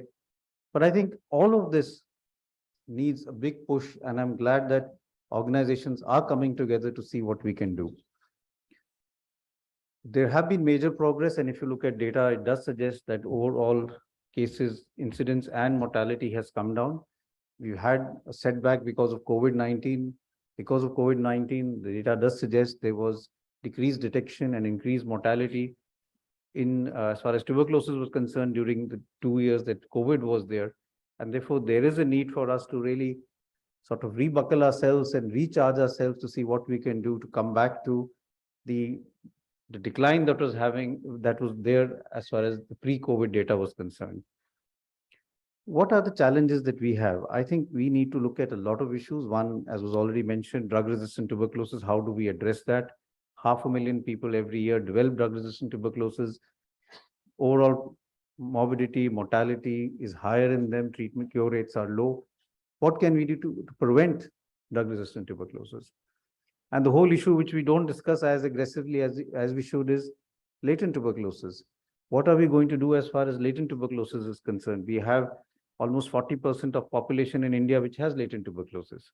Chances of them developing active TB is only 5 to 10%, but that's a huge reservoir which is there. And unless we get rid of that reservoir, tuberculosis will not be eliminated. So how do we really tackle latent tuberculosis infection in our country? And I think that is another challenge. And how do we increase case detection? And I think another very important issue, which sometimes we don't discuss as aggressively, and I'm sure MSF is doing that, how do we get all stakeholders on board? that is including the private sector. Still a large number of TB patients go to the private sector, and there is obviously issues as far as proper treatment is concerned. Although it is a notifiable disease, I'm not sure that I could confidently say that all TB cases are getting notified. I would say a large number of them are being treated in the private sector without notification because of, again, stigma, lack of awareness, and so many other things which are related to society, and that also need to be addressed. Finally, I'd just like to address one more issue that I think we need to push for, and that is research in areas as far as TB is concerned.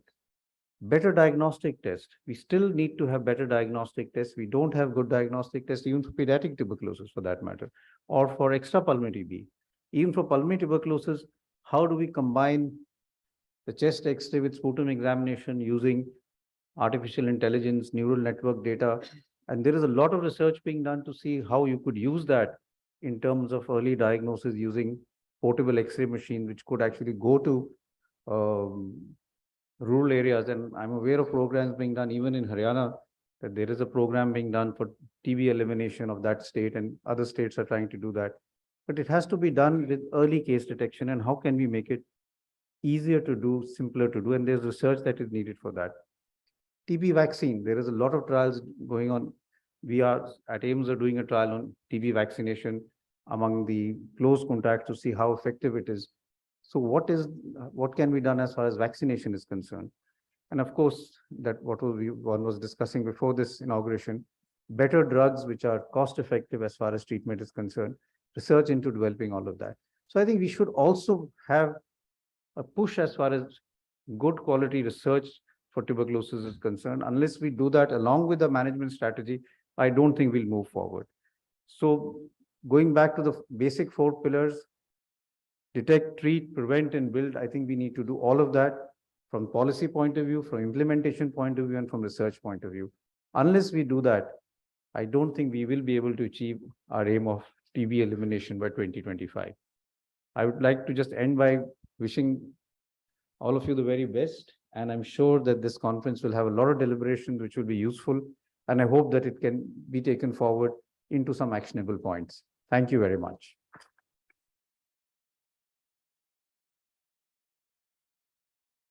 Thank you so much, sir. We now request Dr. Sangeeta Sharma, HOD, Department of Pediatrics, to kindly deliver the vote of thanks.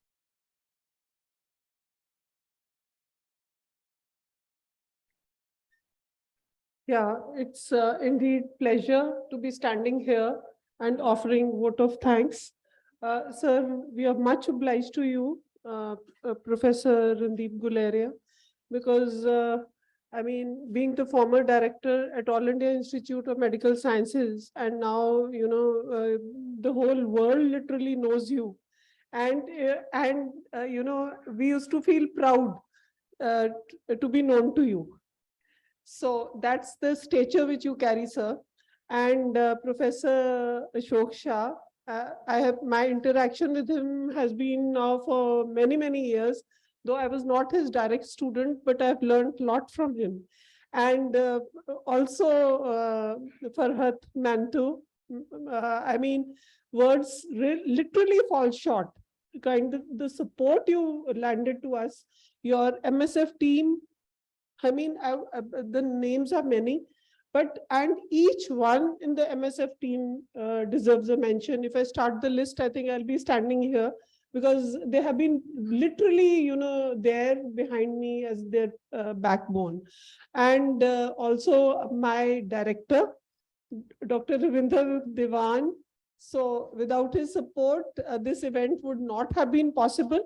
And he's always there for us, you know, whenever we are planning something academic or something like a research, he always encourages us. So that is really creditable to you, Dr. Devan.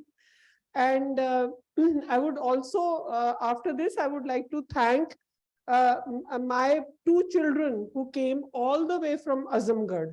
I mean, Arpita and Aryan, my hats off you. Because it's just because of you that we are standing here, बच्चे आप अगर हैं तो हम हैं, आपका इलाज कर पाए ढंग से कर पाए तो इसीलिए हम यहाँ पे खड़े हैं. So hats off to you. You came all the way when I rang you up. So my heart really, I feel a lot of gratitude.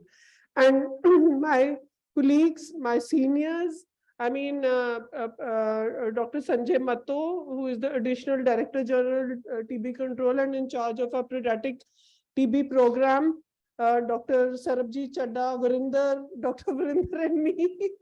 Either he is the chair or I'm the speaker. So we are, we have that relationship. So thank you, Dr. Varinder, for sparing your valuable time, because being the chair of the National Group on Pediatric Tuberculosis, that's really great.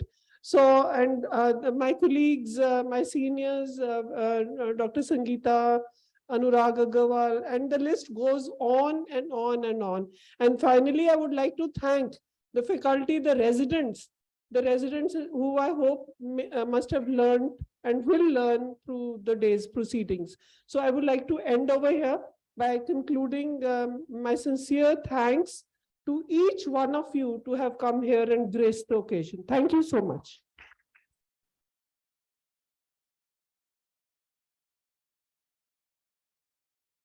Thank you so much, ma'am. Next, we have a panel discussion on overview of WHO and NTP pediatric tuberculosis guidelines. Let us announce that this inauguration is over. Thank you. Thank you so much. Thank you, everybody. No, it was my take only that we are lagging behind. So it's not her fault. I take the fault on my shoulders. So now, so now we'll be starting with a scientific session. That is the panel discussion. And for this panel discussion, I would like to invite Dr. Sanjay Matto, who is the Additional Director General of Tuberculosis at the Ministry of Health. And he is in charge of the Pediatric National TB Elimination Program, the pediatric component. And Dr. Varinder Singh, who is Professor Director at Lady Hardinge Medical College and associated Kalavati Saran Hospital, and also the chair of the National Technical Expert Group on Pediatric Tuberculosis. Dr. Professor Urvashi Singh, we all know her. She is in charge of the TB division at microbiology at All India Institute of Medical Sciences. Dr. Vinod Ratagiri, who is come all the way from Hubli, Karnataka, and he'll be the central IAP representative. And finally, Dr. Vijay Vinayak Chavan, we've all heard him in the morning. So we want to take the help of your experience further. So without wasting time, so I'll start with our panel. So as you are all aware, we have heard Dr. Guleri also mentioning that the NTB strategy, the 2025 milestones. So we are really lagging behind. So the milestone as regards to reduction in the incidence rate, we have just achieved 10%. And the number of deaths, we are far, far behind. That is only 5.9%, and 48% in the reduction of the costs, TB costs. So this is the status. And now coming to the progress as regards to the United Nations General Assembly high-level meeting targets as regards specifically to children. So over here, only 1.9 million children, they have been notified with TB as the case detection and treatment. That is out of the target set of 3.5 million. And only 15% of the target 1.5 million have received the MDR TB diagnosis and treatment. They are on the second line treatment. Now coming to the preventive part, only 1.6 million of the target set of 4 million, that is 4 million children under the 5 years of age had to be put on TPT treatment, but only 40% target has been achieved. And the worst is over 5 years old, as Professor Guleria highlighted, that we seriously need to look at the prevention targets. But there is a good news, we are well over the target, more than 100% coverage as regards to HIV/TB. Now, we are all aware of this graph, the pediatricians and my colleagues sitting over here. I don't need to reiterate the risk of getting the disease after infection and death is maximum in the early 2 years of life. Then this risk decreases a little, and then it further rises after a trough, and it remains at a constant level throughout the adulthood and later on in life. So now coming to the global burden, the estimates are that 10.6 million people suffered from TB disease, out of which 1.2 million, that is 11%, were children. And now coming to the deaths, 209,000 children died, out of which 80% children were under the age of 5 years. And 96% of these deaths, they were of those children who did not receive any TB treatment. So India contributes maximum. We are 30%, 31% contribution to this global caseload as regards to children. And it is estimated that 10 to 11% is contributed by children. Because of the low immunity, it makes children more vulnerable. Now, my question to Dr. Mattu is, we are all aware of this graph. We have been seeing this graph time and again being published in the TB reports, the annual TB reports of our country. That is, which shows that the case notification as regards to children, it remains at something between 6 to 7%. So there is a notification gap that is of 4 to 5%.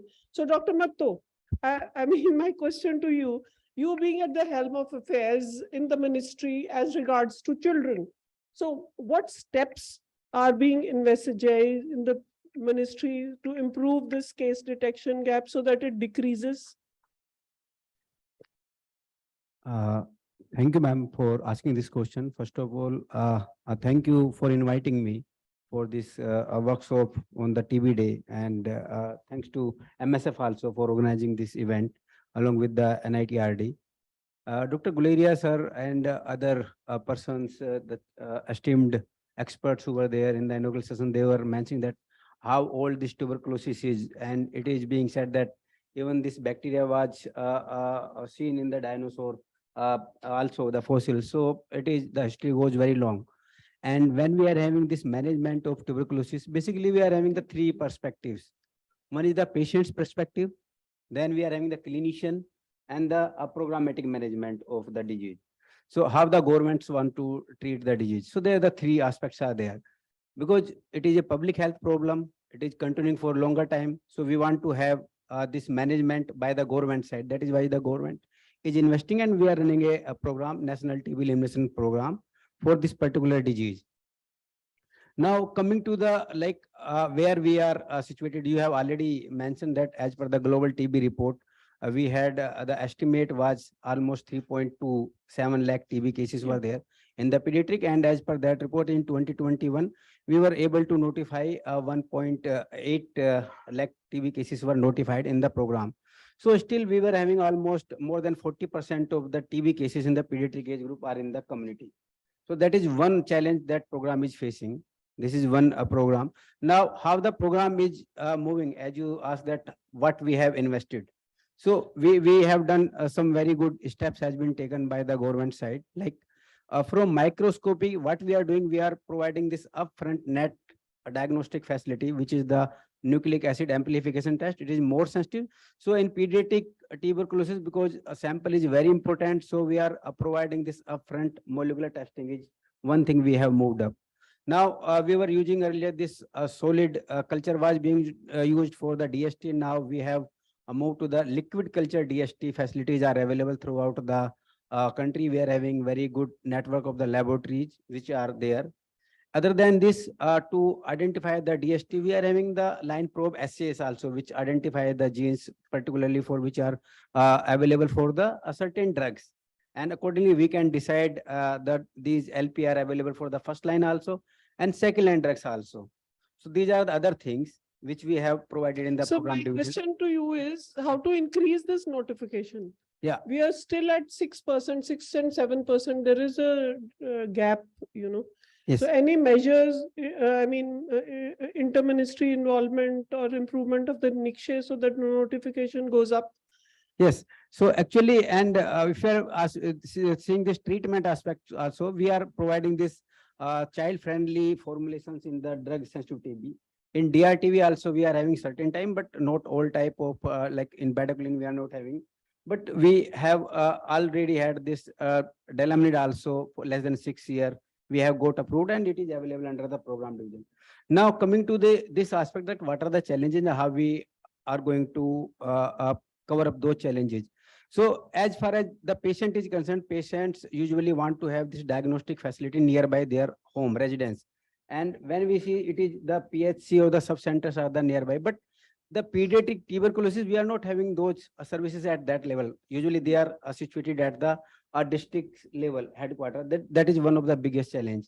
Then extraction of the sample is also one of the biggest challenge, because either it is when we are having less than 8 years of the child, they are not able to produce sputum. Either it is to be extracted either induced sputum, or we have to have the gastric lavage or the bile is to be done, where we need the experts, the pediatrician are to be there. And which are available at the district or it is in the private sector. So to increase up the notification, what we are having one MOU was done with the Indian Academy of Pediatrician, where we are giving the training to the pediatrics experts and the clinicians who are providing services in the private sector. And the NTP training is being done, that how we can have this management of the tuberculosis. That is one aspect. Then other than this, we have trained this public health team also, along with this private pediatrician, where this we can have more and more pool of the experts, so that this diagnosis can be made. Then we are exploring like how this other than this sputum or the bile or the gastric lavage, we can have this stool maybe utilized as a sample to increase the notification. So these are the other things which we are taking as a to increase the notification. Thank you so much, sir. So now coming to the next part. Now, we have a case detection gap also. We are in line with WHO. WHO shows that there is an overall case detection gap of 56%, and less than 5 years is almost 70%. And same is true for our country also. But over the prevention gap, we are lagging behind. WHO, 1/3 children, they did not have access to the preventive treatment. They had access to the preventive treatment, while in our country we were able to provide the TPT to 24%. So now my question is again to you, sir. So are there any measures being taken to decrease this case detection gap and also improve the prevention services? Yes, actually, again, I'm going to, with the Dr. Guleria sir's comment, like along with this finding the active TB case, we have to look after this LTBI cases also. Okay. So we are having this TB preventive treatment, and we are giving the big push to this particular aspect in the tuberculosis. And in children, basically, this TPT was being rolled out very early, like in 2017 onwards, we are having this policy, where we were having this, if children, they are having HIV, they are giving straightforward, they are to be given this TPT. Then we are having children who are not having the HIV. In those, if they are family contacts, one active TB case are there. After ruling out the active TB, they are also eligible for the TPT, and we are giving those. So now we are having gap. You are saying that the mechanism are there. For this, the over staff, which are the senior treatment supervised under the program, they need to make the family visits. And they are recording information on the family contacts on the treatment card also when they are having. So these are certain steps where we need to see the monitoring need to include by over the managers, the district level manager, state level managers. Why this the recording on the this treatment card, if the all the details of the under 5 Context, or yeah. the family context is available or not. If field supervisors, the treatment supervisor, they are regularly making the visits. Ideally, every month they have to make 1 visit to identify such cases and So, then to start so the. what you were highlighting is that in the Nikshay portal now, there is introduction of a system where all the contacts will be entered. So that will automatically improve the TPT uptake. Yes, we are having TPT module also. We have this on the Nexus system, TPT module has been started and we have trained over all the specialists and at the field level that how this information is to be recorded on all the contacts, not only because earlier it was only PLHIVs and the children who were to be put on the TPT. Now we have included adult contacts also and some vulnerable groups like persons who are on the chemotherapy or cancer So we therapy. have expanded the age groups, rather than just limiting to less than 5. Now we are offering TPT to anybody who's a contact with a positive case. So Dr.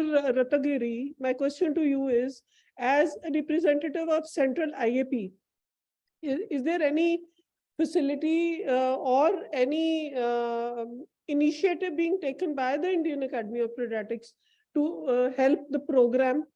Yeah, thank you, madam.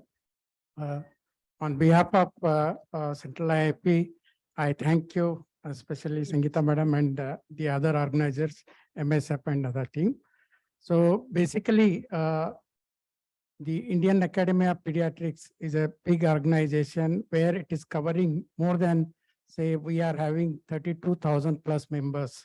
And it is a committed organization to the improvement of the health and the child well-being. In this regard, even Government of India has taken the advices from them and involved in many of the activities where we are able to tackle many diseases and help to improve the children. In that aspect, tuberculosis is also one which we have taken. And I really thank Dr. Sanjay Mattu sir and Professor Varinder Singh sir, who made this MOU, which is possible with our Indian Academy of Pediatrics. With that help, the motto was to improve that gap of 56%, 70%, whatever we are lacking in diagnostic approach. In this, the goal was, this workshop goal was to improve the notification, include all those health providers in that Nikshay So portal. we are training our pediatricians also with the help of Indian Academy of Pediatrics. Yes, so sir. that's very heartening to hear. Yes, Now, ma'am. so And one more thing, madam, just we have now with the MOU, 300 programs we are planned, but we have completed almost 200 and more than 12,000 pediatricians have been trained in this program. So that's That very is- heartening that 12,000 pediatricians from our country have been trained. And we have literally gone to almost like nook and corner of a country training the pediatricians and conducting training or training exercises. So next is the global health priorities. So we have this graph which we have been looking at for now so many years. This is the end TB curve, which most of us sitting here must have already seen. So I'm concentrating now only on the part which is red. That is that until and unless we introduce newer drugs, newer vaccines, newer diagnostics, we won't be able to achieve the target which is expected out of us to end tuberculosis by 2035. So, and now also the target of spending 2 billion every year, we are just spending 0.9 on these vaccines, drugs, and newer diagnostics. Now, we have a roadmap as regards to which has been highlighted by the WHO as regards to children, that if we adopt these 10 strategies, we'll be able to hit the target of ending tuberculosis in children by 2030. This is the famous roadmap of children. So my question to Dr. Varinder is, so do we have anything like this in plan for a country? You see, country position almost mimics the global roadmap, except that we have targets which are more in the recent future. We're not talking of 2030, we're talking of 2025. We did have a setback because of COVID. That was something which nobody could have thought of or planned for. So given that, we may be set off by in achieving our target. I'm not going to be pessimistic today. We still have 3 years to go. We have to make progress and achieve. And we must, while we must be concerned at the pace, at the same time also acknowledge what has already been done. Yeah. So a lot of effort has been made by the government. And nowhere in the world you have a prime minister leading a program and saying this has to be done. So when you have an advocacy from that level, it moves the machinery and it helps. So while anything new always is exciting, but sometimes what is new is just looking at your own tools in a new way and using them more efficiently and perfectly. And we must look at that also as a component of as we go further, and not only look for what is a new thing in the pipeline, a new diagnostic or a new treatment. No, that will come. Yeah. But My question to you is there a roadmap which we have defined for our children of a country? Yes, we have. Yeah, that's my question. So now coming to the next part, we have, 2022 has been very exciting. There have been three, one consolidated WHO guidelines, particularly for children and adolescents, and the operational handbook also released in 2022, and the consolidated guidelines for drugs sensitive tuberculosis. So all these have been released by the WHO.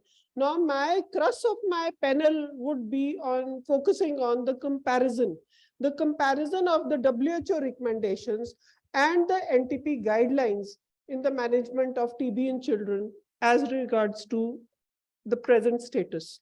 So now discussion points, obviously we'll be focusing on the diagnostic approaches, treatment regimens, newer drugs, DRTB regimens, and obviously tuberculosis prevention. Now coming to the diagnostic approaches, now WHO has defined that children with signs and symptoms of pulmonary tuberculosis, expert ultra should be used as the initial test for detection of tuberculosis as well as rifampicin resistance, not only on sputum, nasopharyngeal aspirate, gastric aspirate, but also on stool. Now over here, we are still following this algorithm. And in this algorithm, we are offering NAT, but nowhere there is mention of stool ultra as a test and stool as a specimen. So my question to Dr. Urvashi, to you is, because you being the microbiologist and also closely associated with the diagnostic part under the program. So is there anything to tell us about the data that we are in the stage of implementation of this strategy for our children of our country? So let me bring back what was covered in the morning. I'll just touch upon that there are ample studies on stool. The lacunae why we are actually discussing in the NTEG, and we may be doing it soon to incorporate in the national algorithm. But I'll first touch upon the data that is there. So several studies have been done where so GA and stool have been compared, and meta-analysis have actually compared indirectly. Very few studies where both have been done in one study. So the stool ultra comes close to the results with gastric aspirates. Okay. That's what Karen Steingart study says. So as far as comparison with microbiological reference standards is concerned, they come close to about 50%, a little lower. So the gastric aspirate does better, goes above 60%, especially in very young children, followed by, around 60%, the percentage varies. Stool falls a little short. When compared to comprehensive reference standards, both fall short. Okay. Which, of course, is one point I wanted both you and Dr. Varinder to bring out. How are children different from adults? The basic difference is in the immune response and the clinical presentation. So not all children will have lesions in the lung, which will communicate to the airways, and hence will be missed by even the best of methods. And those are the reasons why, against the comprehensive reference standards, all these tests do fall short. Okay. So that's a very, very important message. So Dr. Varinder, hearing Urvashi, what do you think Are we in the stage of adopting this for a program? Come back Okay. after, sir. Okay. So, just continuing from where Urvashi left, it is very important to see, again, look at any new test in the context of what it brings to the table. Now, if you look at the two presentations made on stool today morning, one by Anurag, the positivity rate was so less as compared to your own study, which was so much higher. 11 out of 77 and even 46 were not even TB, and you had 47% sensitivity. What are we looking at? How are two hospitals in Delhi, which deal with this same milieu, producing such a wide difference in results? Is it technique, or is it this old story of one elephant and 9 blind men, each one holding to one part of the elephant and considering that as being the absolute truth? Yeah, because I think that is the reason why pediatric, we put pediatric TB all jumbled up into one basket. It is not. You have primary TB, you have progressive TB. When you come to adolescent, it behaves like adults. And having worked here and also in a medical college, I know out here, what you see is adolescent TB. Yeah. You see more cavity. When you go to places like where Anurag works or where I work now, you see more of those primary lesions, tuberculosis, which Urvashi was alluding to. So these tests are therefore going to be limited. What it excites you is, it's a doable space. We had a hurdle of to collect gastric aspirate is difficult, stool is easy. If we can get a way that our peripheral labs or the system of transport of a specimen is improvised, then there is a place for. but I think patient, the parent, in our study, what we found was that the parent acceptability was very high. I mean, it's a convenience factor to, and also, parents are quite apprehensive to introduce that tube in the child. So this was very Stool is convenient. non-invasive. You don't have No, to do no, no. anything. I'm talking of the tube, the gastric aspirate. It's more acceptable. No, that's not acceptable. That's what I'm saying. That's an invasive method. Yeah. Stool is a non-invasive So- method. It is no brainer that it would be yeah, so that part, one part which I found very, comfortable to work with the parents was because of the acceptability of the stool as a specimen. And now coming to ultra, do you want to add something, Urvish?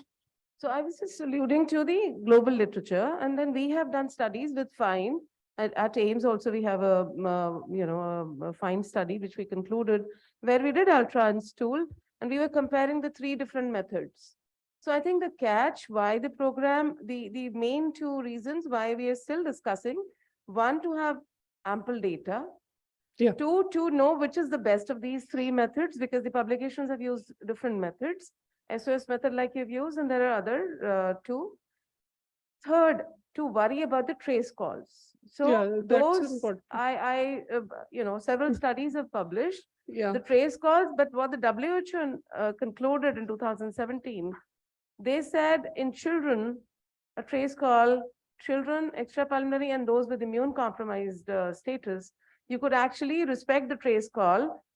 The trace call is worrisome when you're dealing with an adult who's had past treatment, who may be having non-viable DNA, but not in paucibacillary TB, for example, in children, in extrapulmonary, or in those people living So with that's a HIV. very important message, that ultra, if you're having a trace and RIF resistance, that's a So I'll issue. deal with RIF resistance Yeah. shortly.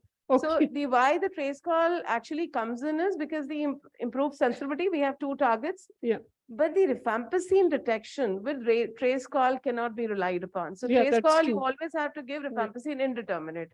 You need to Yeah. repeat the sample or follow up the patient. So rifampicin resistance, you cannot actually rely on. So discussion tells us that still we are not in the stage of getting this updated.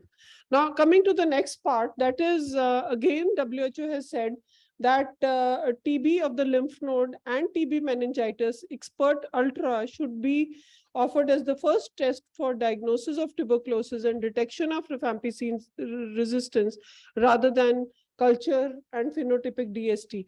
And for HIV positive to use blood as a specimen. So now coming to for disseminated tuberculosis. Now under the program, we are lagging behind. We are still offering NAT, and we are not doing blood NAT as of date for diagnosis of disseminated tuberculosis, especially for our seropositive children. So any take on that you would like to tell us? Are we in that stage to adopt these two strategies? So actually it's very it goes quantitatively with the CD4 counts. So if the CD4 count is less than 100, say 60, you can easily detect, simply because the macrophage is laden with the Mycobacterium tuberculosis will be, No, I'm talking of adoption of blood as a specimen. So yeah. So what I'm trying to allude to is the evidence that's available. It was used in studies published in Lancet, I think, where they were able to pick from PLHIV. And on an average, the CD4 count was about 64. So, in fact, what we offer in our lab is also we do we do blood culture. We offer to do blood culture for suspicion of NTM or MTV in PLHIV and also in children. So it's as simple as that. We lyse the macrophages, we grow them in the culture. My it's concept, not, sorry, I'm just saying it's not common knowledge that people can actually culture. Similarly, it's not common knowledge that NAT could actually be put to use on blood. Yeah. But the blood will have to be pre-treated accordingly. Yeah. And also, sorry, just last.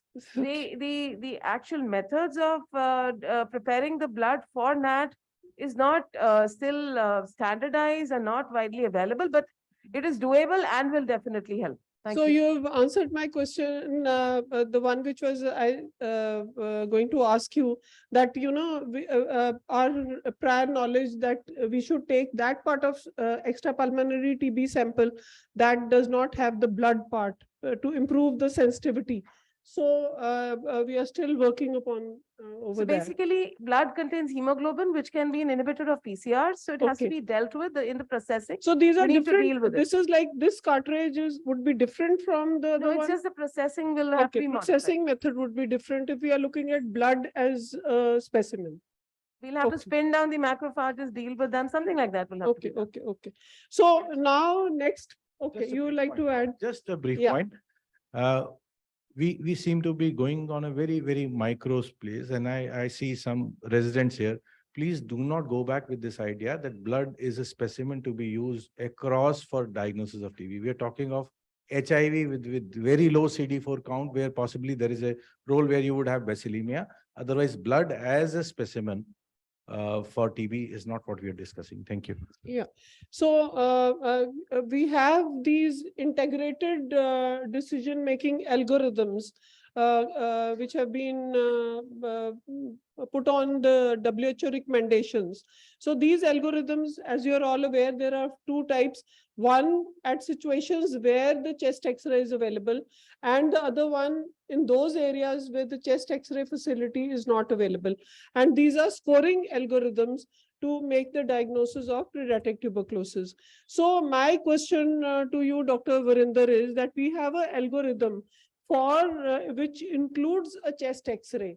But are we planning something algorithm for our remote areas, where the X-ray provision of an X-ray is a problem? So are we looking at an algorithm without a chest X-ray for some special situations? Allow me a couple of minutes, because if I give an answer in a binary yes and no, it will not deliver what is to be said. We must go back in history and see how the diagnosis of TB evolved. We started with scores. We had Kenneth Jones, Nyers, and that's what our textbooks were full of. Yeah. We threw that out. Why? Because it was all the time trying to creep onto that score to make a diagnosis, which was never validated and which was always questioned. Now, that is one part of the story. Therefore, scores have their own limitations. I'm not saying the current, what is the status of the current score, which I'll come to. Why did the pediatric TB stay left out of public health approach for years? Why did it take us close to 15 years before it could be talked of? We were one line in the guideline under special situations. Yeah. Then we were offered one paragraph. I'm talking of JMM reports where several times I was member, and we were said, okay, this time you have a paragraph to pediatric TB. And I said, I do not want pediatric TB as a special situation. I want pediatrics, which is 15% to 25% of the population, depending on what you look at, under 12 or 18. You can't neglect it. Yeah. It has to be spoken in the same breath as we talk of TB elsewhere. Mhm. Just because it's difficult to diagnose it, it cannot be kept out. We cannot shut our eyes to it. So having come this far, what allowed us to join the bandwagon was speak the language of public health, speak the language of chest physician, which I was able to learn when I joined this institution. Before that, I did not know what they speak. Having learned their language, you can piggyback and take the bandwagon of pediatric TB along with. Moment we move out, and it has its own strengths. Today, we're talking of upfront diagnostics. We were the first country in the world where for pediatrics, molecular diagnostics came before it came for adults. Yeah. So that was because we started speaking, stopped staying in silos. Moment we go back to again these scores, we will get into silos. We will move away from UDST. We'll move away from knowing where rifampicin resistance is. We have to, WHO also says, either adapt or adopt or develop. We do not have to be just a conduit of what comes our way. We have to see what works best for our situation. They bring a lot of information. They give a lot of guidance, but it has to be seen. And the last point, which is very important, is if you go back again in history, the first guideline for TB, pediatric TB came in 1907, then came in 2000, then 2012, then 15. And between 15 and 22, we have 7 guidelines. Many of them even have not been published. How does that translate into a training program and reaching the last mile? If we keep on changing, so change should happen when it is actually going to make a difference in the life of people. When it is pertinent. And when it is pertinent, not for every small. Yeah. So, mind you, this also by the WHO, it's a new interim recommendation, conditional recommendation with very low certainty of evidence. So, I mean, and WHO is looking towards collection of data before such a thing can be adopted, so, and as you said, we pediatricians have been really very, I would say, strong worded and strong mouthed, that wherever we have gone, me and you, we have been shouting at the top of our voices. So, but we have come a long way. I remember in 2003 was the first time, 6th and 7th August 2003, we held the first meeting over here in my institute. Then from 2003 to 2012, there was nothing. And at that time, the director, Dr. V.K. Arora, had asked me, कि problem bhi hoti hai, ye karne ki kya zarurat hai meeting, the first time, that is in 2003. So luckily we have come a long way, and now obviously the world community realizes that pediatric tuberculosis can no longer be ignored. And I'm very happy for that achievement, that we are still, we are now in the mainstream. So coming to the next part, that is the treatment regimens.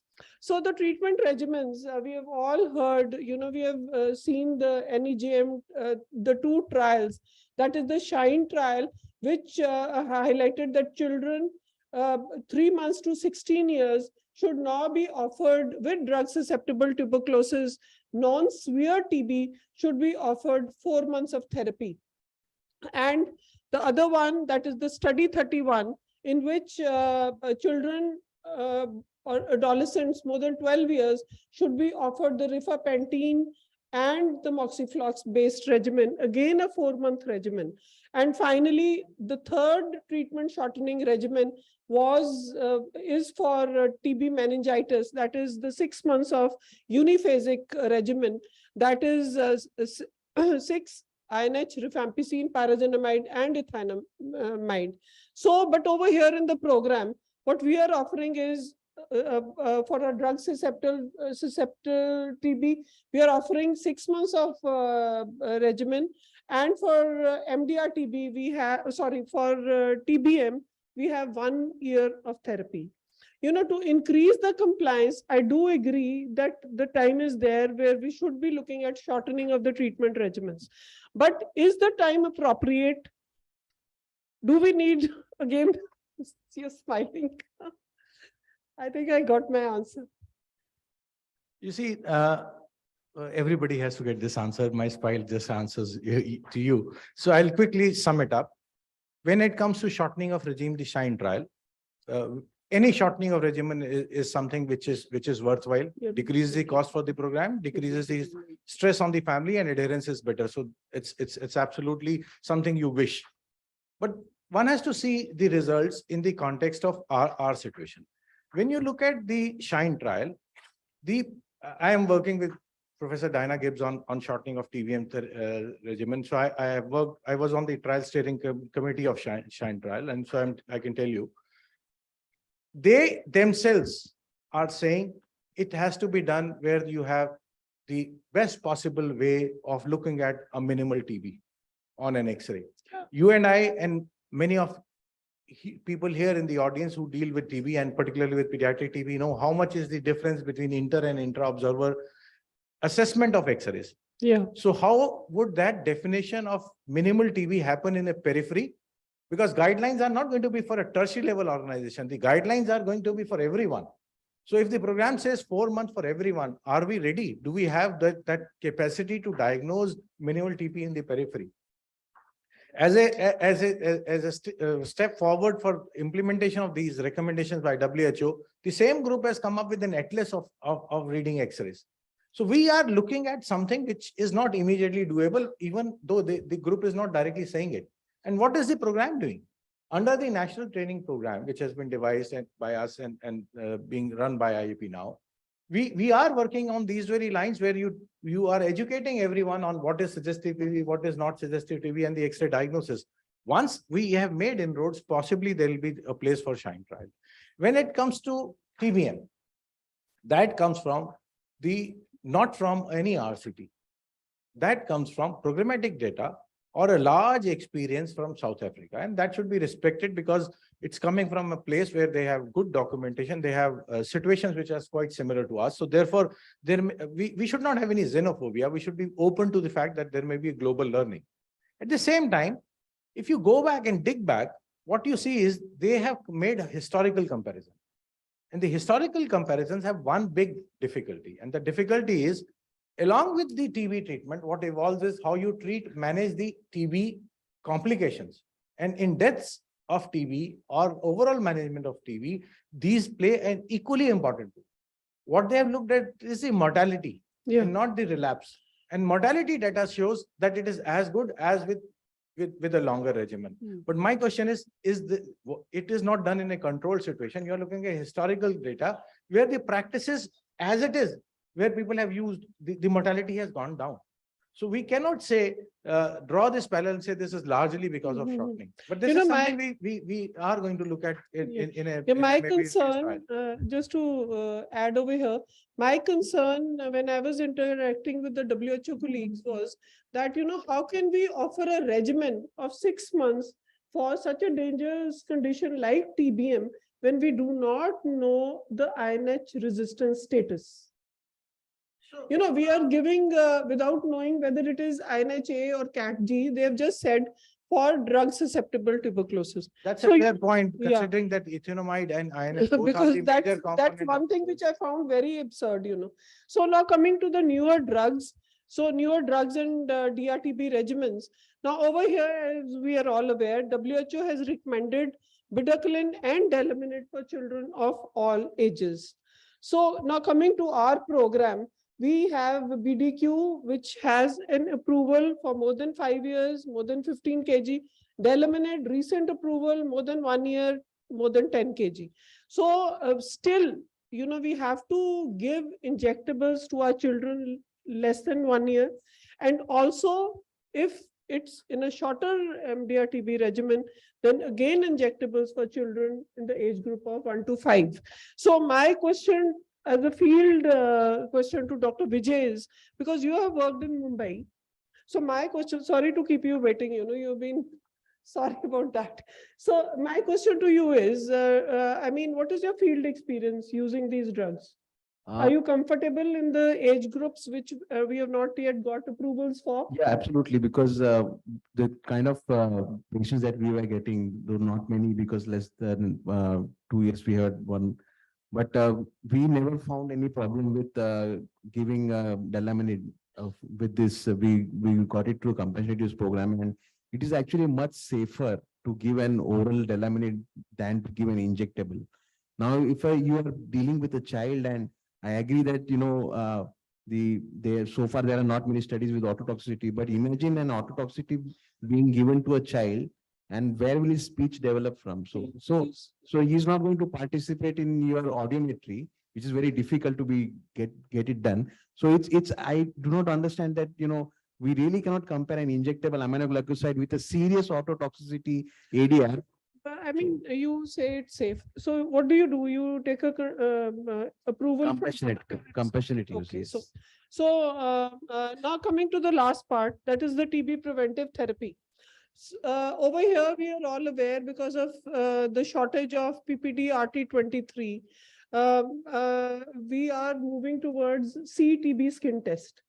The advantages of that test, we know that there is no cross reactivity with prior BCG vaccination or with MOT infection. Now, my question is that are we in a situation where we can adopt this test? Because I know that field analysis has occurred as regards to children. It has been approved for adults, but what about our children? Are we looking at that?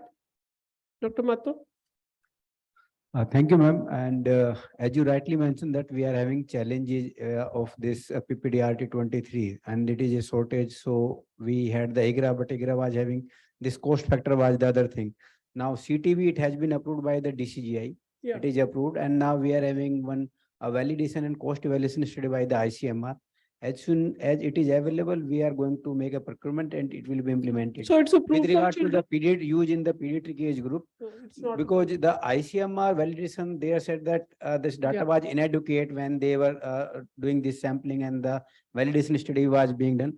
So it is still in process because data is being collected, and after that, this validation will be done. So as of now, this CTB is available only for more than 18 years of age. Okay. And as soon as this ICMR do the validation for pediatric age group also, we are going to make procurement for that age group also. So coming to the last part, that is the TPT regimens. We are offering as per WHO. Now the regimens, they have increased. We are still short of 2 regimens, that is 3 RH and 1 HP. So, I mean, my take, Dr. Vrinder, I would like to ask you, are we prepared to accept 3 RH? You see, there are a lot of concerns about symptomatic screening, missing out on some active cases, and Yeah. using RH as a combination in place of H alone. We cite global evidence again to say that those infected do not have enough bacillary load to create a resistance pattern. But here we are talking about a situation where the diagnosis itself may not be so well done. And given those situations, perhaps protecting rifampicin may be a good idea. If there is a compromise, which Okay. I see, then I see a compromise with rifampicin and H because of its adherence advantage, 12 dose schedule, Yeah. and it's still three So months. what about 1 HP? Because in 1 HP, emergency we still do situation, not have adequate data. to adequate say. data. So now with this, the last slide, that is for adults and children living with HIV, 36 months therapy has been with INH has been highlighted by WHO. And the last thing is that, we are also providing this, that we give 6 months prophylaxis after completion of TB treatment to our HIV children. So the status of this, are we looking towards implementation of 36 months of INH for HIV? Actually, ma'am, this was discussed in the National Technical Expert Group, and after this, it was a collective decision was taken by the expert group that we are not going ahead with 36 because there was some implementation challenge, and Yeah, that is true. there was some challenges like what will be effectiveness and other things were the concern. So it, as of now, a program is advocating only 6 months of, and as a policy decision, it is only at present the 6 month of INH or 3 HP if it is Okay. available in the geography. That Okay. is the as per policy and guidelines now. Okay. So we end our panel over here. It's a big thank you. But before I end, I want each one of you to just be brief with one liner. One liner. What do you suggest? What are you working for? One liner. Easy and better diagnostic tools. We are missing quite a lot of children. Okay. Yes, sir. So, ma'am, I am working for basically the patient. It is a patient-centric approach. So how I can make these services, diagnostic, treatment, and the preventive services easier and usable to the patients. That is Yes. my motive. Dr. Urvashi? How to reach each patient, how to ensure the complete treatment. Yeah. I wish for efficiency, whether it's an old tool or a new tool. If we Yeah. do not change our methods of using Exactly. it and are not efficient, they will fail. I wish there should be a better intersectoral coordination between private sector and public sector, which is lacking what we have seen in our programs. And if you ask me, I want a holistic approach. You know, we are not just a pediatrician standing here looking at children to manage their clinically, to manage tuberculosis as a clinician. What I, as a clinician, want is a holistic approach where the child, once I treat, is amalgamated back into the society, back into the education system, and becomes a useful and a productive member of the society. Thank you so much.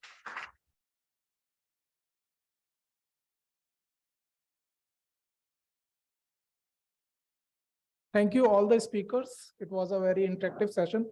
Sir, wait for a minute. We have a welcome, a green welcome. I request Mrs. Komal Vasisht to come up on a stage to present green welcome to Dr. Sangeeta Sarma, to Dr. Vijay.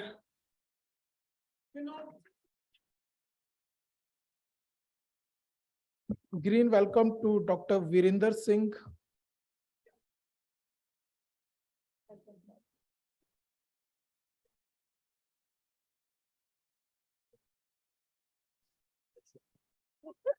Welcome to Dr. Sanjay K. Mattu.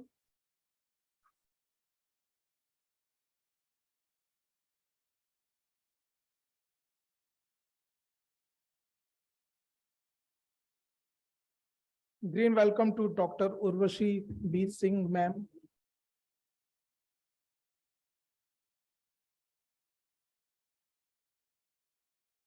And green welcome to Dr. Vijay Vinayak, sir.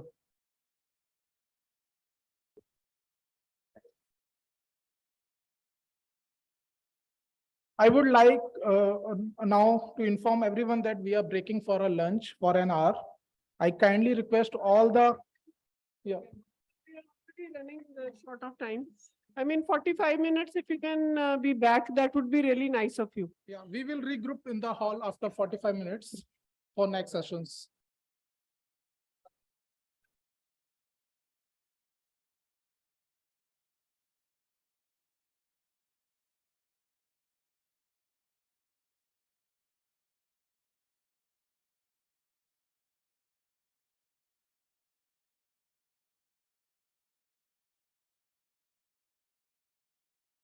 Everyone, we are not resuming our sessions for the day. For the first post-lunch session, I would like to call upon stage our Honorable Director, Dr. Ravindra Kumar Diwan, for his talk on the role of surgery in pediatric TB. Welcome, sir.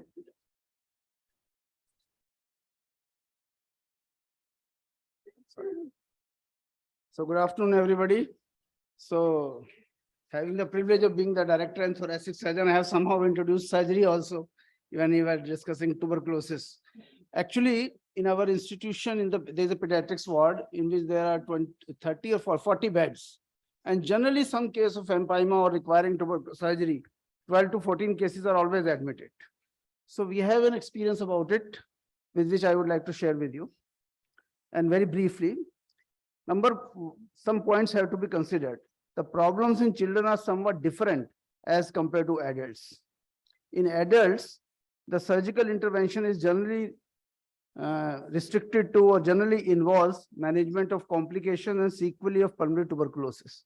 While in children, though these complications are seen in adults also. But in children, we have to do for several other reasons. For instance, lymphadenopathy in the primary complex that may require a surgical intervention for diagnosis as well as to prevent compression on the airway, then secondary damage to lung. And just as in adults, the aims of surgery may include elimination of mycobacteria, restoring lung functions, and preventing or minimizing complications.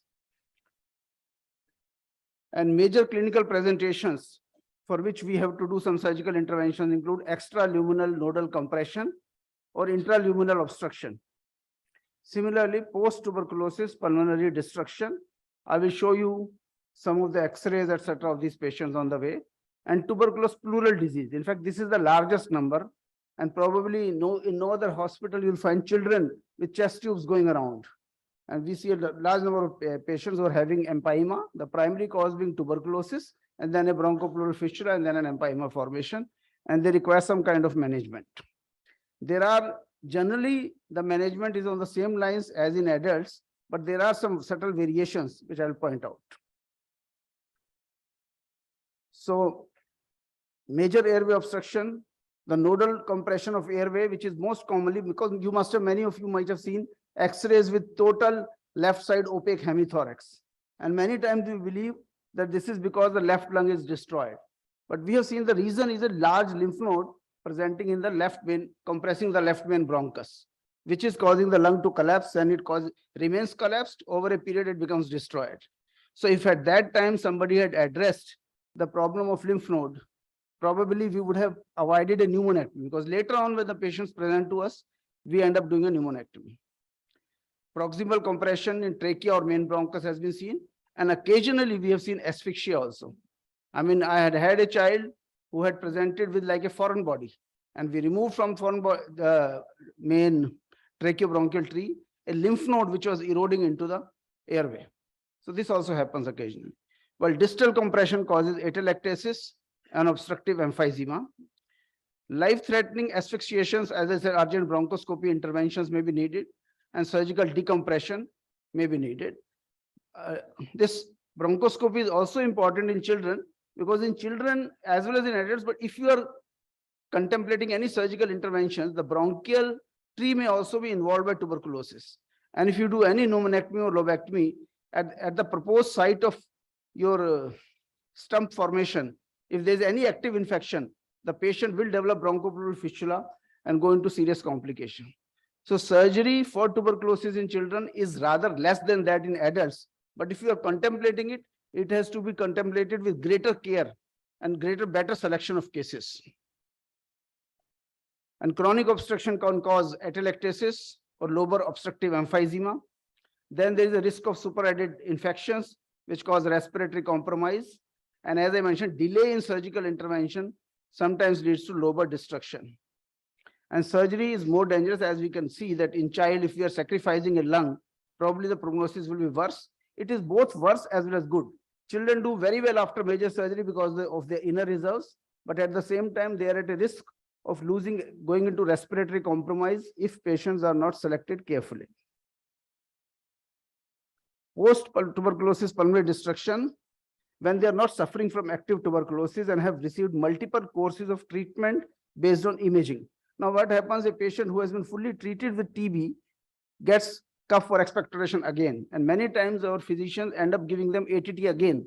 On the contrary, they are suffering from superimposed infections which have to be treated by pyogenic bacteria, and sometimes if the disease is localized, they are very well treated by lung resection.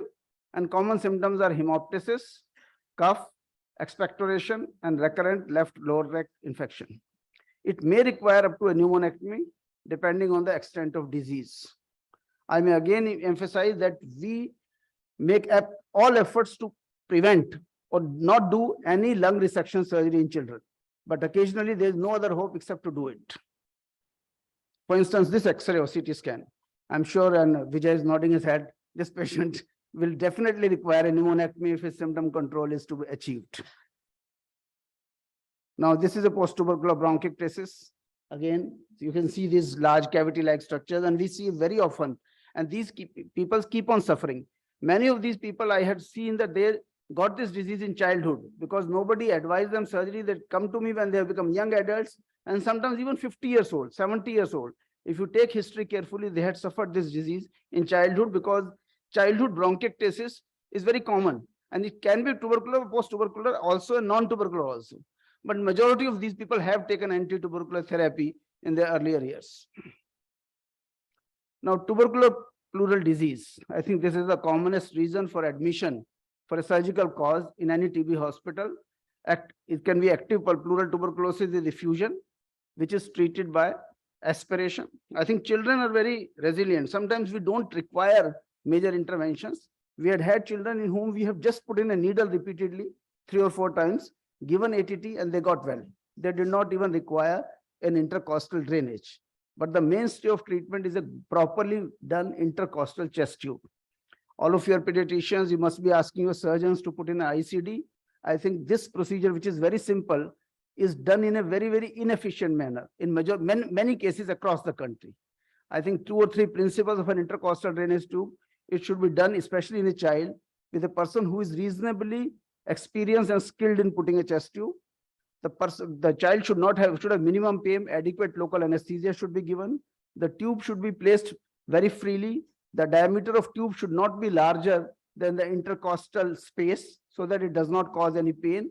And the tube has to be fixed very well and maintained very well. Especially in the context of pus, the tubes have a tendency to get blocked. And then the person keeps on moving around with the tube and it is not draining. There's no point keeping a tube which is not draining freely. So that tubes need to be changed frequently. And as I will show an operation called pleurocutaneous window, which by all world literature is contraindicated in children, is occasionally very useful even in the children age group. Then loculated empyemas are generally treated by decortication and occasionally by pleurocutaneous window. But surgery is offered to symptomatic cases only when there are large pus collections. One question which is repeatedly asked, suppose there is a small pleural effusion, patient has been treated and there is a fibrothorax. Does it need to be operated? No, unless there are collections in between and there is no severe respiratory compromise, these patients should not be operated upon. And many of these cases we have seen down the line, their thickening also decreases, especially in the childhood age group. So there is a scope for improvement. And so surgery, now there are 2 paradoxes. Surgery should not be delayed unnecessarily, but at the same time, surgery should not be offered prematurely. Now this is a X-ray right opaque hemithorax treated by intercostal drainage tube alone. So well-functioning good chest tube can cure a child. But the point to be understood here, if you see the intercostal spaces, they're very small. The child is very small. And we have had instances where a chest tube has been put in, and because the person did not have adequate control, it ended up damaging mediastinal structures and caused a death also outside this institution. So this chest tube insertion in a child should be done in an operation theater by an experienced person. Never allow, because generally all over our country, chest tubes are placed by the junior most person. They should not be allowed in children. And child gets well. Another right opaque hemithorax fully filled up with pus and treated by chest tube drainage alone. So chest tube alone, a good drainage, works very well in children. And Dr. Sangeeta will attest that sometimes we see children in her ward where there is a chest tube draining and we say, okay, maybe this child may require surgery. But we are just patient, and 2 weeks, 3 weeks down the line, they get well without any surgical intervention whatsoever. This is one area I must say, if I have planned surgery in 100 cases, I actually end up doing only in 50 to 60% cases. Children are so good, if their drainage is effectively done, then they may not require surgery. Their healing mechanisms are better. Now, this is another case which we manage by chest tube alone. This is a photograph of VATS decortication. On the left side, what you see, we call a device which is put to, when we make a thoracic trocar, this thing we put in to keep the window patent. This device has been recently available so that we can put in instruments as well as telescope through this and do a complete decortication. Nowadays, majority of decortications in our institute, especially in children, are done by video-assisted thoracoscopic approach. Earlier, the norm was open conventional decortication. In children, generally, many of the cases can be done. Only thing is, in children, sometimes the intercostal spaces are too narrow to put in any trocar. But nowadays, those problems have also been solved by this industry. They have developed these equipments which will help to retain a good amount of trocar through which instruments can be manipulated. Now, this one case of large tuberculoma, which actually required, he was being treated for a long time. This is one of those X-rays from 1990s, was being treated for a long time and was continuing to be symptomatic, sputum negative. We ended up doing a pneumonectomy. This is how the X-ray looks after pneumonectomy, and the patient did well. Now, you see, I talked about PC window illocer flap. This is a 13-year-old girl who had come with a chronic empyema, was also labeled as multi-drug resistant tuberculosis.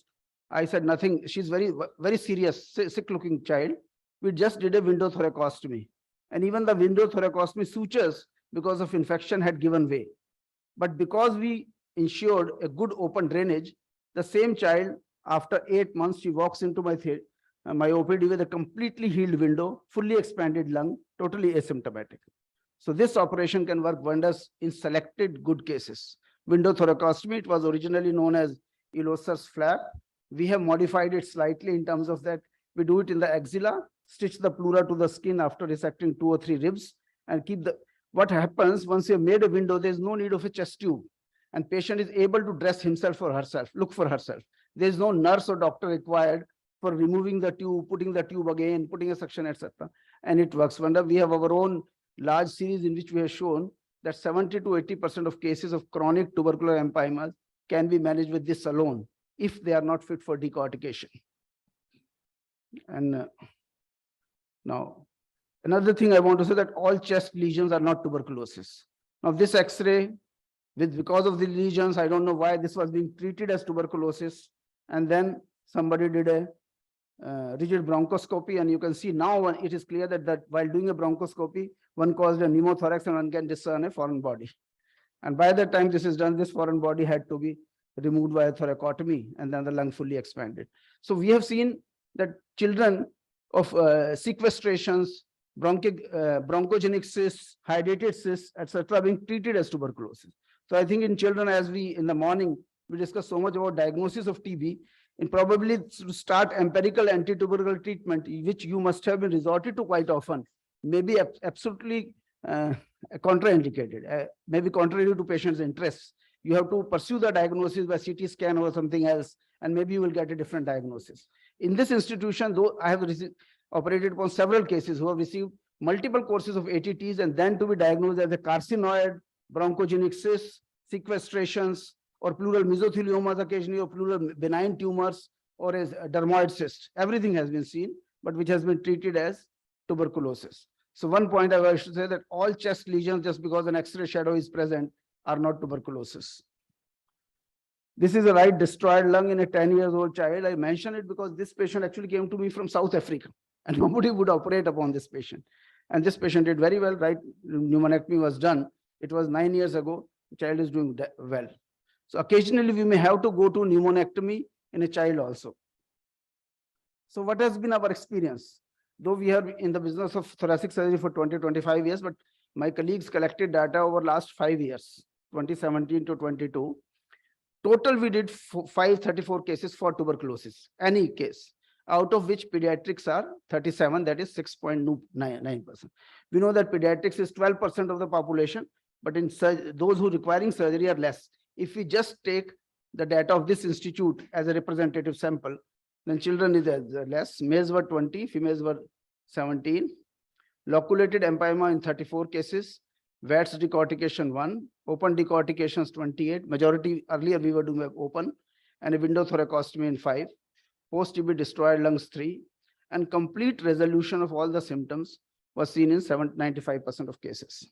So it is whenever surgery is done, these are some of the YouTube videos, if some of you want to keep this slide, in which all the procedures that we do, whether it is window thoracostomy, decortication, lobectomy, pneumonectomy, they have been demonstrated in photographic form. So in conclusion, thoracic surgical interventions in children have gratifying results, but surgery in a pediatric age group is a calculated decision.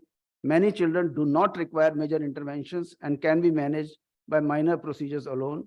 Early thoracic surgery opinion is important for best possible outcomes. Thank you so much.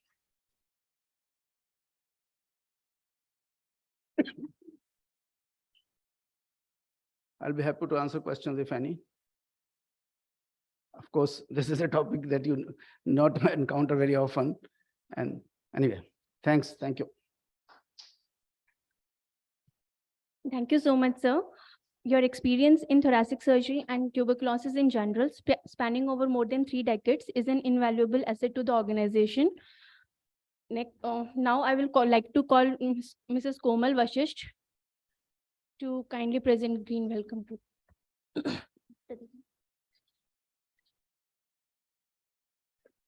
So.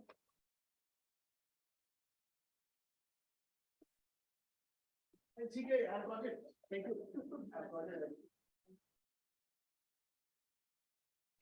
Next, I would like to call upon stage Dr. Sangeeta Sharma. Dr. Sangeeta Sharma, Professor and HOD, Department of Pediatrics, for her talk on adolescent TB, a cause of future infertility. Thank you, ma'am. We are running late, so I was waiting at the backstage to save time. So without wasting time, this is a concept which I realized when I joined this institute, that adolescent female girls, they experience some menstrual dysfunction, and it could be a cause of future infertility. So this menstrual dysfunction has been reported in adolescent girls, which, if not addressed early, could lead to future infertility.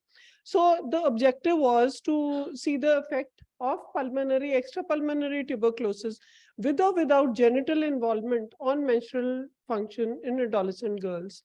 So the duration of the study has been 8 years, and it's a prospective study on adolescent girls who were diagnosed with tuberculosis, attending the pediatric OPD or admitted in the ward. And the demographic profile, the clinical details, and the menstrual pattern was noted. Being unmarried, this is important. No attempt was made to do a vaginal examination or endometrial sampling in these girls.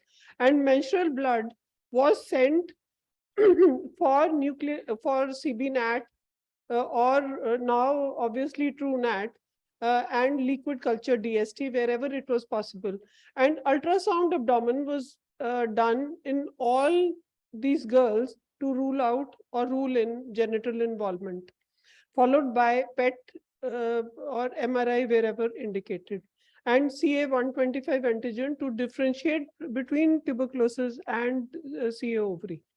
So in total, 265 girls, we found that the age of menarche was 12.4 years, and majority, obviously, they come from poor socioeconomic status. Only one girl was seropositive, and all were unmarried.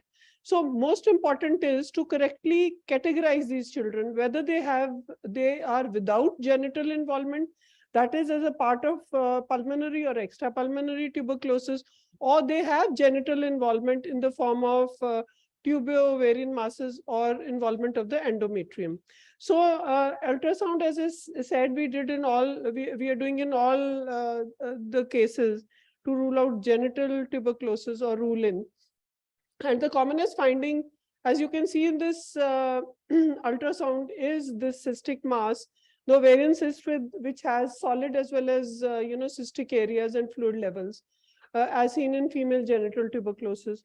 PET scan, PET CT, obviously, now PET and for CA as well as tuberculosis. In tuberculosis also there is uptake and it shines. But the differentiating feature is what you have in malignancy, you have CA-125 levels, which are more than 500 or in 1000.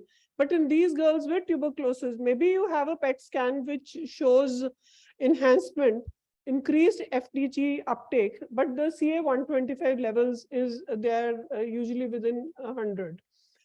Now, MRI, wherever it was indicated, like in this case, the cystic lesion with internal debris, same thick enhancing walls with bilateral adnexal tubo-ovarian masses. So most important was to categorize these girls whether they had with genital or without genital tuberculosis. With genital tuberculosis, we have had just 10 girls. So majority of them, they were without any genital involvement. But without genital involvement, they still had, a component of menstrual dysfunction. And we have reported this MDR, female genital tuberculosis, as a preliminary report, in which 2 girls out of the 6 reported, there were 2 unmarried girls. And now coming to the menstrual dysfunction, this is important because, literally all, as you can see, total with abnormal menses was 244, and there were only 21 children, that is only 8% of the total cohort which had normal menses. So majority, they have either they go into primary or secondary amenorrhea or oligohypomenorrhea. So the 21 girls who had normal menses, they were those who were started ATT within 1 month of developing TB symptoms. So this is very important. And menstrual blood, for us, it was cumbersome because neither the parents nor the girls were comfortable to collect the menstrual blood. And 14, 12, and 33 girls with primary, secondary, or oligohypomenorrhea who were put early on ATT, they had, regaining of their periods returned back the earlier on adequate treatment. So this is very, very important.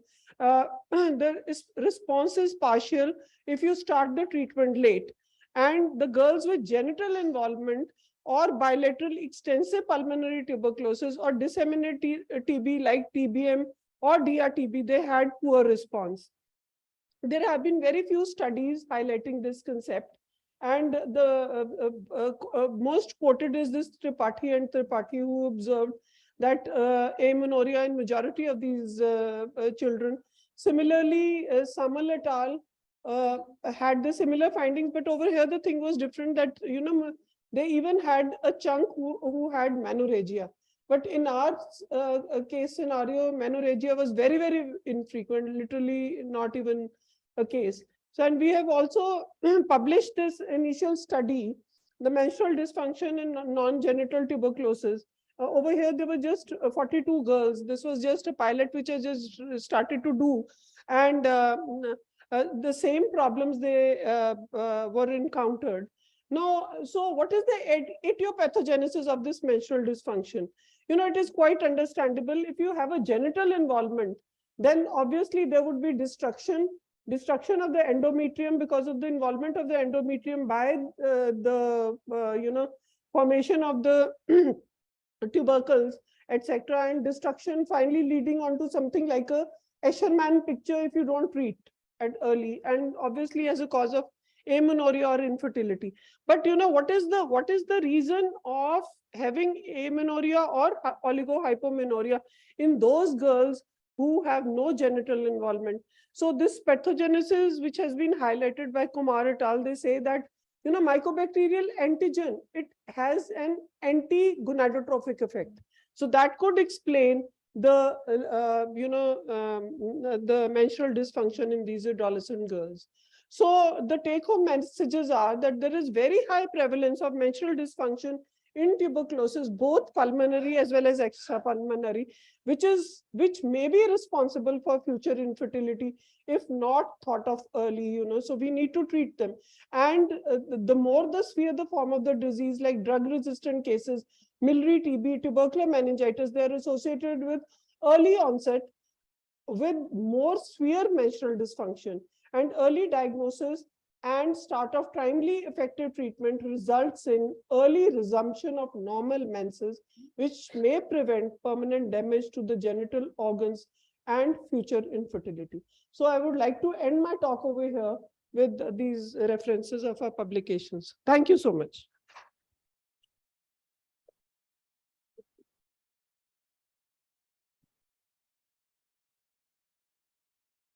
I think because of paucity of time, we are shortening without question answer session.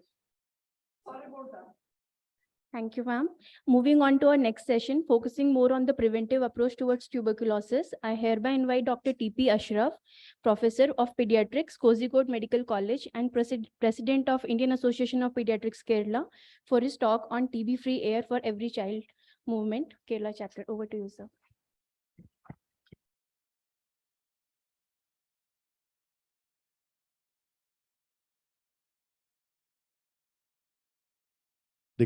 Dignitaries, distinguished faculty, esteemed experts, my friends and colleagues.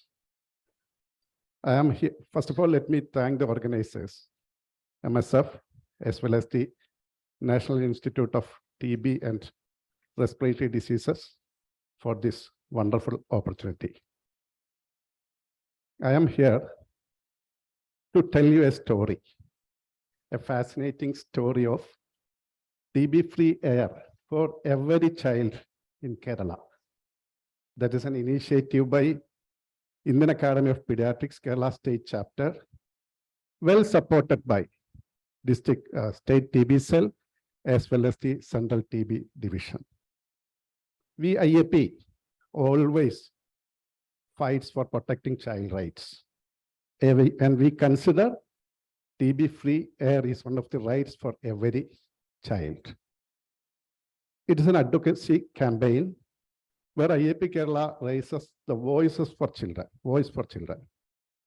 It is an action campaign where IAP Kerala tries to ensure uniform, high-quality standard of TB care to every child.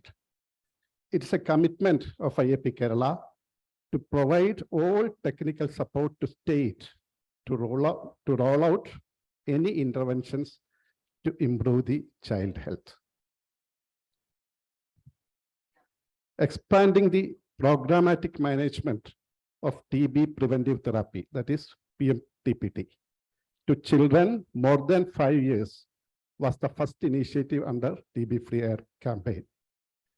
TB preventive therapy was scaled up to children and adolescents up to 15 years in the Kerala state since November 1st, 2020 onwards, even before the national guidelines with the official permission of Central TB Division. A test and treat approach was opted for offering TB preventive therapy to older children and adolescents. Under 5 years, we will screen out the disease, then start the preventive therapy. But the older children, we used IGRA to diagnose latent TB infection. We all know treating an otherwise normal child for 6 months with a preventive therapy is a difficult task, especially in the adolescent age group. So we opted for 3 months INH rifampicin regime with a prior approval with the Central TB Division. The first step was the technical working group with 20 members from IAP to develop an operational guideline for the TB preventive therapy. That was approved by the Central TB Division in November 2020. IGRA was procured. 46 laboratories already having facility for the ELISA was selected for the IGRA testing. Before initiating TB preventive therapy in the age group of 5 to 15 years, X-ray have been made mandatory. Not for designated X-ray units in the public sector, as well as 110 units in the private sector were mapped. X-ray in public sector for rolling out diagnosis was already made free. A provision to reimburse for the private sector also made. Fixed drug combination is also there, which was provided by the government of India for the 3HR that is used for the preventive therapy. Indian Academy of Pediatrics took the responsibility to help for rolling out active TB among children and adolescents. In Kerala, the population is 3 crores 30 lakhs, and the number of pediatricians is around 2,700. And 95% of them are IAP, Indian Academy of Pediatrics members. 6,000 of them were trained through the online mode by 20 trainers of trainer. IAP took that commitment also. All the manpower in the system of the NTEP were trained. Tabletop diaries were provided to practicing pediatrician. Systematic demand generation was done with the help of TB survivors, as well as the film actors, including Padma Shri Mohanlal. Target provider oriented IEC were organized, and moreover, an expert committee in every district to take decision in doubtful cases virtually also formed.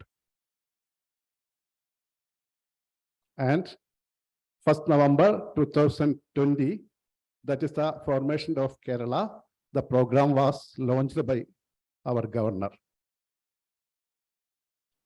We pediatricians are also always fond of the developmental milestone. This is because of the lack of time, I'm not elaborating. This is the operational milestones of programmatic management of TB preventive therapy in Kerala. These are the guidelines. Household contact under 5 years, we will treat. Household contact in the age group of 5 to 15 years, test and treat. Children, nephrotic syndrome on steroid like immunosuppressive drugs, dialysis, test and treat. And this is the guideline we published. The weight band is given there, just a look. We are running short of time. The existing network for the diagnosis is used for the sample collection and sending into the district labs under cold chain for the IGRA.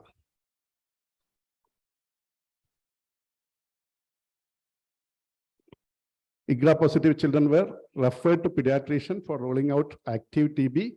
All treatment initiation and follow-up was done initially at the treatment unit level, and now it is decentralized. Cases where was a clinical dilemma, we referred, I already said that, referred virtually to the district pediatric TB expert committee. A treatment supporter was assigned to every child, which is already there in the network. Children initiated on TPT were linked to the treatment support groups based on need.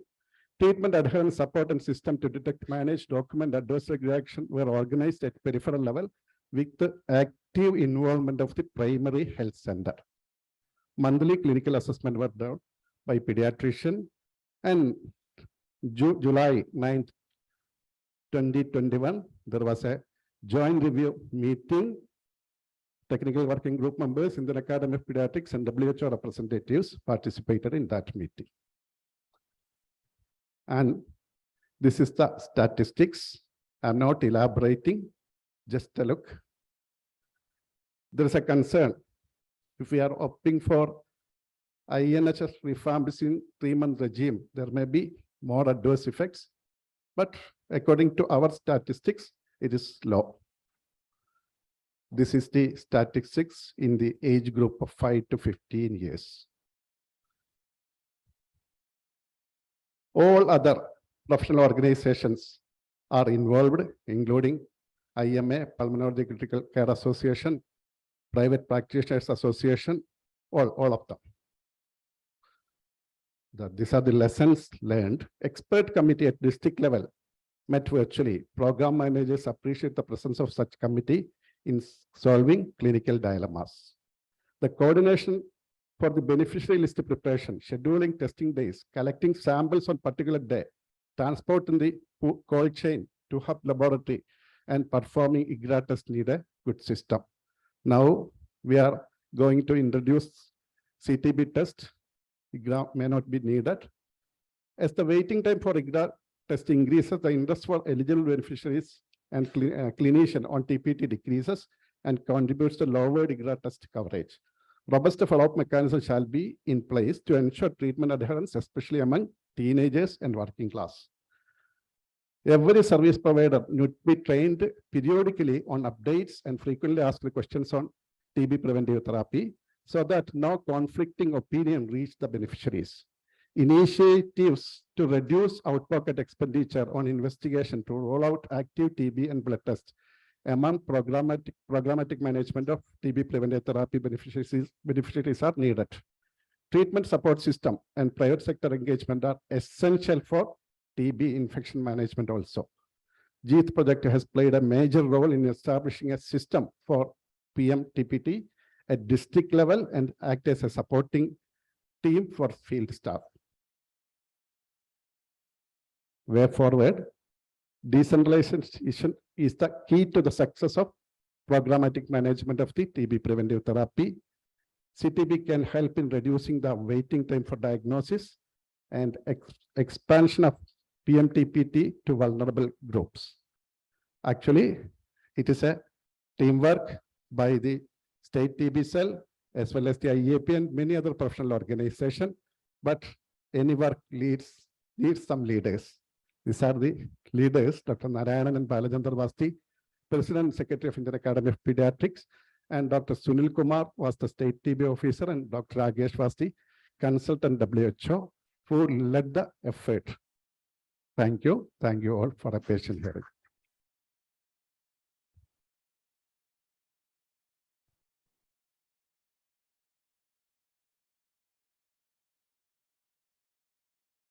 Thank you, sir, for enlightening us with useful insights. So we have a green welcome for you. I request Mrs. Komal Vasish to come up on a stage to present green welcome to Dr.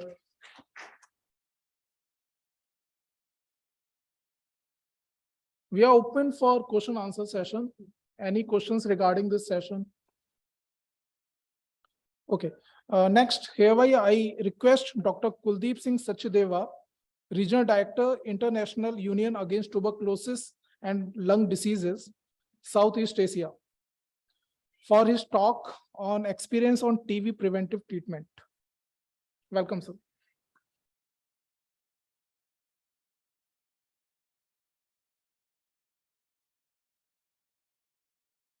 Thank you. First of all, I acknowledge support from NITRD and MSF and thank them for inviting me to talk.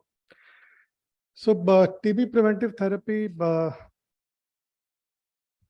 was rolled out post sort of UN declaration, high-level UN meeting on TB in 2018, wherein they sort of said, if you have to end TB from the world, then you also start introducing a component of TB preventive therapy. And they set targets for member states, all countries, on how much they should achieve in next 4 years. So they said at least 30 million people received preventive treatment by 2022, including 4 million children. So this is a sort of a global target. And then also within the prevention, they also said, look for development of new vaccines, airborne infection control to sort of prevent TB.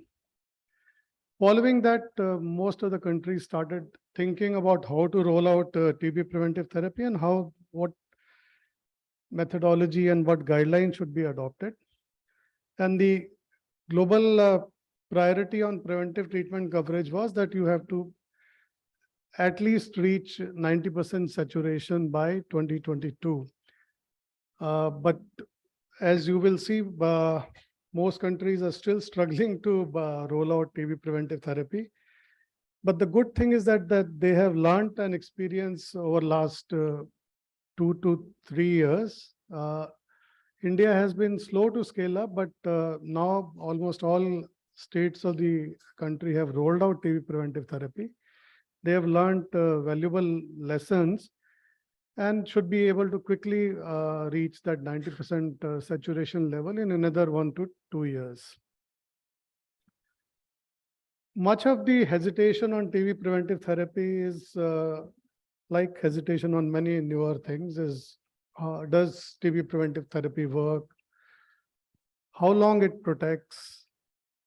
Do we need to repeat TB preventive therapy in household contacts? Will this TB preventive therapy increase incidence of drug resistance, which already many countries are struggling to address because you are only using one or two drugs, which is anti-TB drugs. Is it safe among healthy individuals? Is it safe in pregnancy? Can they be used with antiretroviral drugs? So these were some of the most common questions leading to hesitancy initially in rollout of TB preventive therapy. But there are evidences that answer to all question is yes, it does work. It does protect for at least 5 to 7 years. You may need to repeat maybe after some time, but we will generate evidence as we roll out TB preventive therapy. It's safe in healthy individuals.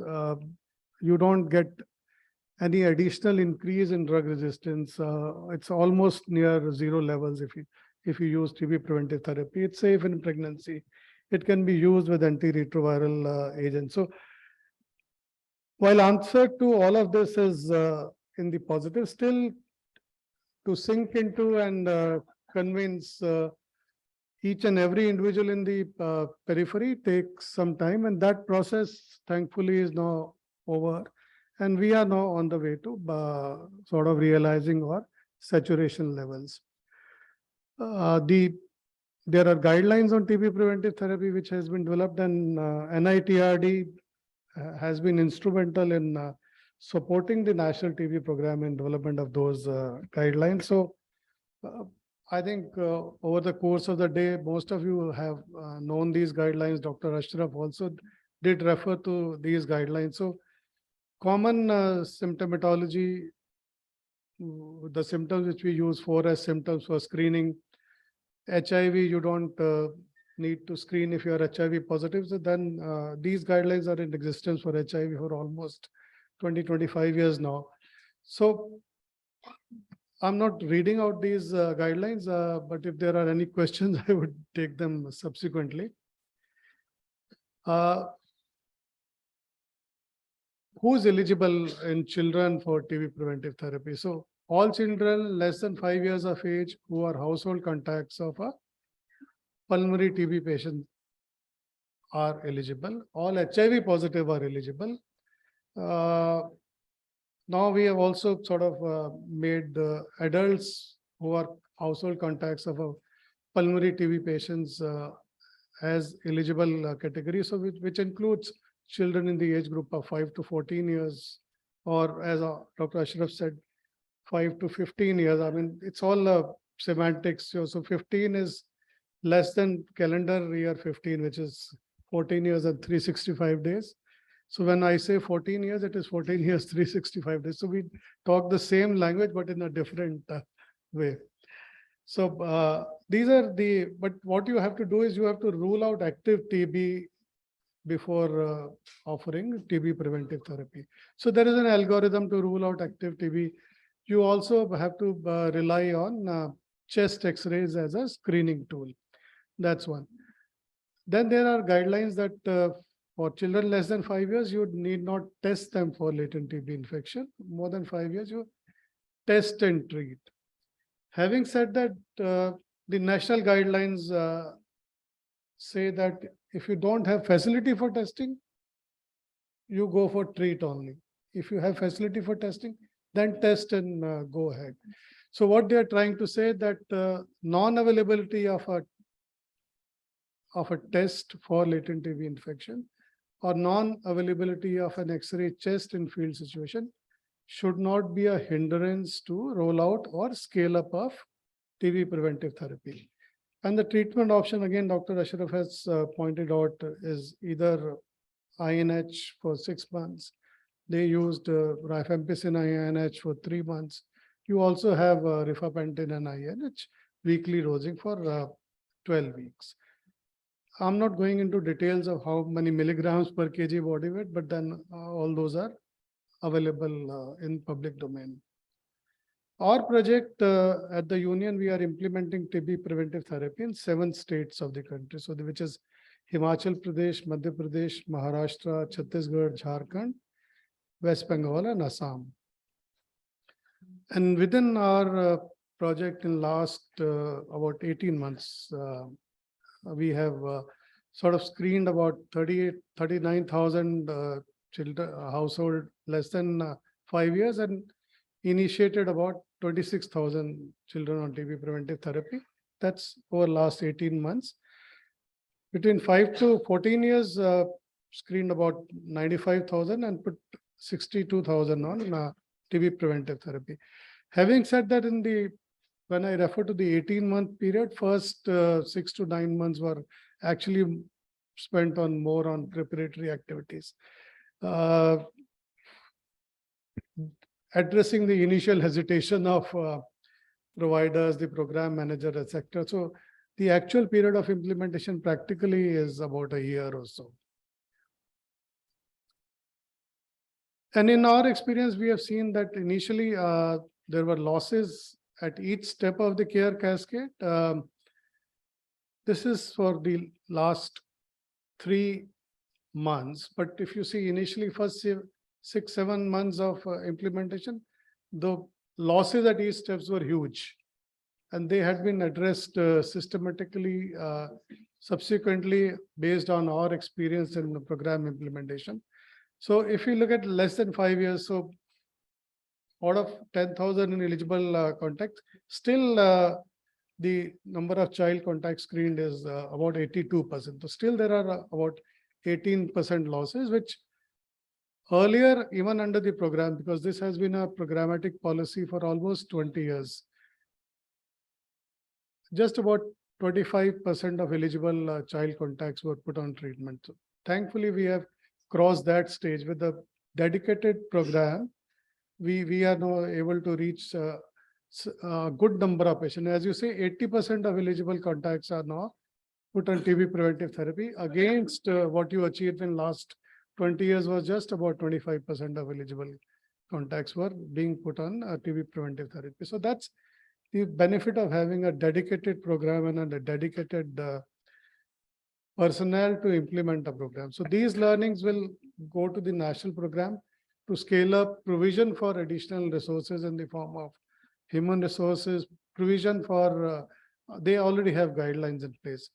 Between 5 to 8 age group, again, same, the 5 to 14 years age group, out of 27,000, approximately 20%, 20,000 or 21,000 have been put on TB preventive therapy, which is also close to almost 77 or 78% of eligible contacts have been put on treatment.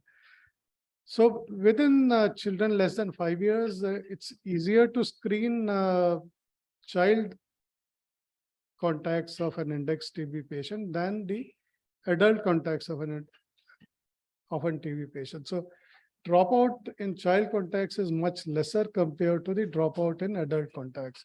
This is because here a parent is taking a decision on behalf of a child, and parents are generally sort of easy to convince that you need that treatment for them. Adults, they decide on their own, and so there we are still facing the challenges. So a lot of learnings on adult side. So today's discussion is more on the childhood contacts. And these are how many TB patients we identify during screening. So not many TB patients are being found when you actually are doing a screening. So say in children less than 5 years, when you screen about 10,000 children, the number of cases which you found is just about 8. So you're not getting many cases, but if they are symptomatic, then their chances of having a TB is very high compared to what you find in the general population. So if a child is symptomatic between less than 5 or 5 to 14 years, then the chances of them being positive is almost close to 40%.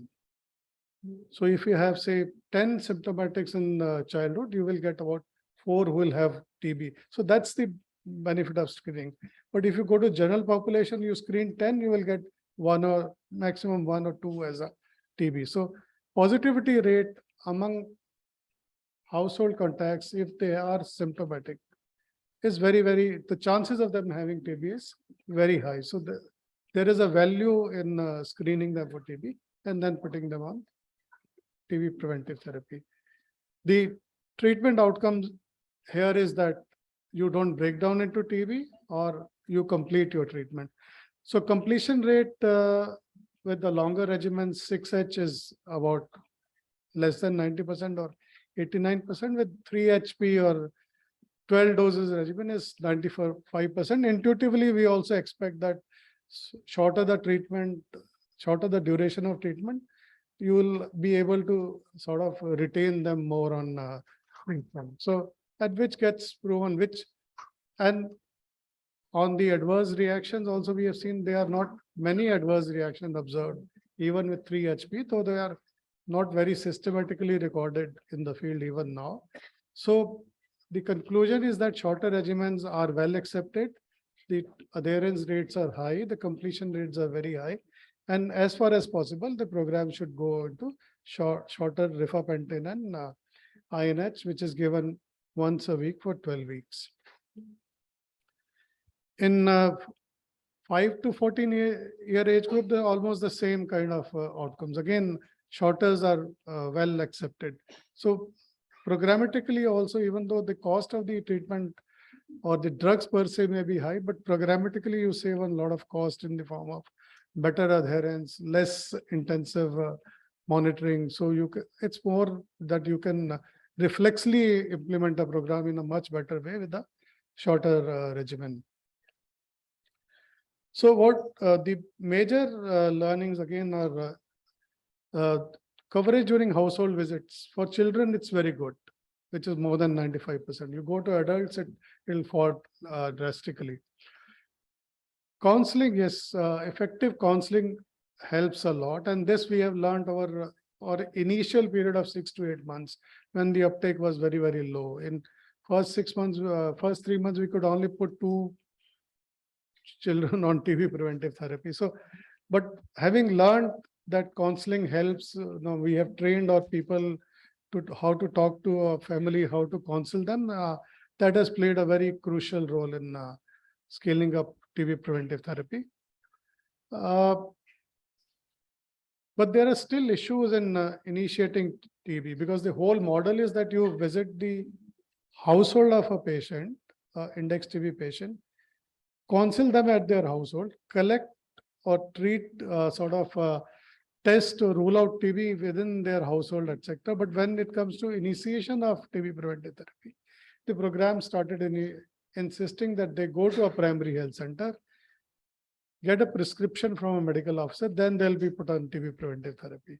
Again, there are models that we have introduced a model of teleconsultation, etc. So if they have to go to a stage where they have to go back, having received all services at their home, and for the final step, if they have to go to a primary health centers, there was a huge dropout. So again, the lesson is here that you have to introduce, either authorize somebody to offer them treatment once they have ruled out TB there and found them suitable to be put on TB preventive therapy, or introduce some mechanism of teleconsultation or find a local physician, which probably Kerala model may have done it, involve private practitioners or local physicians and not the government physician who can say, okay, go ahead and give them the TB preventive therapy. So the loss, at the final step of putting down of TB preventive therapy can be handled there. Adherence in children is good again because parents get convinced. Success rate we have seen is quite good. Issue of tablets versus syrups is always there. So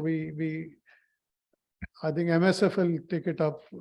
You need to introduce syrup formulations in some weight bands and some age groups of patients for TB preventive therapy. And that's a lot of advocacy is going on this. And there are some pilots also going on how we can introduce syrup formulations for TB preventive therapy where they need. And Dr. Sangeeta Sharma knows well how much of oral drugs is a challenge in your practice when it comes to treating them for TB, the younger children. Availability of testing services is proving to be a major challenge. doing an IGRA test in the field is very, very difficult. You have to draw a blood sample from a child at their household by a phlebotomist, which is not easy. I mean, less than just 5 years and above, and you have to draw blood sample. That blood sample has to be processed somewhere in a laboratory in the field and then sent to a main laboratory where they do the final testing. So you also have a huge sort of quality failures at this level, at the level of collection of blood sample, at the level of first processing in the field, and then the turnaround time, which the program says that from blood collection to final result should not be more than 96 hours. Though now we have sort of negotiated this pathway, it's happening within 96 hours now. Initially, there were huge challenges, but we must think how can we actually, SciTB may be of help because that's a skin test. Drawing a blood sample in the household of patients and turning around a test result is a major bottleneck. Availability of IGRA and affordability of IGRA is also a major bottleneck. And that is why the scale up is also low, where you insist on test and treat, and turning around a test is so difficult. So the country as a whole will not be able to scale up TB preventive therapy to 90% saturation unless we find a solution to it. SciTB is one solution. Other is we have sort of engaged with laboratories which provide a turnkey solution. You share the address and the coordinates of a client. I'm not calling them patients who need to be put on TPT. They will visit the household, a phlebotomist will go there, counsel them, collect sample, ensure quality assurance, and turn back the results. So that's the only thing which is sort of an experience, is that you have to engage with a turnkey laboratory. If the program tries to draw a sample, then send it to a laboratory, then there are two parties involved. Again, the success rate and dropouts again increase. So that's another lesson on the implementation. Supply of drugs from the program side is proving to be a major challenge. Till date, very little, few doses of INH and rifampicin have been made available, which is in few thousands, roughly about less than 50,000. And even availability of INH has not been regular. So that's again will prove to be a major challenge. Even the district program managers have to learn that INH is a very cheap drug. It costs less than ₹1 per day. They can buy it on their own, but they don't buy it on their own. So that's a challenge. Again, we have to address those issues. Retrieval mechanism, if somebody is not convinced and they are sort of lost to follow up or not willing to continue, is again proving to be a challenge. And we have to again build up an escalation matrix and sort of employ good counselors for those difficult to retrieve cases. Adverse events, not many reported under the program, but we suspect that not many are actually seriously looked into. People are not actually inquiring into adverse event, but reflexly, not those serious adverse events have been reported. So if there are minor, probably they are taken care of. Reporting under the program portal Nikshay is still not sort of finalized. So they are still working on the module, etc. What the partners are doing, they are collecting reporting under an Excel format and sharing it with the national program. Again, but the module is currently ready, is being pilot tested. Hope these learning of last 18 months, maybe another 6 months to go, will help us to sort of reach that, now move on very quickly from here on and reach that saturation level of 90%. So in conclusion, the preparedness of state and districts is very essential to scale up TB preventive services. Engagement of community health officers and ASHAs to ensure services are available without interruption, because they are the people who are available for the from the program. The projects will phase out, say 2 years from now, and you have to find dedicated resources to sustain these activities. Syrup may need to be introduced. 3 HP regimens have shown a better adherence and successful outcomes. Adverse event management, recording, reporting need to be sort of stressed upon and see that it actually happens on ground. Next year entries need to be made real time to avoid huge backlogs. As now, as we scale up, the numbers are multiplying. The numbers will actually outnumber the number of TB patients which you get every year. You get about 25 lakh TB patients every year, and we expect to put about 50 lakh persons on TB preventive therapy every year. So this is double the national program. So I mean that there has to be a serious thinking on how do you address such a huge workload and provision for such a huge workload. Time for thank you for your attention.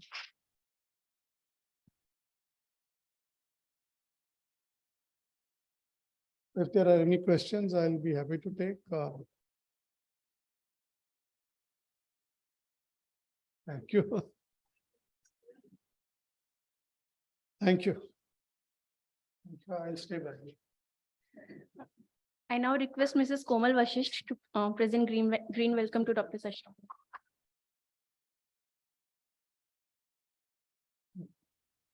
Thank you, sir. Next, we request Dr. Akshi Kalra, Project Lead Find India, to share with us her insights to share with us the discussion on joint efforts for discrimination of TB.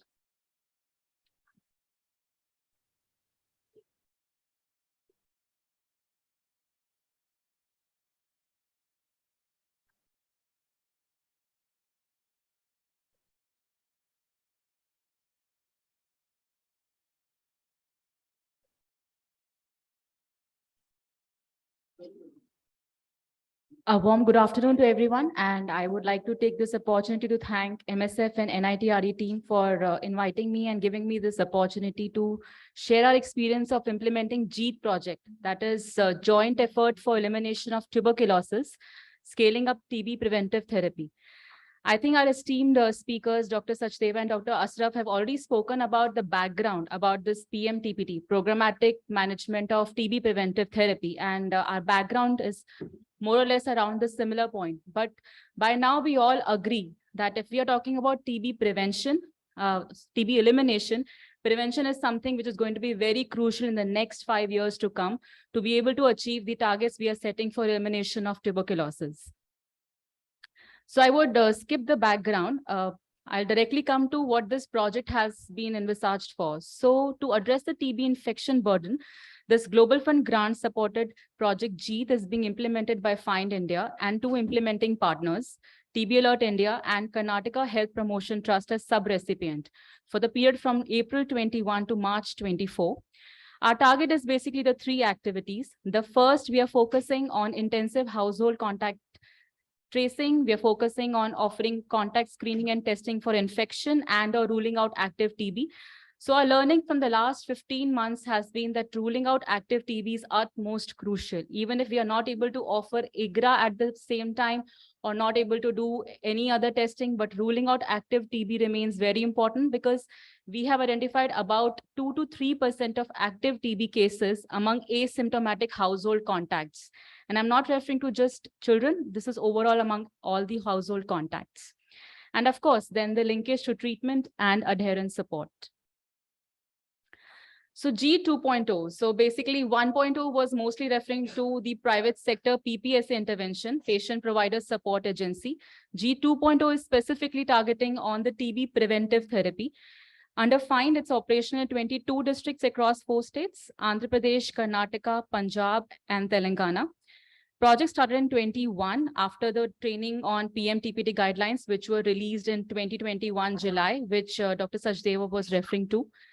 IGRA testing is being provided into 2 districts. So as Sir mentioned, there are 2 models. One is test and treat, where IGRA is being offered under the grant, and then something called screen and treat, where we're ruling out active TB and then putting the beneficiaries on TB preventive therapy.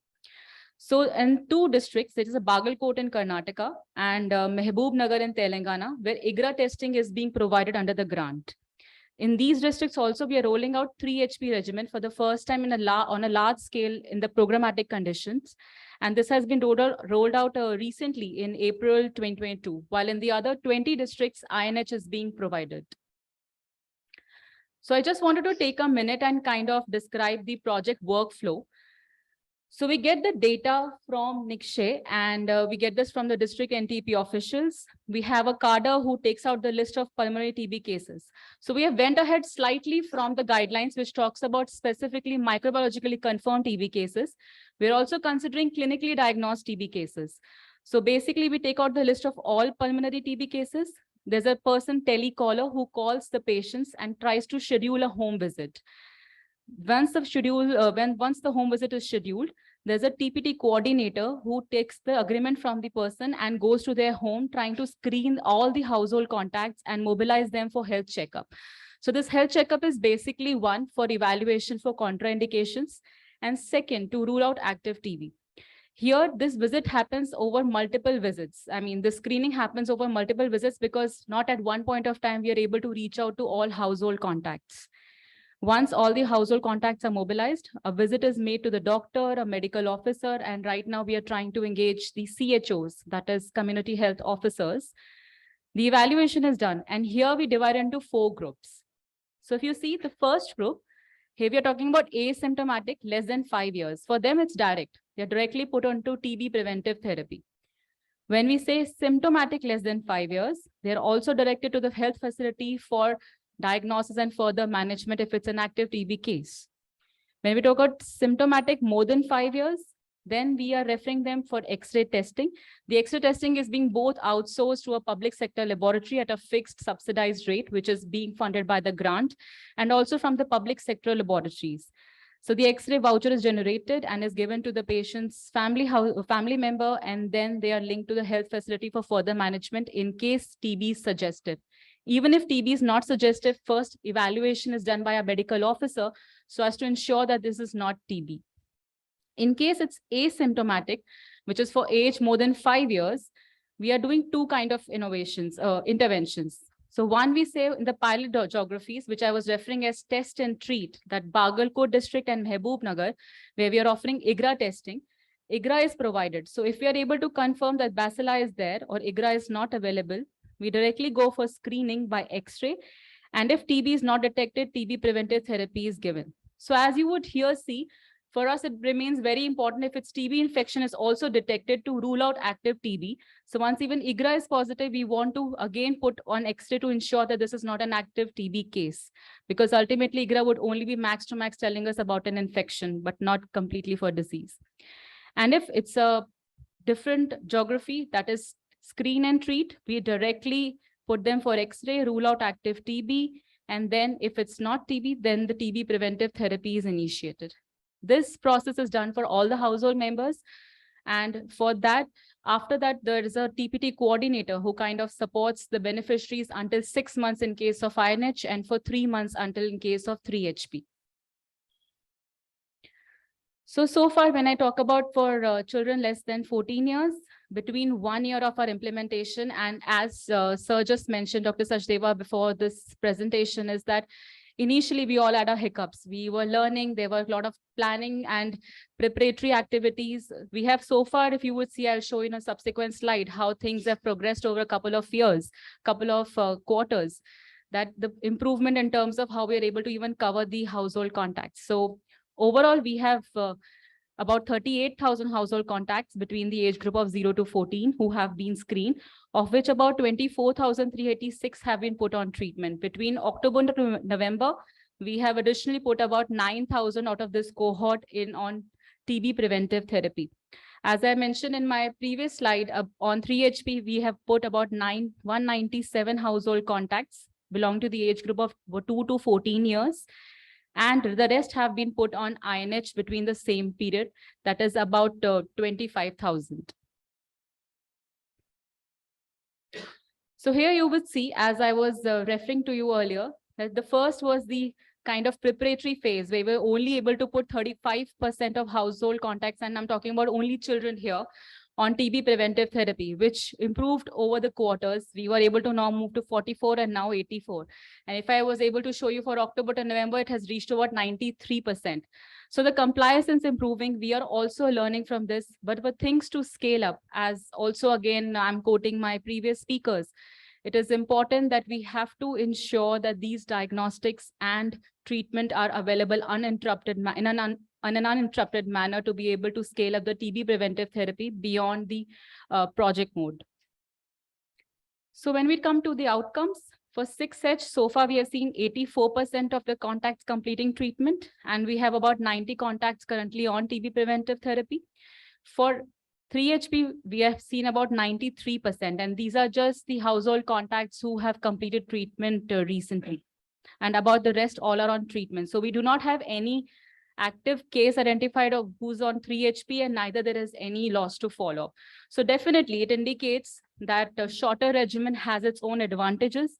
But I would like to here just highlight that the pill burden remains a concern. We are asking for, right now, we do not have FDCs available for children.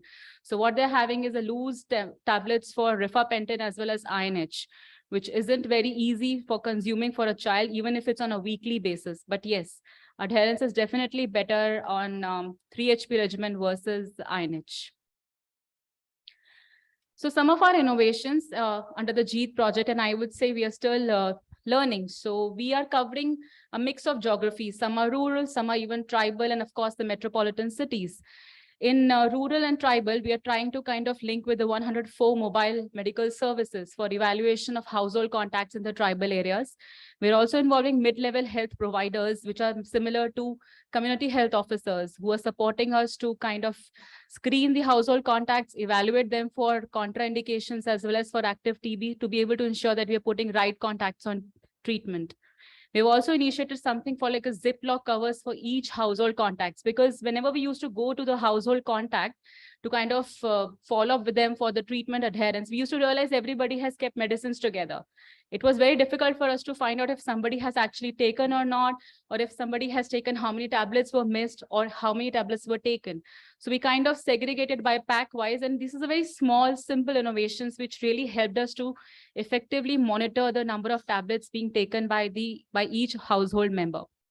We also worked out with NTP team to kind of get the IDs developed on Nikshay Aushadhi, and this kind of really helped us in managing the drug-intended supply, because this remains a huge challenge. Now, when we're talking about scaling up in 195 districts together with the 2 other partners, it's a huge quantity of INH, or let's say 3HP we are referring to.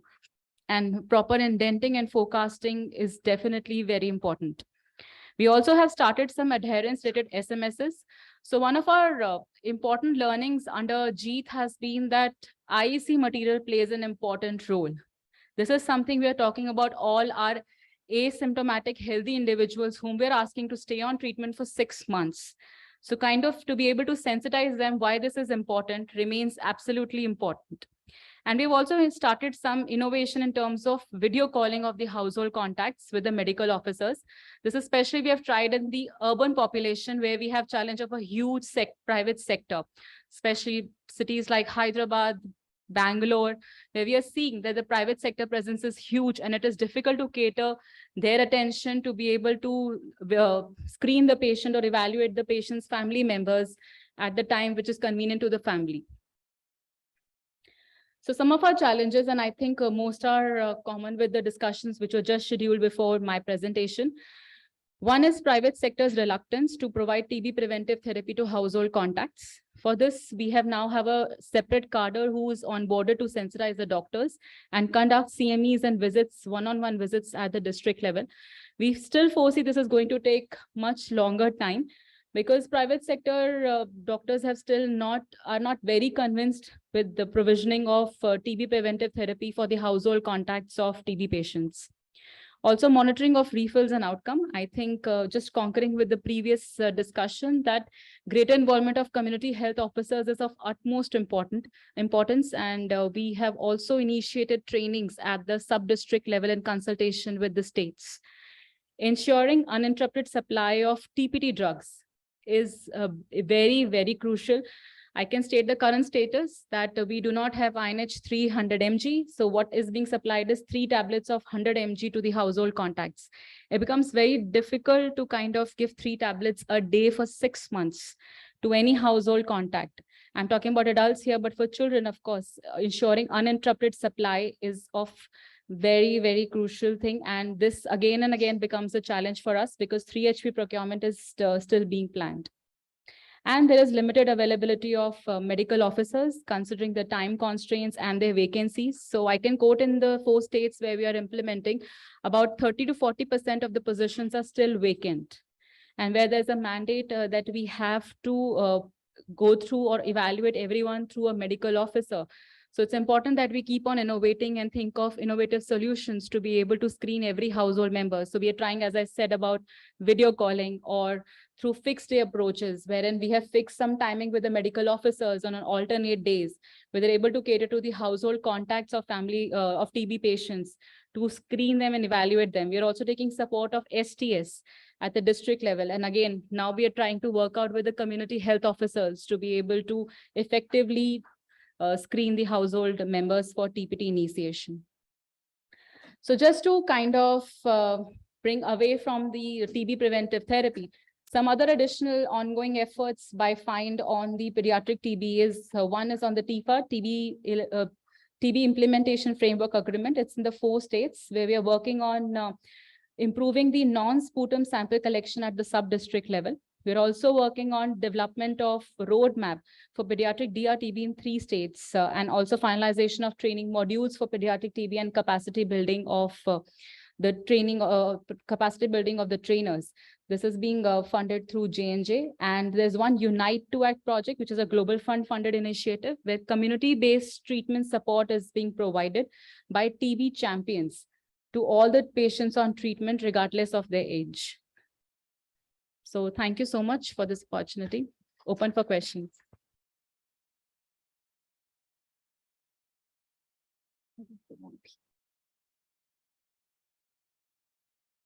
Thank you, Dr. Akshi, for sharing us valuable insights with us. Now I request Mrs. Rajni Nirala to come up on a stage to present Green Welfare to Dr. Akshi Kalra.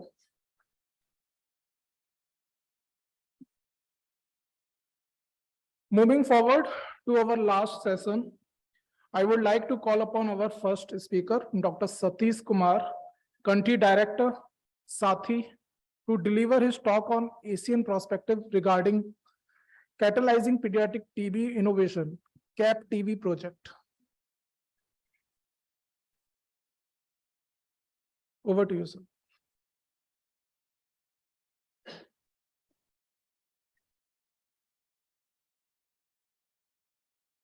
Good afternoon, all of you. Thanks to NITRD and MSF team for hosting this important focus of pediatric TB. So I would like to share a brief experience of catalyzing pediatric TB innovations CAP TB project that was implemented in 10 countries in India, in the world. And in India, it's a private sector focused one. And in the African countries, 9 African countries, ECPAF, Elizabeth Glaser Pediatric AIDS Foundation, implemented the project in the public health sector. But I'm going to present only on the India setting, that is the private sector experience. So this project was actually implemented between 2018 to 21, and we had 2 implementation models. So you can see that the larger one, district-wide technical approach, where we cover all the pediatricians in the district. And in that, there is a small proportion of sites called evidence generation sites, where we partnered with them to see the entire pediatric TB cascade, how it is being done and how it can be improved in the private hospitals with the private pediatric facilities. And this was done in Maharashtra, Telangana, and Andhra Pradesh, 3 states. In each state, 5 districts, altogether 15 districts, this project was implemented. And this was done in partnership with IAP at the state, those 3 states with IAP state chapters and the district chapters. So during this project period, we have also supported doing the National Pediatric TB Policy Assessment with CTD and try to track the progress on that. The report is also kept outside. So when you go outside, maybe the entire folder is also kept there. You can take it up. And also we supported the development of collaborative framework of integrating the TB services with the RBSK and RKSK program. So this book is also available in the CTD website on how the pediatric TB can be integrated with the RBSK, RKSK program. So I will brief the findings from the evidence generation activity that happened at 82 sites during July 2019 to August 21, almost 2 years of the project period. So we did a phased approach where we started with 6 districts and then gradually increased to 15 districts. So we started with 57 private pediatric sites and increased to 82 sites. So each of these sites are pediatric hospitals. Majority of them are pediatric hospitals or multi-specialty hospital with pediatric setup is there. So we did the mapping and we identified and we partnered with them. So how we did that is, in these 15 districts, we mapped almost like 6,000 private facilities. Among them, almost 2,614, 3,000 facilities were providing pediatric services, and we assessed 2,600 of them. And we found around 192 of facilities are either willing to provide or capable of already providing comprehensive pediatric TB services. And we partnered with 82 on an average around 6 to 8 sites per district. We partnered with them. On the map, you can see one example of how we have done in Ahmednagar. Ahmednagar was one of the district. So we can see, each of the blocks are given where more pediatric sites are there. The cluster is there, you have shown. And where we have established the sites, 14 sites, we have established in Ahmednagar in 7 talukas, where 8 rural sites and 6 urban sites. So the most important thing is we wanted to have this study done across the district in such a way that both district headquarters and sub-district pediatric sites are also involved and covered in this project.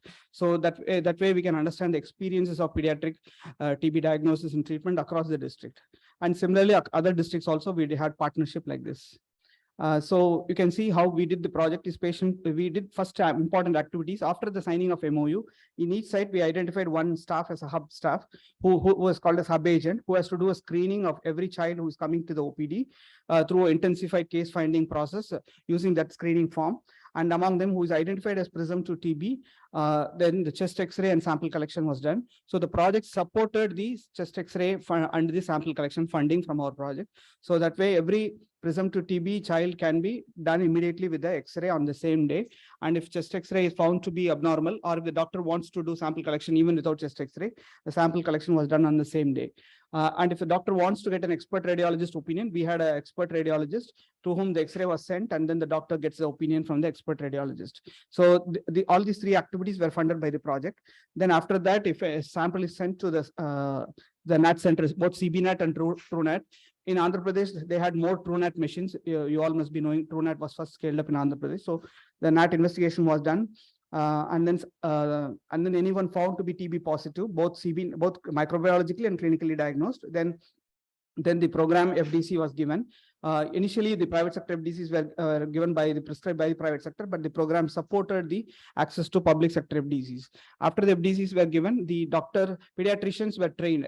Actually, when this project started, in 2018, the National Pediatric TB Guidelines first TOT happened in Mumbai, and we supported the project's national TOT, and we also supported the state TOTs, and then we did the district trainings. Because of that, the pediatricians mostly were already trained or sensitized during this 2019 project period. So the most important thing is facility-based contact tracing. We requested pediatricians to also do facility-based contact tracing of every child. Whenever a child is found to be positive, other family members' history were asked, and then they did the facility-based contact tracing, and further home-based contact tracing and TPT initiation was done. And this was done at the time of 6 INH prophylaxis period. Yeah. So this is the ICF screening tool. So you can see the left side of the form where every child, when they come, they are screened by a paramedic staff.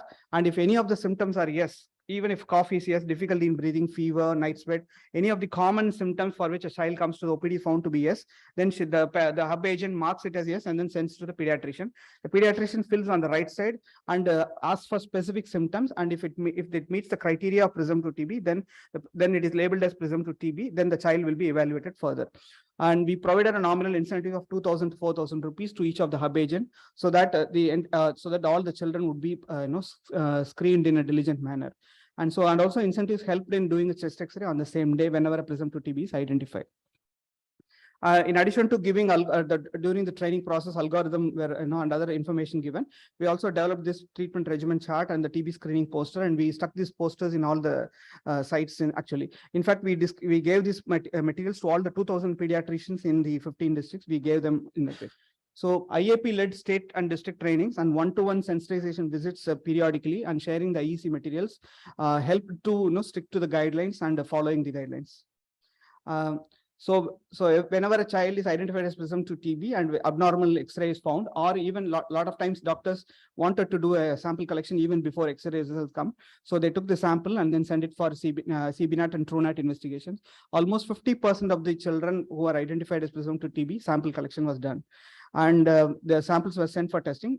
These are the samples that are collected. There is lymph node biopsy, nasopharyngeal aspirate, lymph node aspirate, expected sputum, induced sputum, gastric lavage, CSF, and pleural fluid. And so the project provided financial support of around 500 to 2,000 rupees based on the type of procedures. We have in the MOU itself, we have agreed on that. So we paid for that service so that the patient don't need to pay. And sample transportation also helped the evaluation with NAT. And we also partnered with pathologists, because the most important challenge we found is that child with FNAC lymph node swelling sent for FNAC. Most often the sample is taken, but cytology is done, but CBNAT or NAT test was not done. So we engaged the pathologist also in the district so that no sample is missed out for the NAT testing. And our overall positivity rate was only 5% of the samples came to be positive, but it was very high positivity, around 20 to 30% positivity came on from the lymph node samples, whereas the gastric lavage, induced sputum, the sputum sample positivity rate was 5%. The summary of the the overall done 2 years of data study is that almost like 11,68,000 children came attendees during the period. Among them, the screened were 72% were screened. In the initial project first year, a lot of children were not screened, so there were challenges. But later on, the screening of every child was done. And during COVID days also, because the project, the peak of the period was during COVID, so several of the children, there was missing also. But on the whole, 72% children were screened. Among them, any kind of symptoms which are non-specific symptoms came to be 63%, that is 5.3 lakhs, because any child come with cough and fever is is symptomatic. So that is 63%. And with the screening numbers, if you see, 0.4% of them were identified as presumptive TB. That is 3,499 out of 8,41,000 screened came to be identified as presumptive TB. And among them, 10%, that is 395, close to 395 were found to be TB positive, which is 0.04%. So we found that a number needed to screen to identify a presumptive TB in a common Indian private sector setting in 3 states. We found around 240 children have to be screened to identify a presumptive TB, and around 2,000 children have to be 2,129 to be screened to identify a TB positive from this experience. So literally, we can see a private sector pediatrician sees around every day 30 to 40 OPD. In a month, 1,200 cases they see in their OPD. So if a private sector pediatrician can identify possibly 1 case in a month, if we go with this, then possibilities of high load pediatric centers can identify 1 TB case in a month, or at least six cases, 1 to 2 6 cases in a year they can identify. So if we go, then if a district has around 100 pediatricians, definitely they can identify 100 to 200 pediatric TB and notify. But if you see the data in a district, maybe 50 to 60 cases average is reported in a district of pediatric, pediatric TB reported. So this is a very great learning for us to take, focus on the pediatricians engagement so that all pediatricians can report the cases.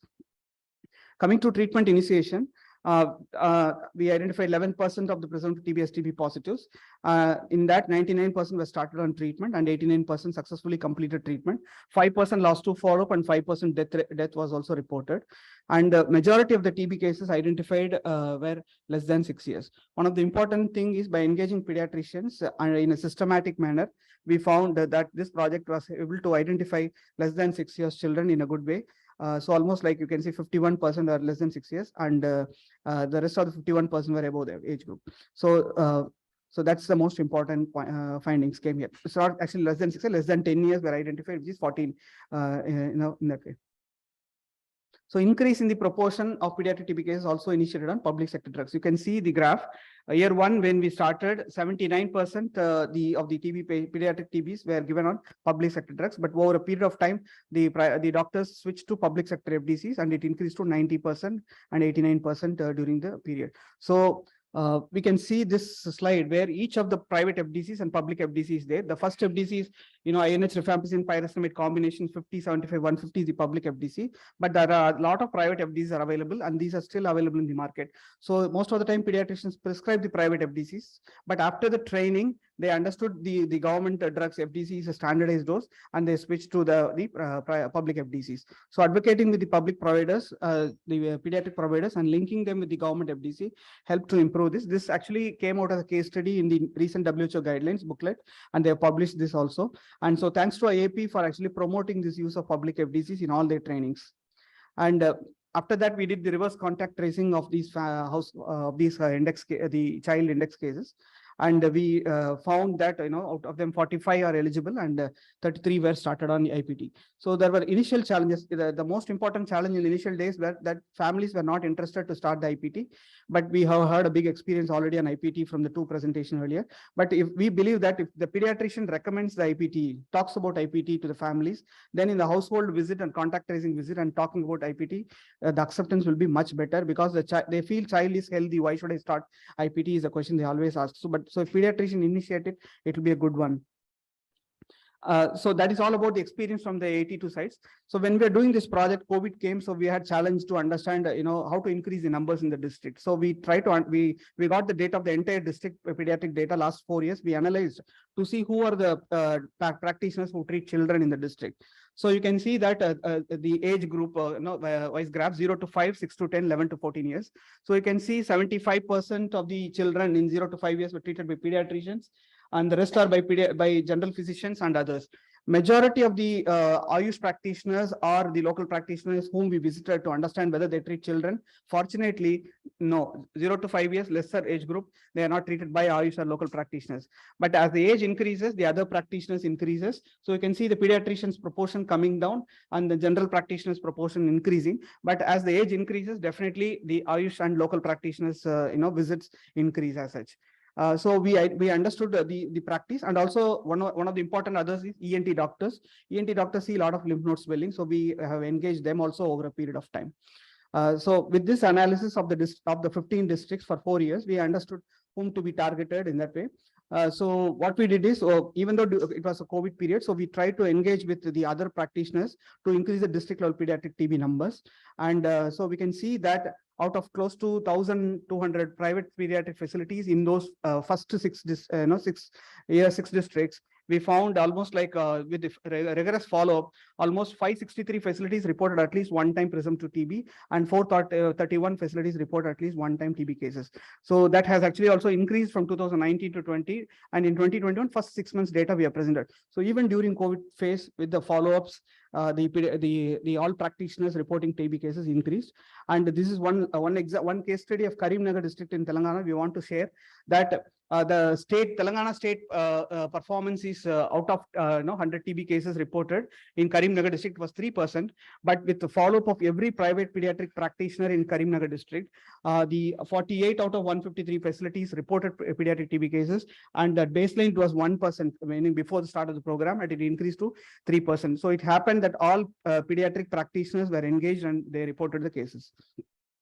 So the learning from both the models, where you work with the selected doctors as hub sites, and you work across the district also to increase the coverage of pediatric TB. So we learned that if we want to increase pediatric TB in a district, we need to have both approaches. One is a targeted approach with a selective pediatric TB hub sites, and the other one is cover all the pediatricians, pediatric practitioners in the district, so that you really saturate the coverage and increase the numbers. And when the basic learning from this, I want to share is that we know in the country now PPSAs are there. Like all of us know, PPSA are the implementation agencies who work with the private practitioners. But we see that they are not able to strengthen the pediatricians' engagement at this point of time. And also not every district has private radiology center, private pathology center, and pediatricians as subsites. Currently, there are pediatricians are not engaged as subsites. Currently, there is no private radiology centers and then pathology centers there every district. So if we have to build a model, first we need to map and identify all pediatric providers, engage a few sites as hub sites, and define the partnership arrangement with them for pediatric services, and sign MOU with a few private pediatricians as hub sites, and private radiology centers, and also pathology centers as FNAC centers. Currently, I can quote one example. Maharashtra State, when the project was transitioned, Maharashtra State added gastric lavage as one of the model, and now they are going to sign MOU with pediatricians. In Telangana, they have listed the radiology centers for X-ray, MRI, like that. But not all the states have come out with this model and budgeted in this way. So if you have to really do this pediatric TB scale up in private sector, each state, each district should have pediatricians as hub sites, private radiology centers as one of the partner, and pathology centers as partners. Otherwise, there will be definitely delay would be continuing in that. So after this project was over, now we are currently working in another pediatric TB project in a small scale under the TIFA project. We are seeing that even though PPSAs are not there, but these facilities are not there. So hence really it's not getting implemented. So we see the challenge is there. So the key learnings for partnership is that engage pediatricians to increase the 0 to 5 year age group notification, engage high load pediatric sites as private hubs in every district, engage different type of providers for increasing the district pediatric TB coverage, and partnership with IAP at district and state level, and also other physicians and ENT doctors and pathologists would help to saturate the coverage. And for PPSAs, we need to advocate to include pediatric TB as soft targets, not the performance-based target, because PPSA has a lot of challenges, currently in implementation, fund flow issues. So instead of putting the pressure on performance-based, at least add pediatric TB as a soft target under non-performance-based target. And we need to have guidance to establish pediatric TB hub sites in each district because there is no budget allotted for these private hub sites. We need to have the budget. This project, as I explained, we had a budget for X-ray sample collection. So similarly, each district should have it. And partnership with IAP is required beyond the training. What we have heard from Dr. Vinod sir here is that, IAP is training the pediatricians in each district in 200 places. They have done already, and another 100 they are going to do. But with IAP, we have to go beyond the training, where we need to have one nodal person identified from pediatricians, IAP in each district, and then they can identify and recommend few pediatricians from each town and city, so that we can have a standardized rate for each procedure, sample collection procedures, and we can follow the same procedure uniformly in each state in that way. And they can also participate in periodic review meetings at the district and the state, so that we can see really in each district how the performance of pediatric TB can increase. So these are some of the learnings I want to leave with the recommendations. Thanks to all the children and the SCAP TB pediatric sites and all the stakeholders of TB program for the support. Thank you.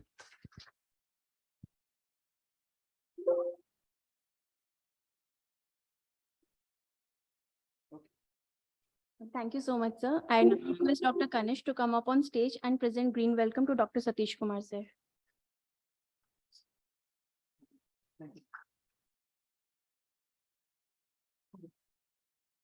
Thank you, sir. Coming on to the final talk of the evening, we now have a recorded lecture by Michael D'Souza, Project Director, CAP TB, Elizabeth Glaser Pediatric AIDS Foundation, on global challenges and the lessons we can all learn from India and Africa. Thank you. Good afternoon, everyone. My name is Michael D'Souza. I'm working for the Elizabeth Glaser Pediatric AIDS Foundation. I'm talking to you from Geneva. This is actually a recording because I thought it was safer to record the presentation to avoid any risks linked to internet. But I am currently listening to the MSF TB days, and I will be available for questions at the end. What I want to present are lessons learned from a project called Catalyzing Pediatric Tuberculosis Innovations, funded by UNITAID, that lasted for 4 years. This project was implemented in 9 African countries that you see here on the map. So it's namely Côte d'Ivoire, Cameroon, DRC, Uganda, Kenya, Tanzania, Malawi, Zimbabwe, and Lesotho, as well as in India.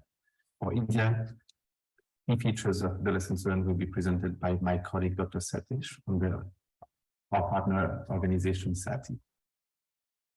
For the 9 African countries, I will be presenting evidence and lessons learned regarding integration and decentralization. So integration in non-TB entry points decentralization to lower tier facilities, as well as elements linked to intensifying household contact investigation for TB, for children who have been exposed to TB index cases.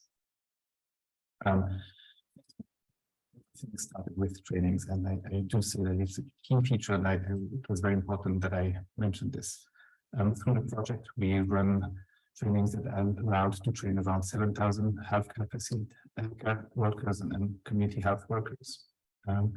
These trainings were key to increase the visibility, the attention to pediatric TB, as well as strengthening the confidence of the clinicians to screen, diagnose, and treat tuberculosis. The trainings were developed using material available through the WHO, through the union organization, and then also on national material. It's very important to know that ECFAF works extremely closely to the Ministries of Health. So it was extremely important that we always work with the Ministries of Health, using the materials that are available, updating them. And it was also very important to make sure that the trainings were provided hand in hand with people from the Ministries of Health. This was important both in terms of buy-in and access to the clinics, and as well as in terms of sustainability, because these people remain even at the end of the project. Another element important for sustainability, towards the end of the project, we worked with the union to update the training material that is available on site only. So you see here the URL. So basically, with the union, we updated the training material regarding pediatric TB. It's still available online in English, French, and Spanish, and it will remain there until there's more updated material.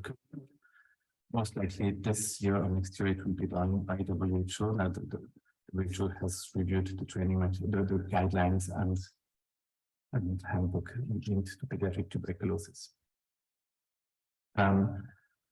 Key feature that I wanted to highlight regarding the trainings. I mentioned already that it's super important to involve national counterparts, both in terms of sustainability and in terms of direct implementation and buy-in from colleagues when we were providing these trainings, and sustainability after the end of the product. We're looking also at whether it was more efficient to provide training on-site or off-site. So off-site is when you rent the facility and you bring people there to be trained.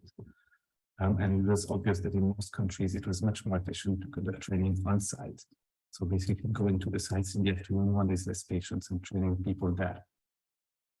Another key element was to make sure that there's a good synchronization between the trainings and the supervisions.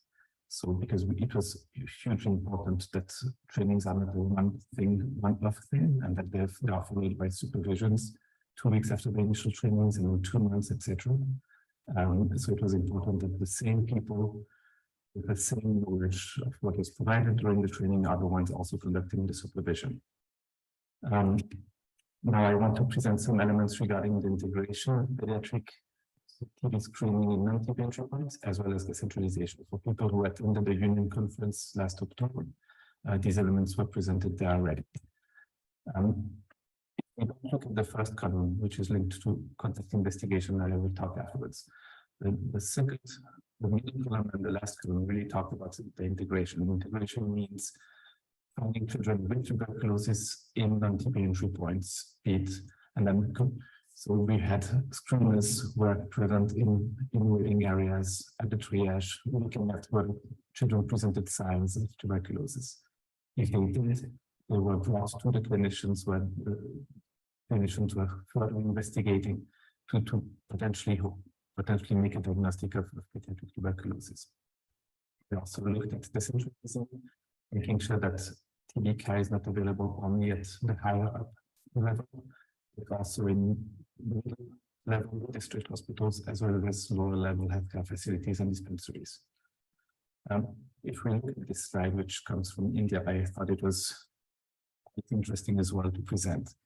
The first element means really that there is a need to collaborate with other projects that exist. So in India, we collaborated with community work, with work provided in schools and community. We looked for children who might have signs and symptoms of TB in nutrition points in MNCH, in private clinics, obviously in India, in when we did contact tracing. If children were found to have silent symptoms of TB and they were TB presumptive, they were then brought to the facilities where samples were collected, either through gastric lavage, induced sputum, etc., to be then diagnosed. If the children were found to have TB or be eligible for preventive treatment, then the children were started on either treatment or TPT. The key element was to adapt the screening. You all know the 4 questions that are standard for TB, and that we thought it was very important that for children they are adapted. So there's obviously cough and fever. There's also night sweats, which you know, but we added difficulties of breathing. We added history of close contact with TB. We added neck sweat, swelling. When I say we, actually, ECPAF proposed that all these elements were reviewed by experts at WHO and in other organizations to make sure that they really corresponded to elements that would really increase the sensitivity of the screening.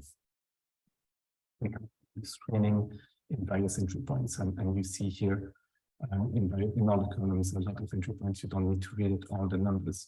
But what I want you to look is at the last 2 lines, those that have these elements rounded at the bottom. It's the numbers needed to screen. So basically, how many children you need to screen before you find 1 case with tuberculosis.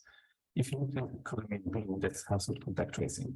I will discuss it a bit more afterwards when I talk about household contact tracing, but basically you see that in this, you only had to screen 43 children before you found 1 case with tuberculosis. So when you look at hospitals, you needed to be a bit more, but still, like, screening for TB in IPD was extremely efficient, and I had a very high here or very low numbers needed to screen, as you only needed to screen 91 children before you found 1 child with tuberculosis. If you look at absolute numbers, most children with tuberculosis either came from OPD, just under 6,000, or from IPD. So it was, you can see from this that it's hugely efficient to look for tuberculosis in IPD for sure. But also like in HIV, maybe you don't have an absolute number that is so high, you only have 500, but still it's extremely efficient to look for children with tuberculosis in HIV entry points, as well as, you know, in nutrition entry points.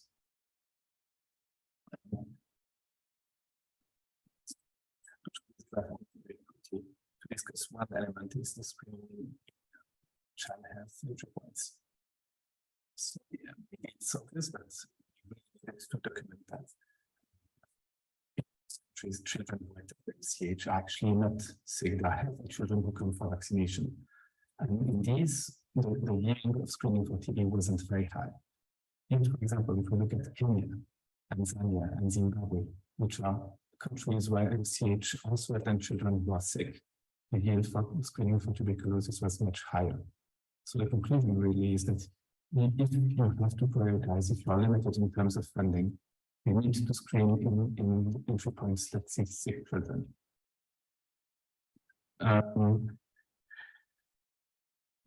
See whether all this was efficient and whether it was worth it. So basically, we ran a pre-post analysis from all sites that we supported for 144 sites. We had data before implementation. And then we collected data from these same sites during the implementation. We see that before the implementation, there were more or less 181 children with tuberculosis per site per month. It's increased to 280. So basically, increase is 6% of children who are found to have tuberculosis. If we look at the capacity of the project to decentralize TB screening in monitoring facilities, looking at these same 144 sites, we see basically that the project didn't have a huge impact on higher facilities like central hospitals, university hospitals. Basically, there was no improvement. But then if you look at the lower tier facilities, the capacity to find children with tuberculosis, to screen them, to diagnose them, then put them on treatment doubled. Actually, per month, per site before the project, only 71 children was found with tuberculosis in lower-tier facilities, and this doubled to 139 children found with tuberculosis during the project. So, this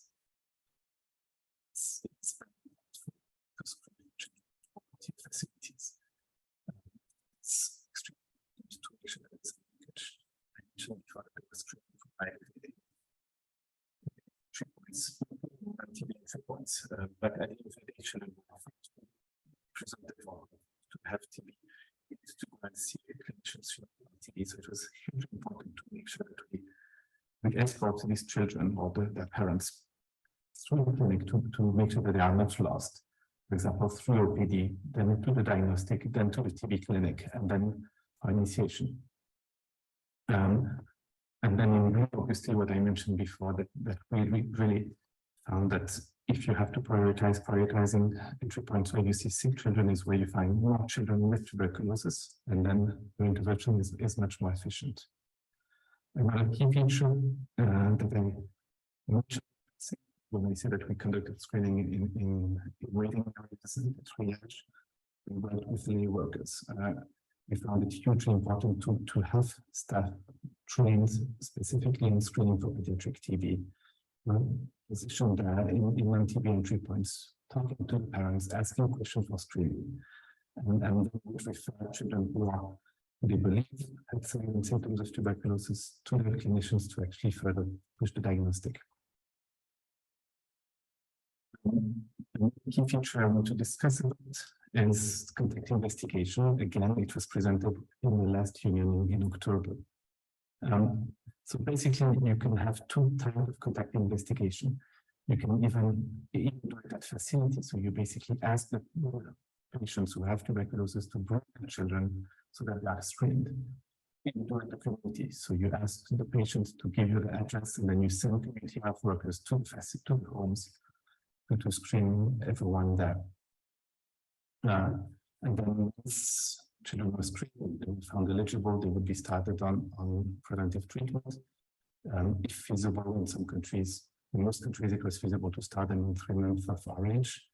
And in some other countries it wasn't feasible, then it would be 6 months of RNH. Also depending on whether the children had drugs that didn't allow them to be put on RH.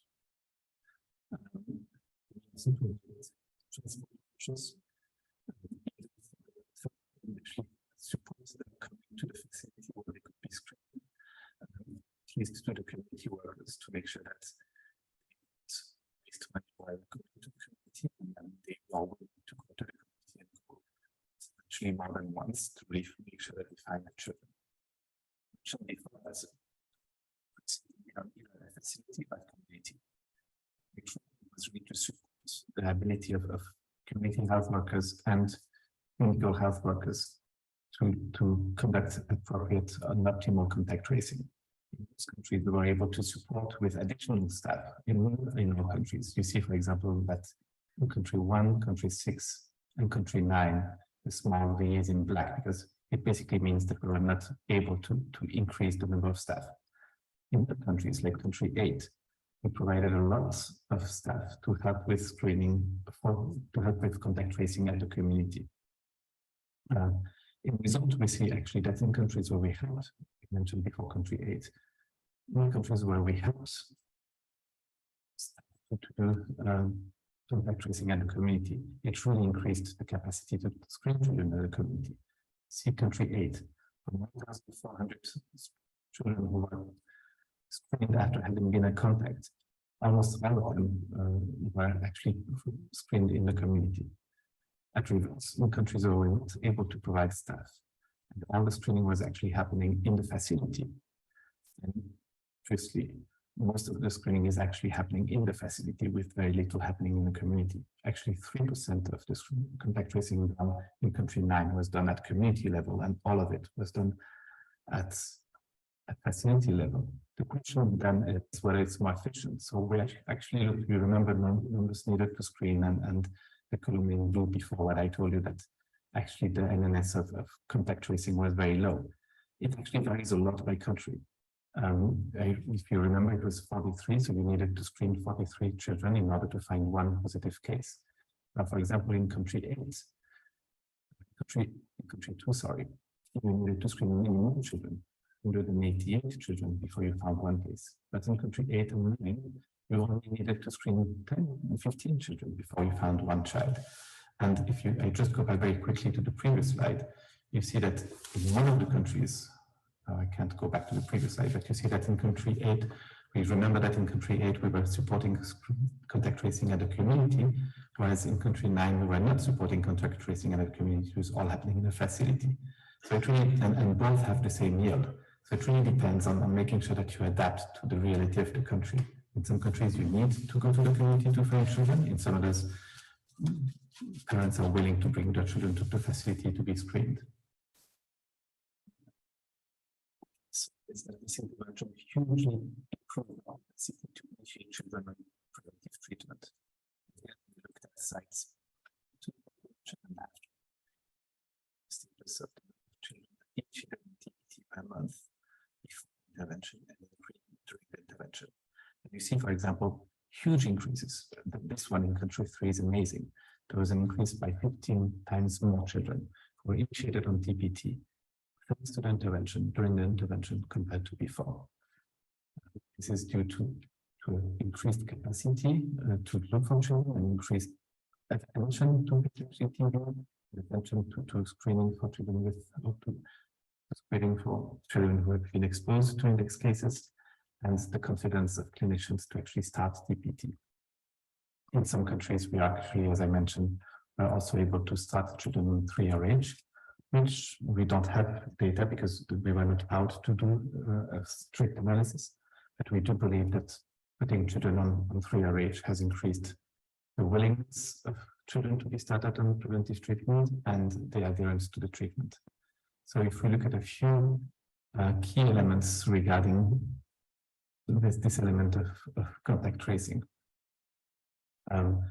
we saw that it was extremely important to introduce dedicated human resources, be it volunteers, ex-TB patients. For example, in DRC, the volunteers were actually ex-TB patients, and it was hugely important to have these people.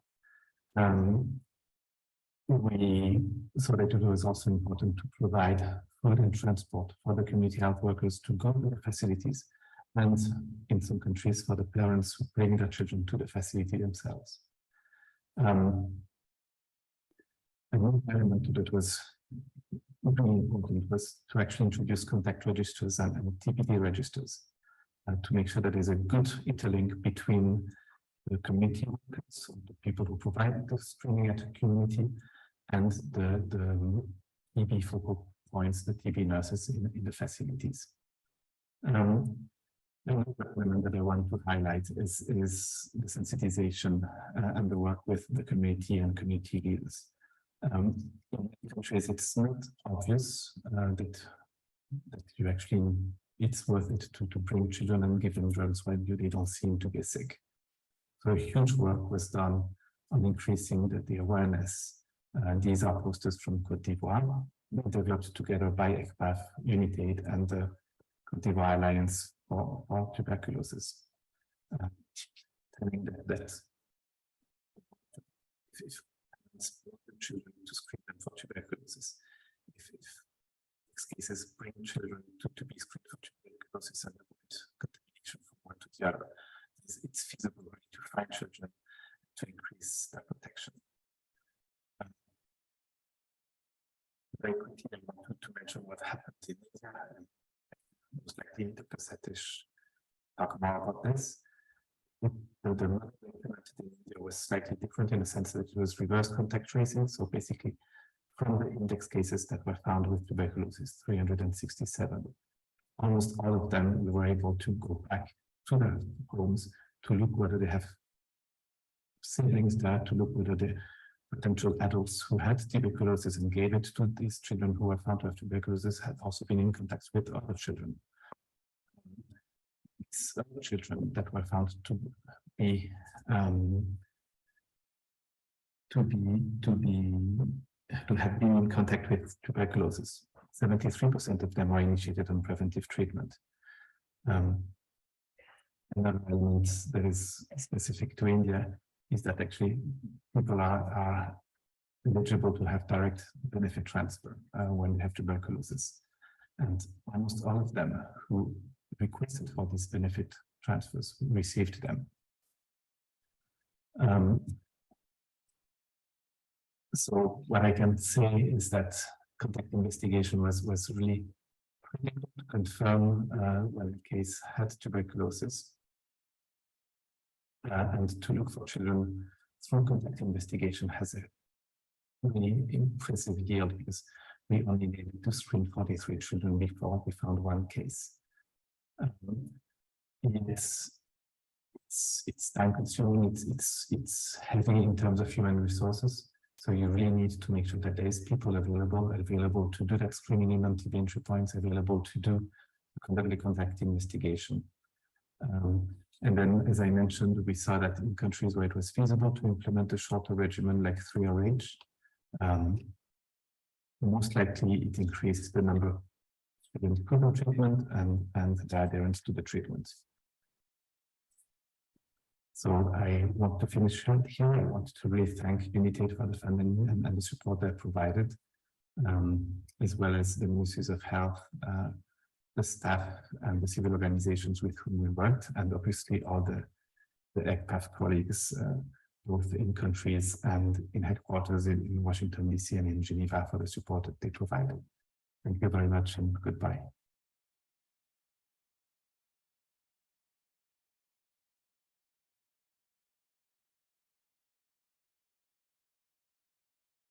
We are open to questions from Dr. Satish Kumar sir and Michael D'Souza if any of the audience would like to ask any questions. Finally, I request our esteemed director, Dr. Ravindra Kumar Diwan, to kindly share his thoughts and words of wisdom with us and to conclude this evening.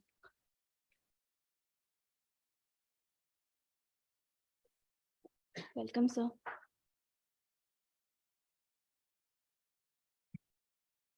Thank you, Prerna. Okay, so it's the fag end of the day, and yet I see an enthusiastic audience here, which is showing the commitment of MSF as well as NITRD to work towards the cause of generating knowledge, research, as well as awareness, information, and advocacy for treating tuberculosis. I think whatever we have learned throughout the day, it has been substantial. It started from the diagnostic challenges, the treatment challenges, and covered various aspects of the challenges we suffered, we see and we face during the programmatic implementation. It's an ongoing journey. Our association with MSF, I hope it will grow further and further. We will address other areas of tuberculosis also, like palliative care, rehabilitation care, surgery, or even diagnostic challenges in other specific dedicated sessions.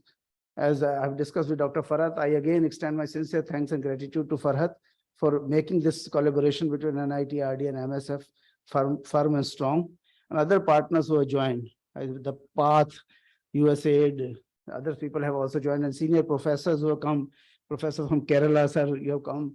And so I'm thankful to all of you that you care to join and take active part in the deliberations.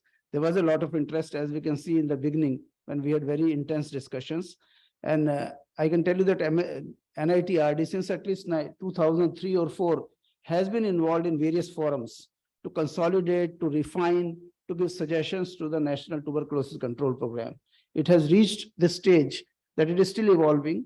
And this phase, when the Prime Minister has given the call for ending TB, it has added momentum to it. And our meetings are much more frequent. And Dr. Matu is not here right now, but Matu has already promised that most of these changes, which are in the thoughts, in the mental horizon of people here, are going to be implemented soon. They are just consolidating research. For instance, TPT has already been rolled out. Similarly, BCG revaccination, there was a meeting earlier. So things are working on a mission mode, and I understand from bureaucrats and politicians and ministry, they are also taking a stock in a day-to-day basis. But we as medical professionals and people who are concerned professionals in other specialties who are working towards this goal have a duty to let the thing should things should take shape in an absolutely scientific and academic manner. And we should not be sometimes steamrolled, but just because an urgency to achieve something which is of a political nature. I suppose we have to keep the patient's interest in mind.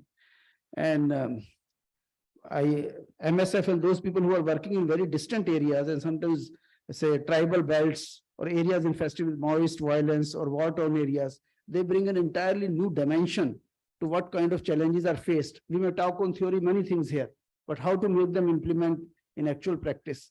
And this kind of interaction with a person who is working in a field, whether field of the nature in which MSF provides or field which our normal government system provides, which is different from every state to state. It is very different. The kind of interactions that all of us come together and talk to each other, we form our friendships, associations, and further collaboration. Sometimes a research idea may come forward. Sometimes a new idea, absolutely new way of looking at things may come forward. So these are very enriching. And on behalf of the NITRD, I thank you all. Have a good day. Thank you so much. Great.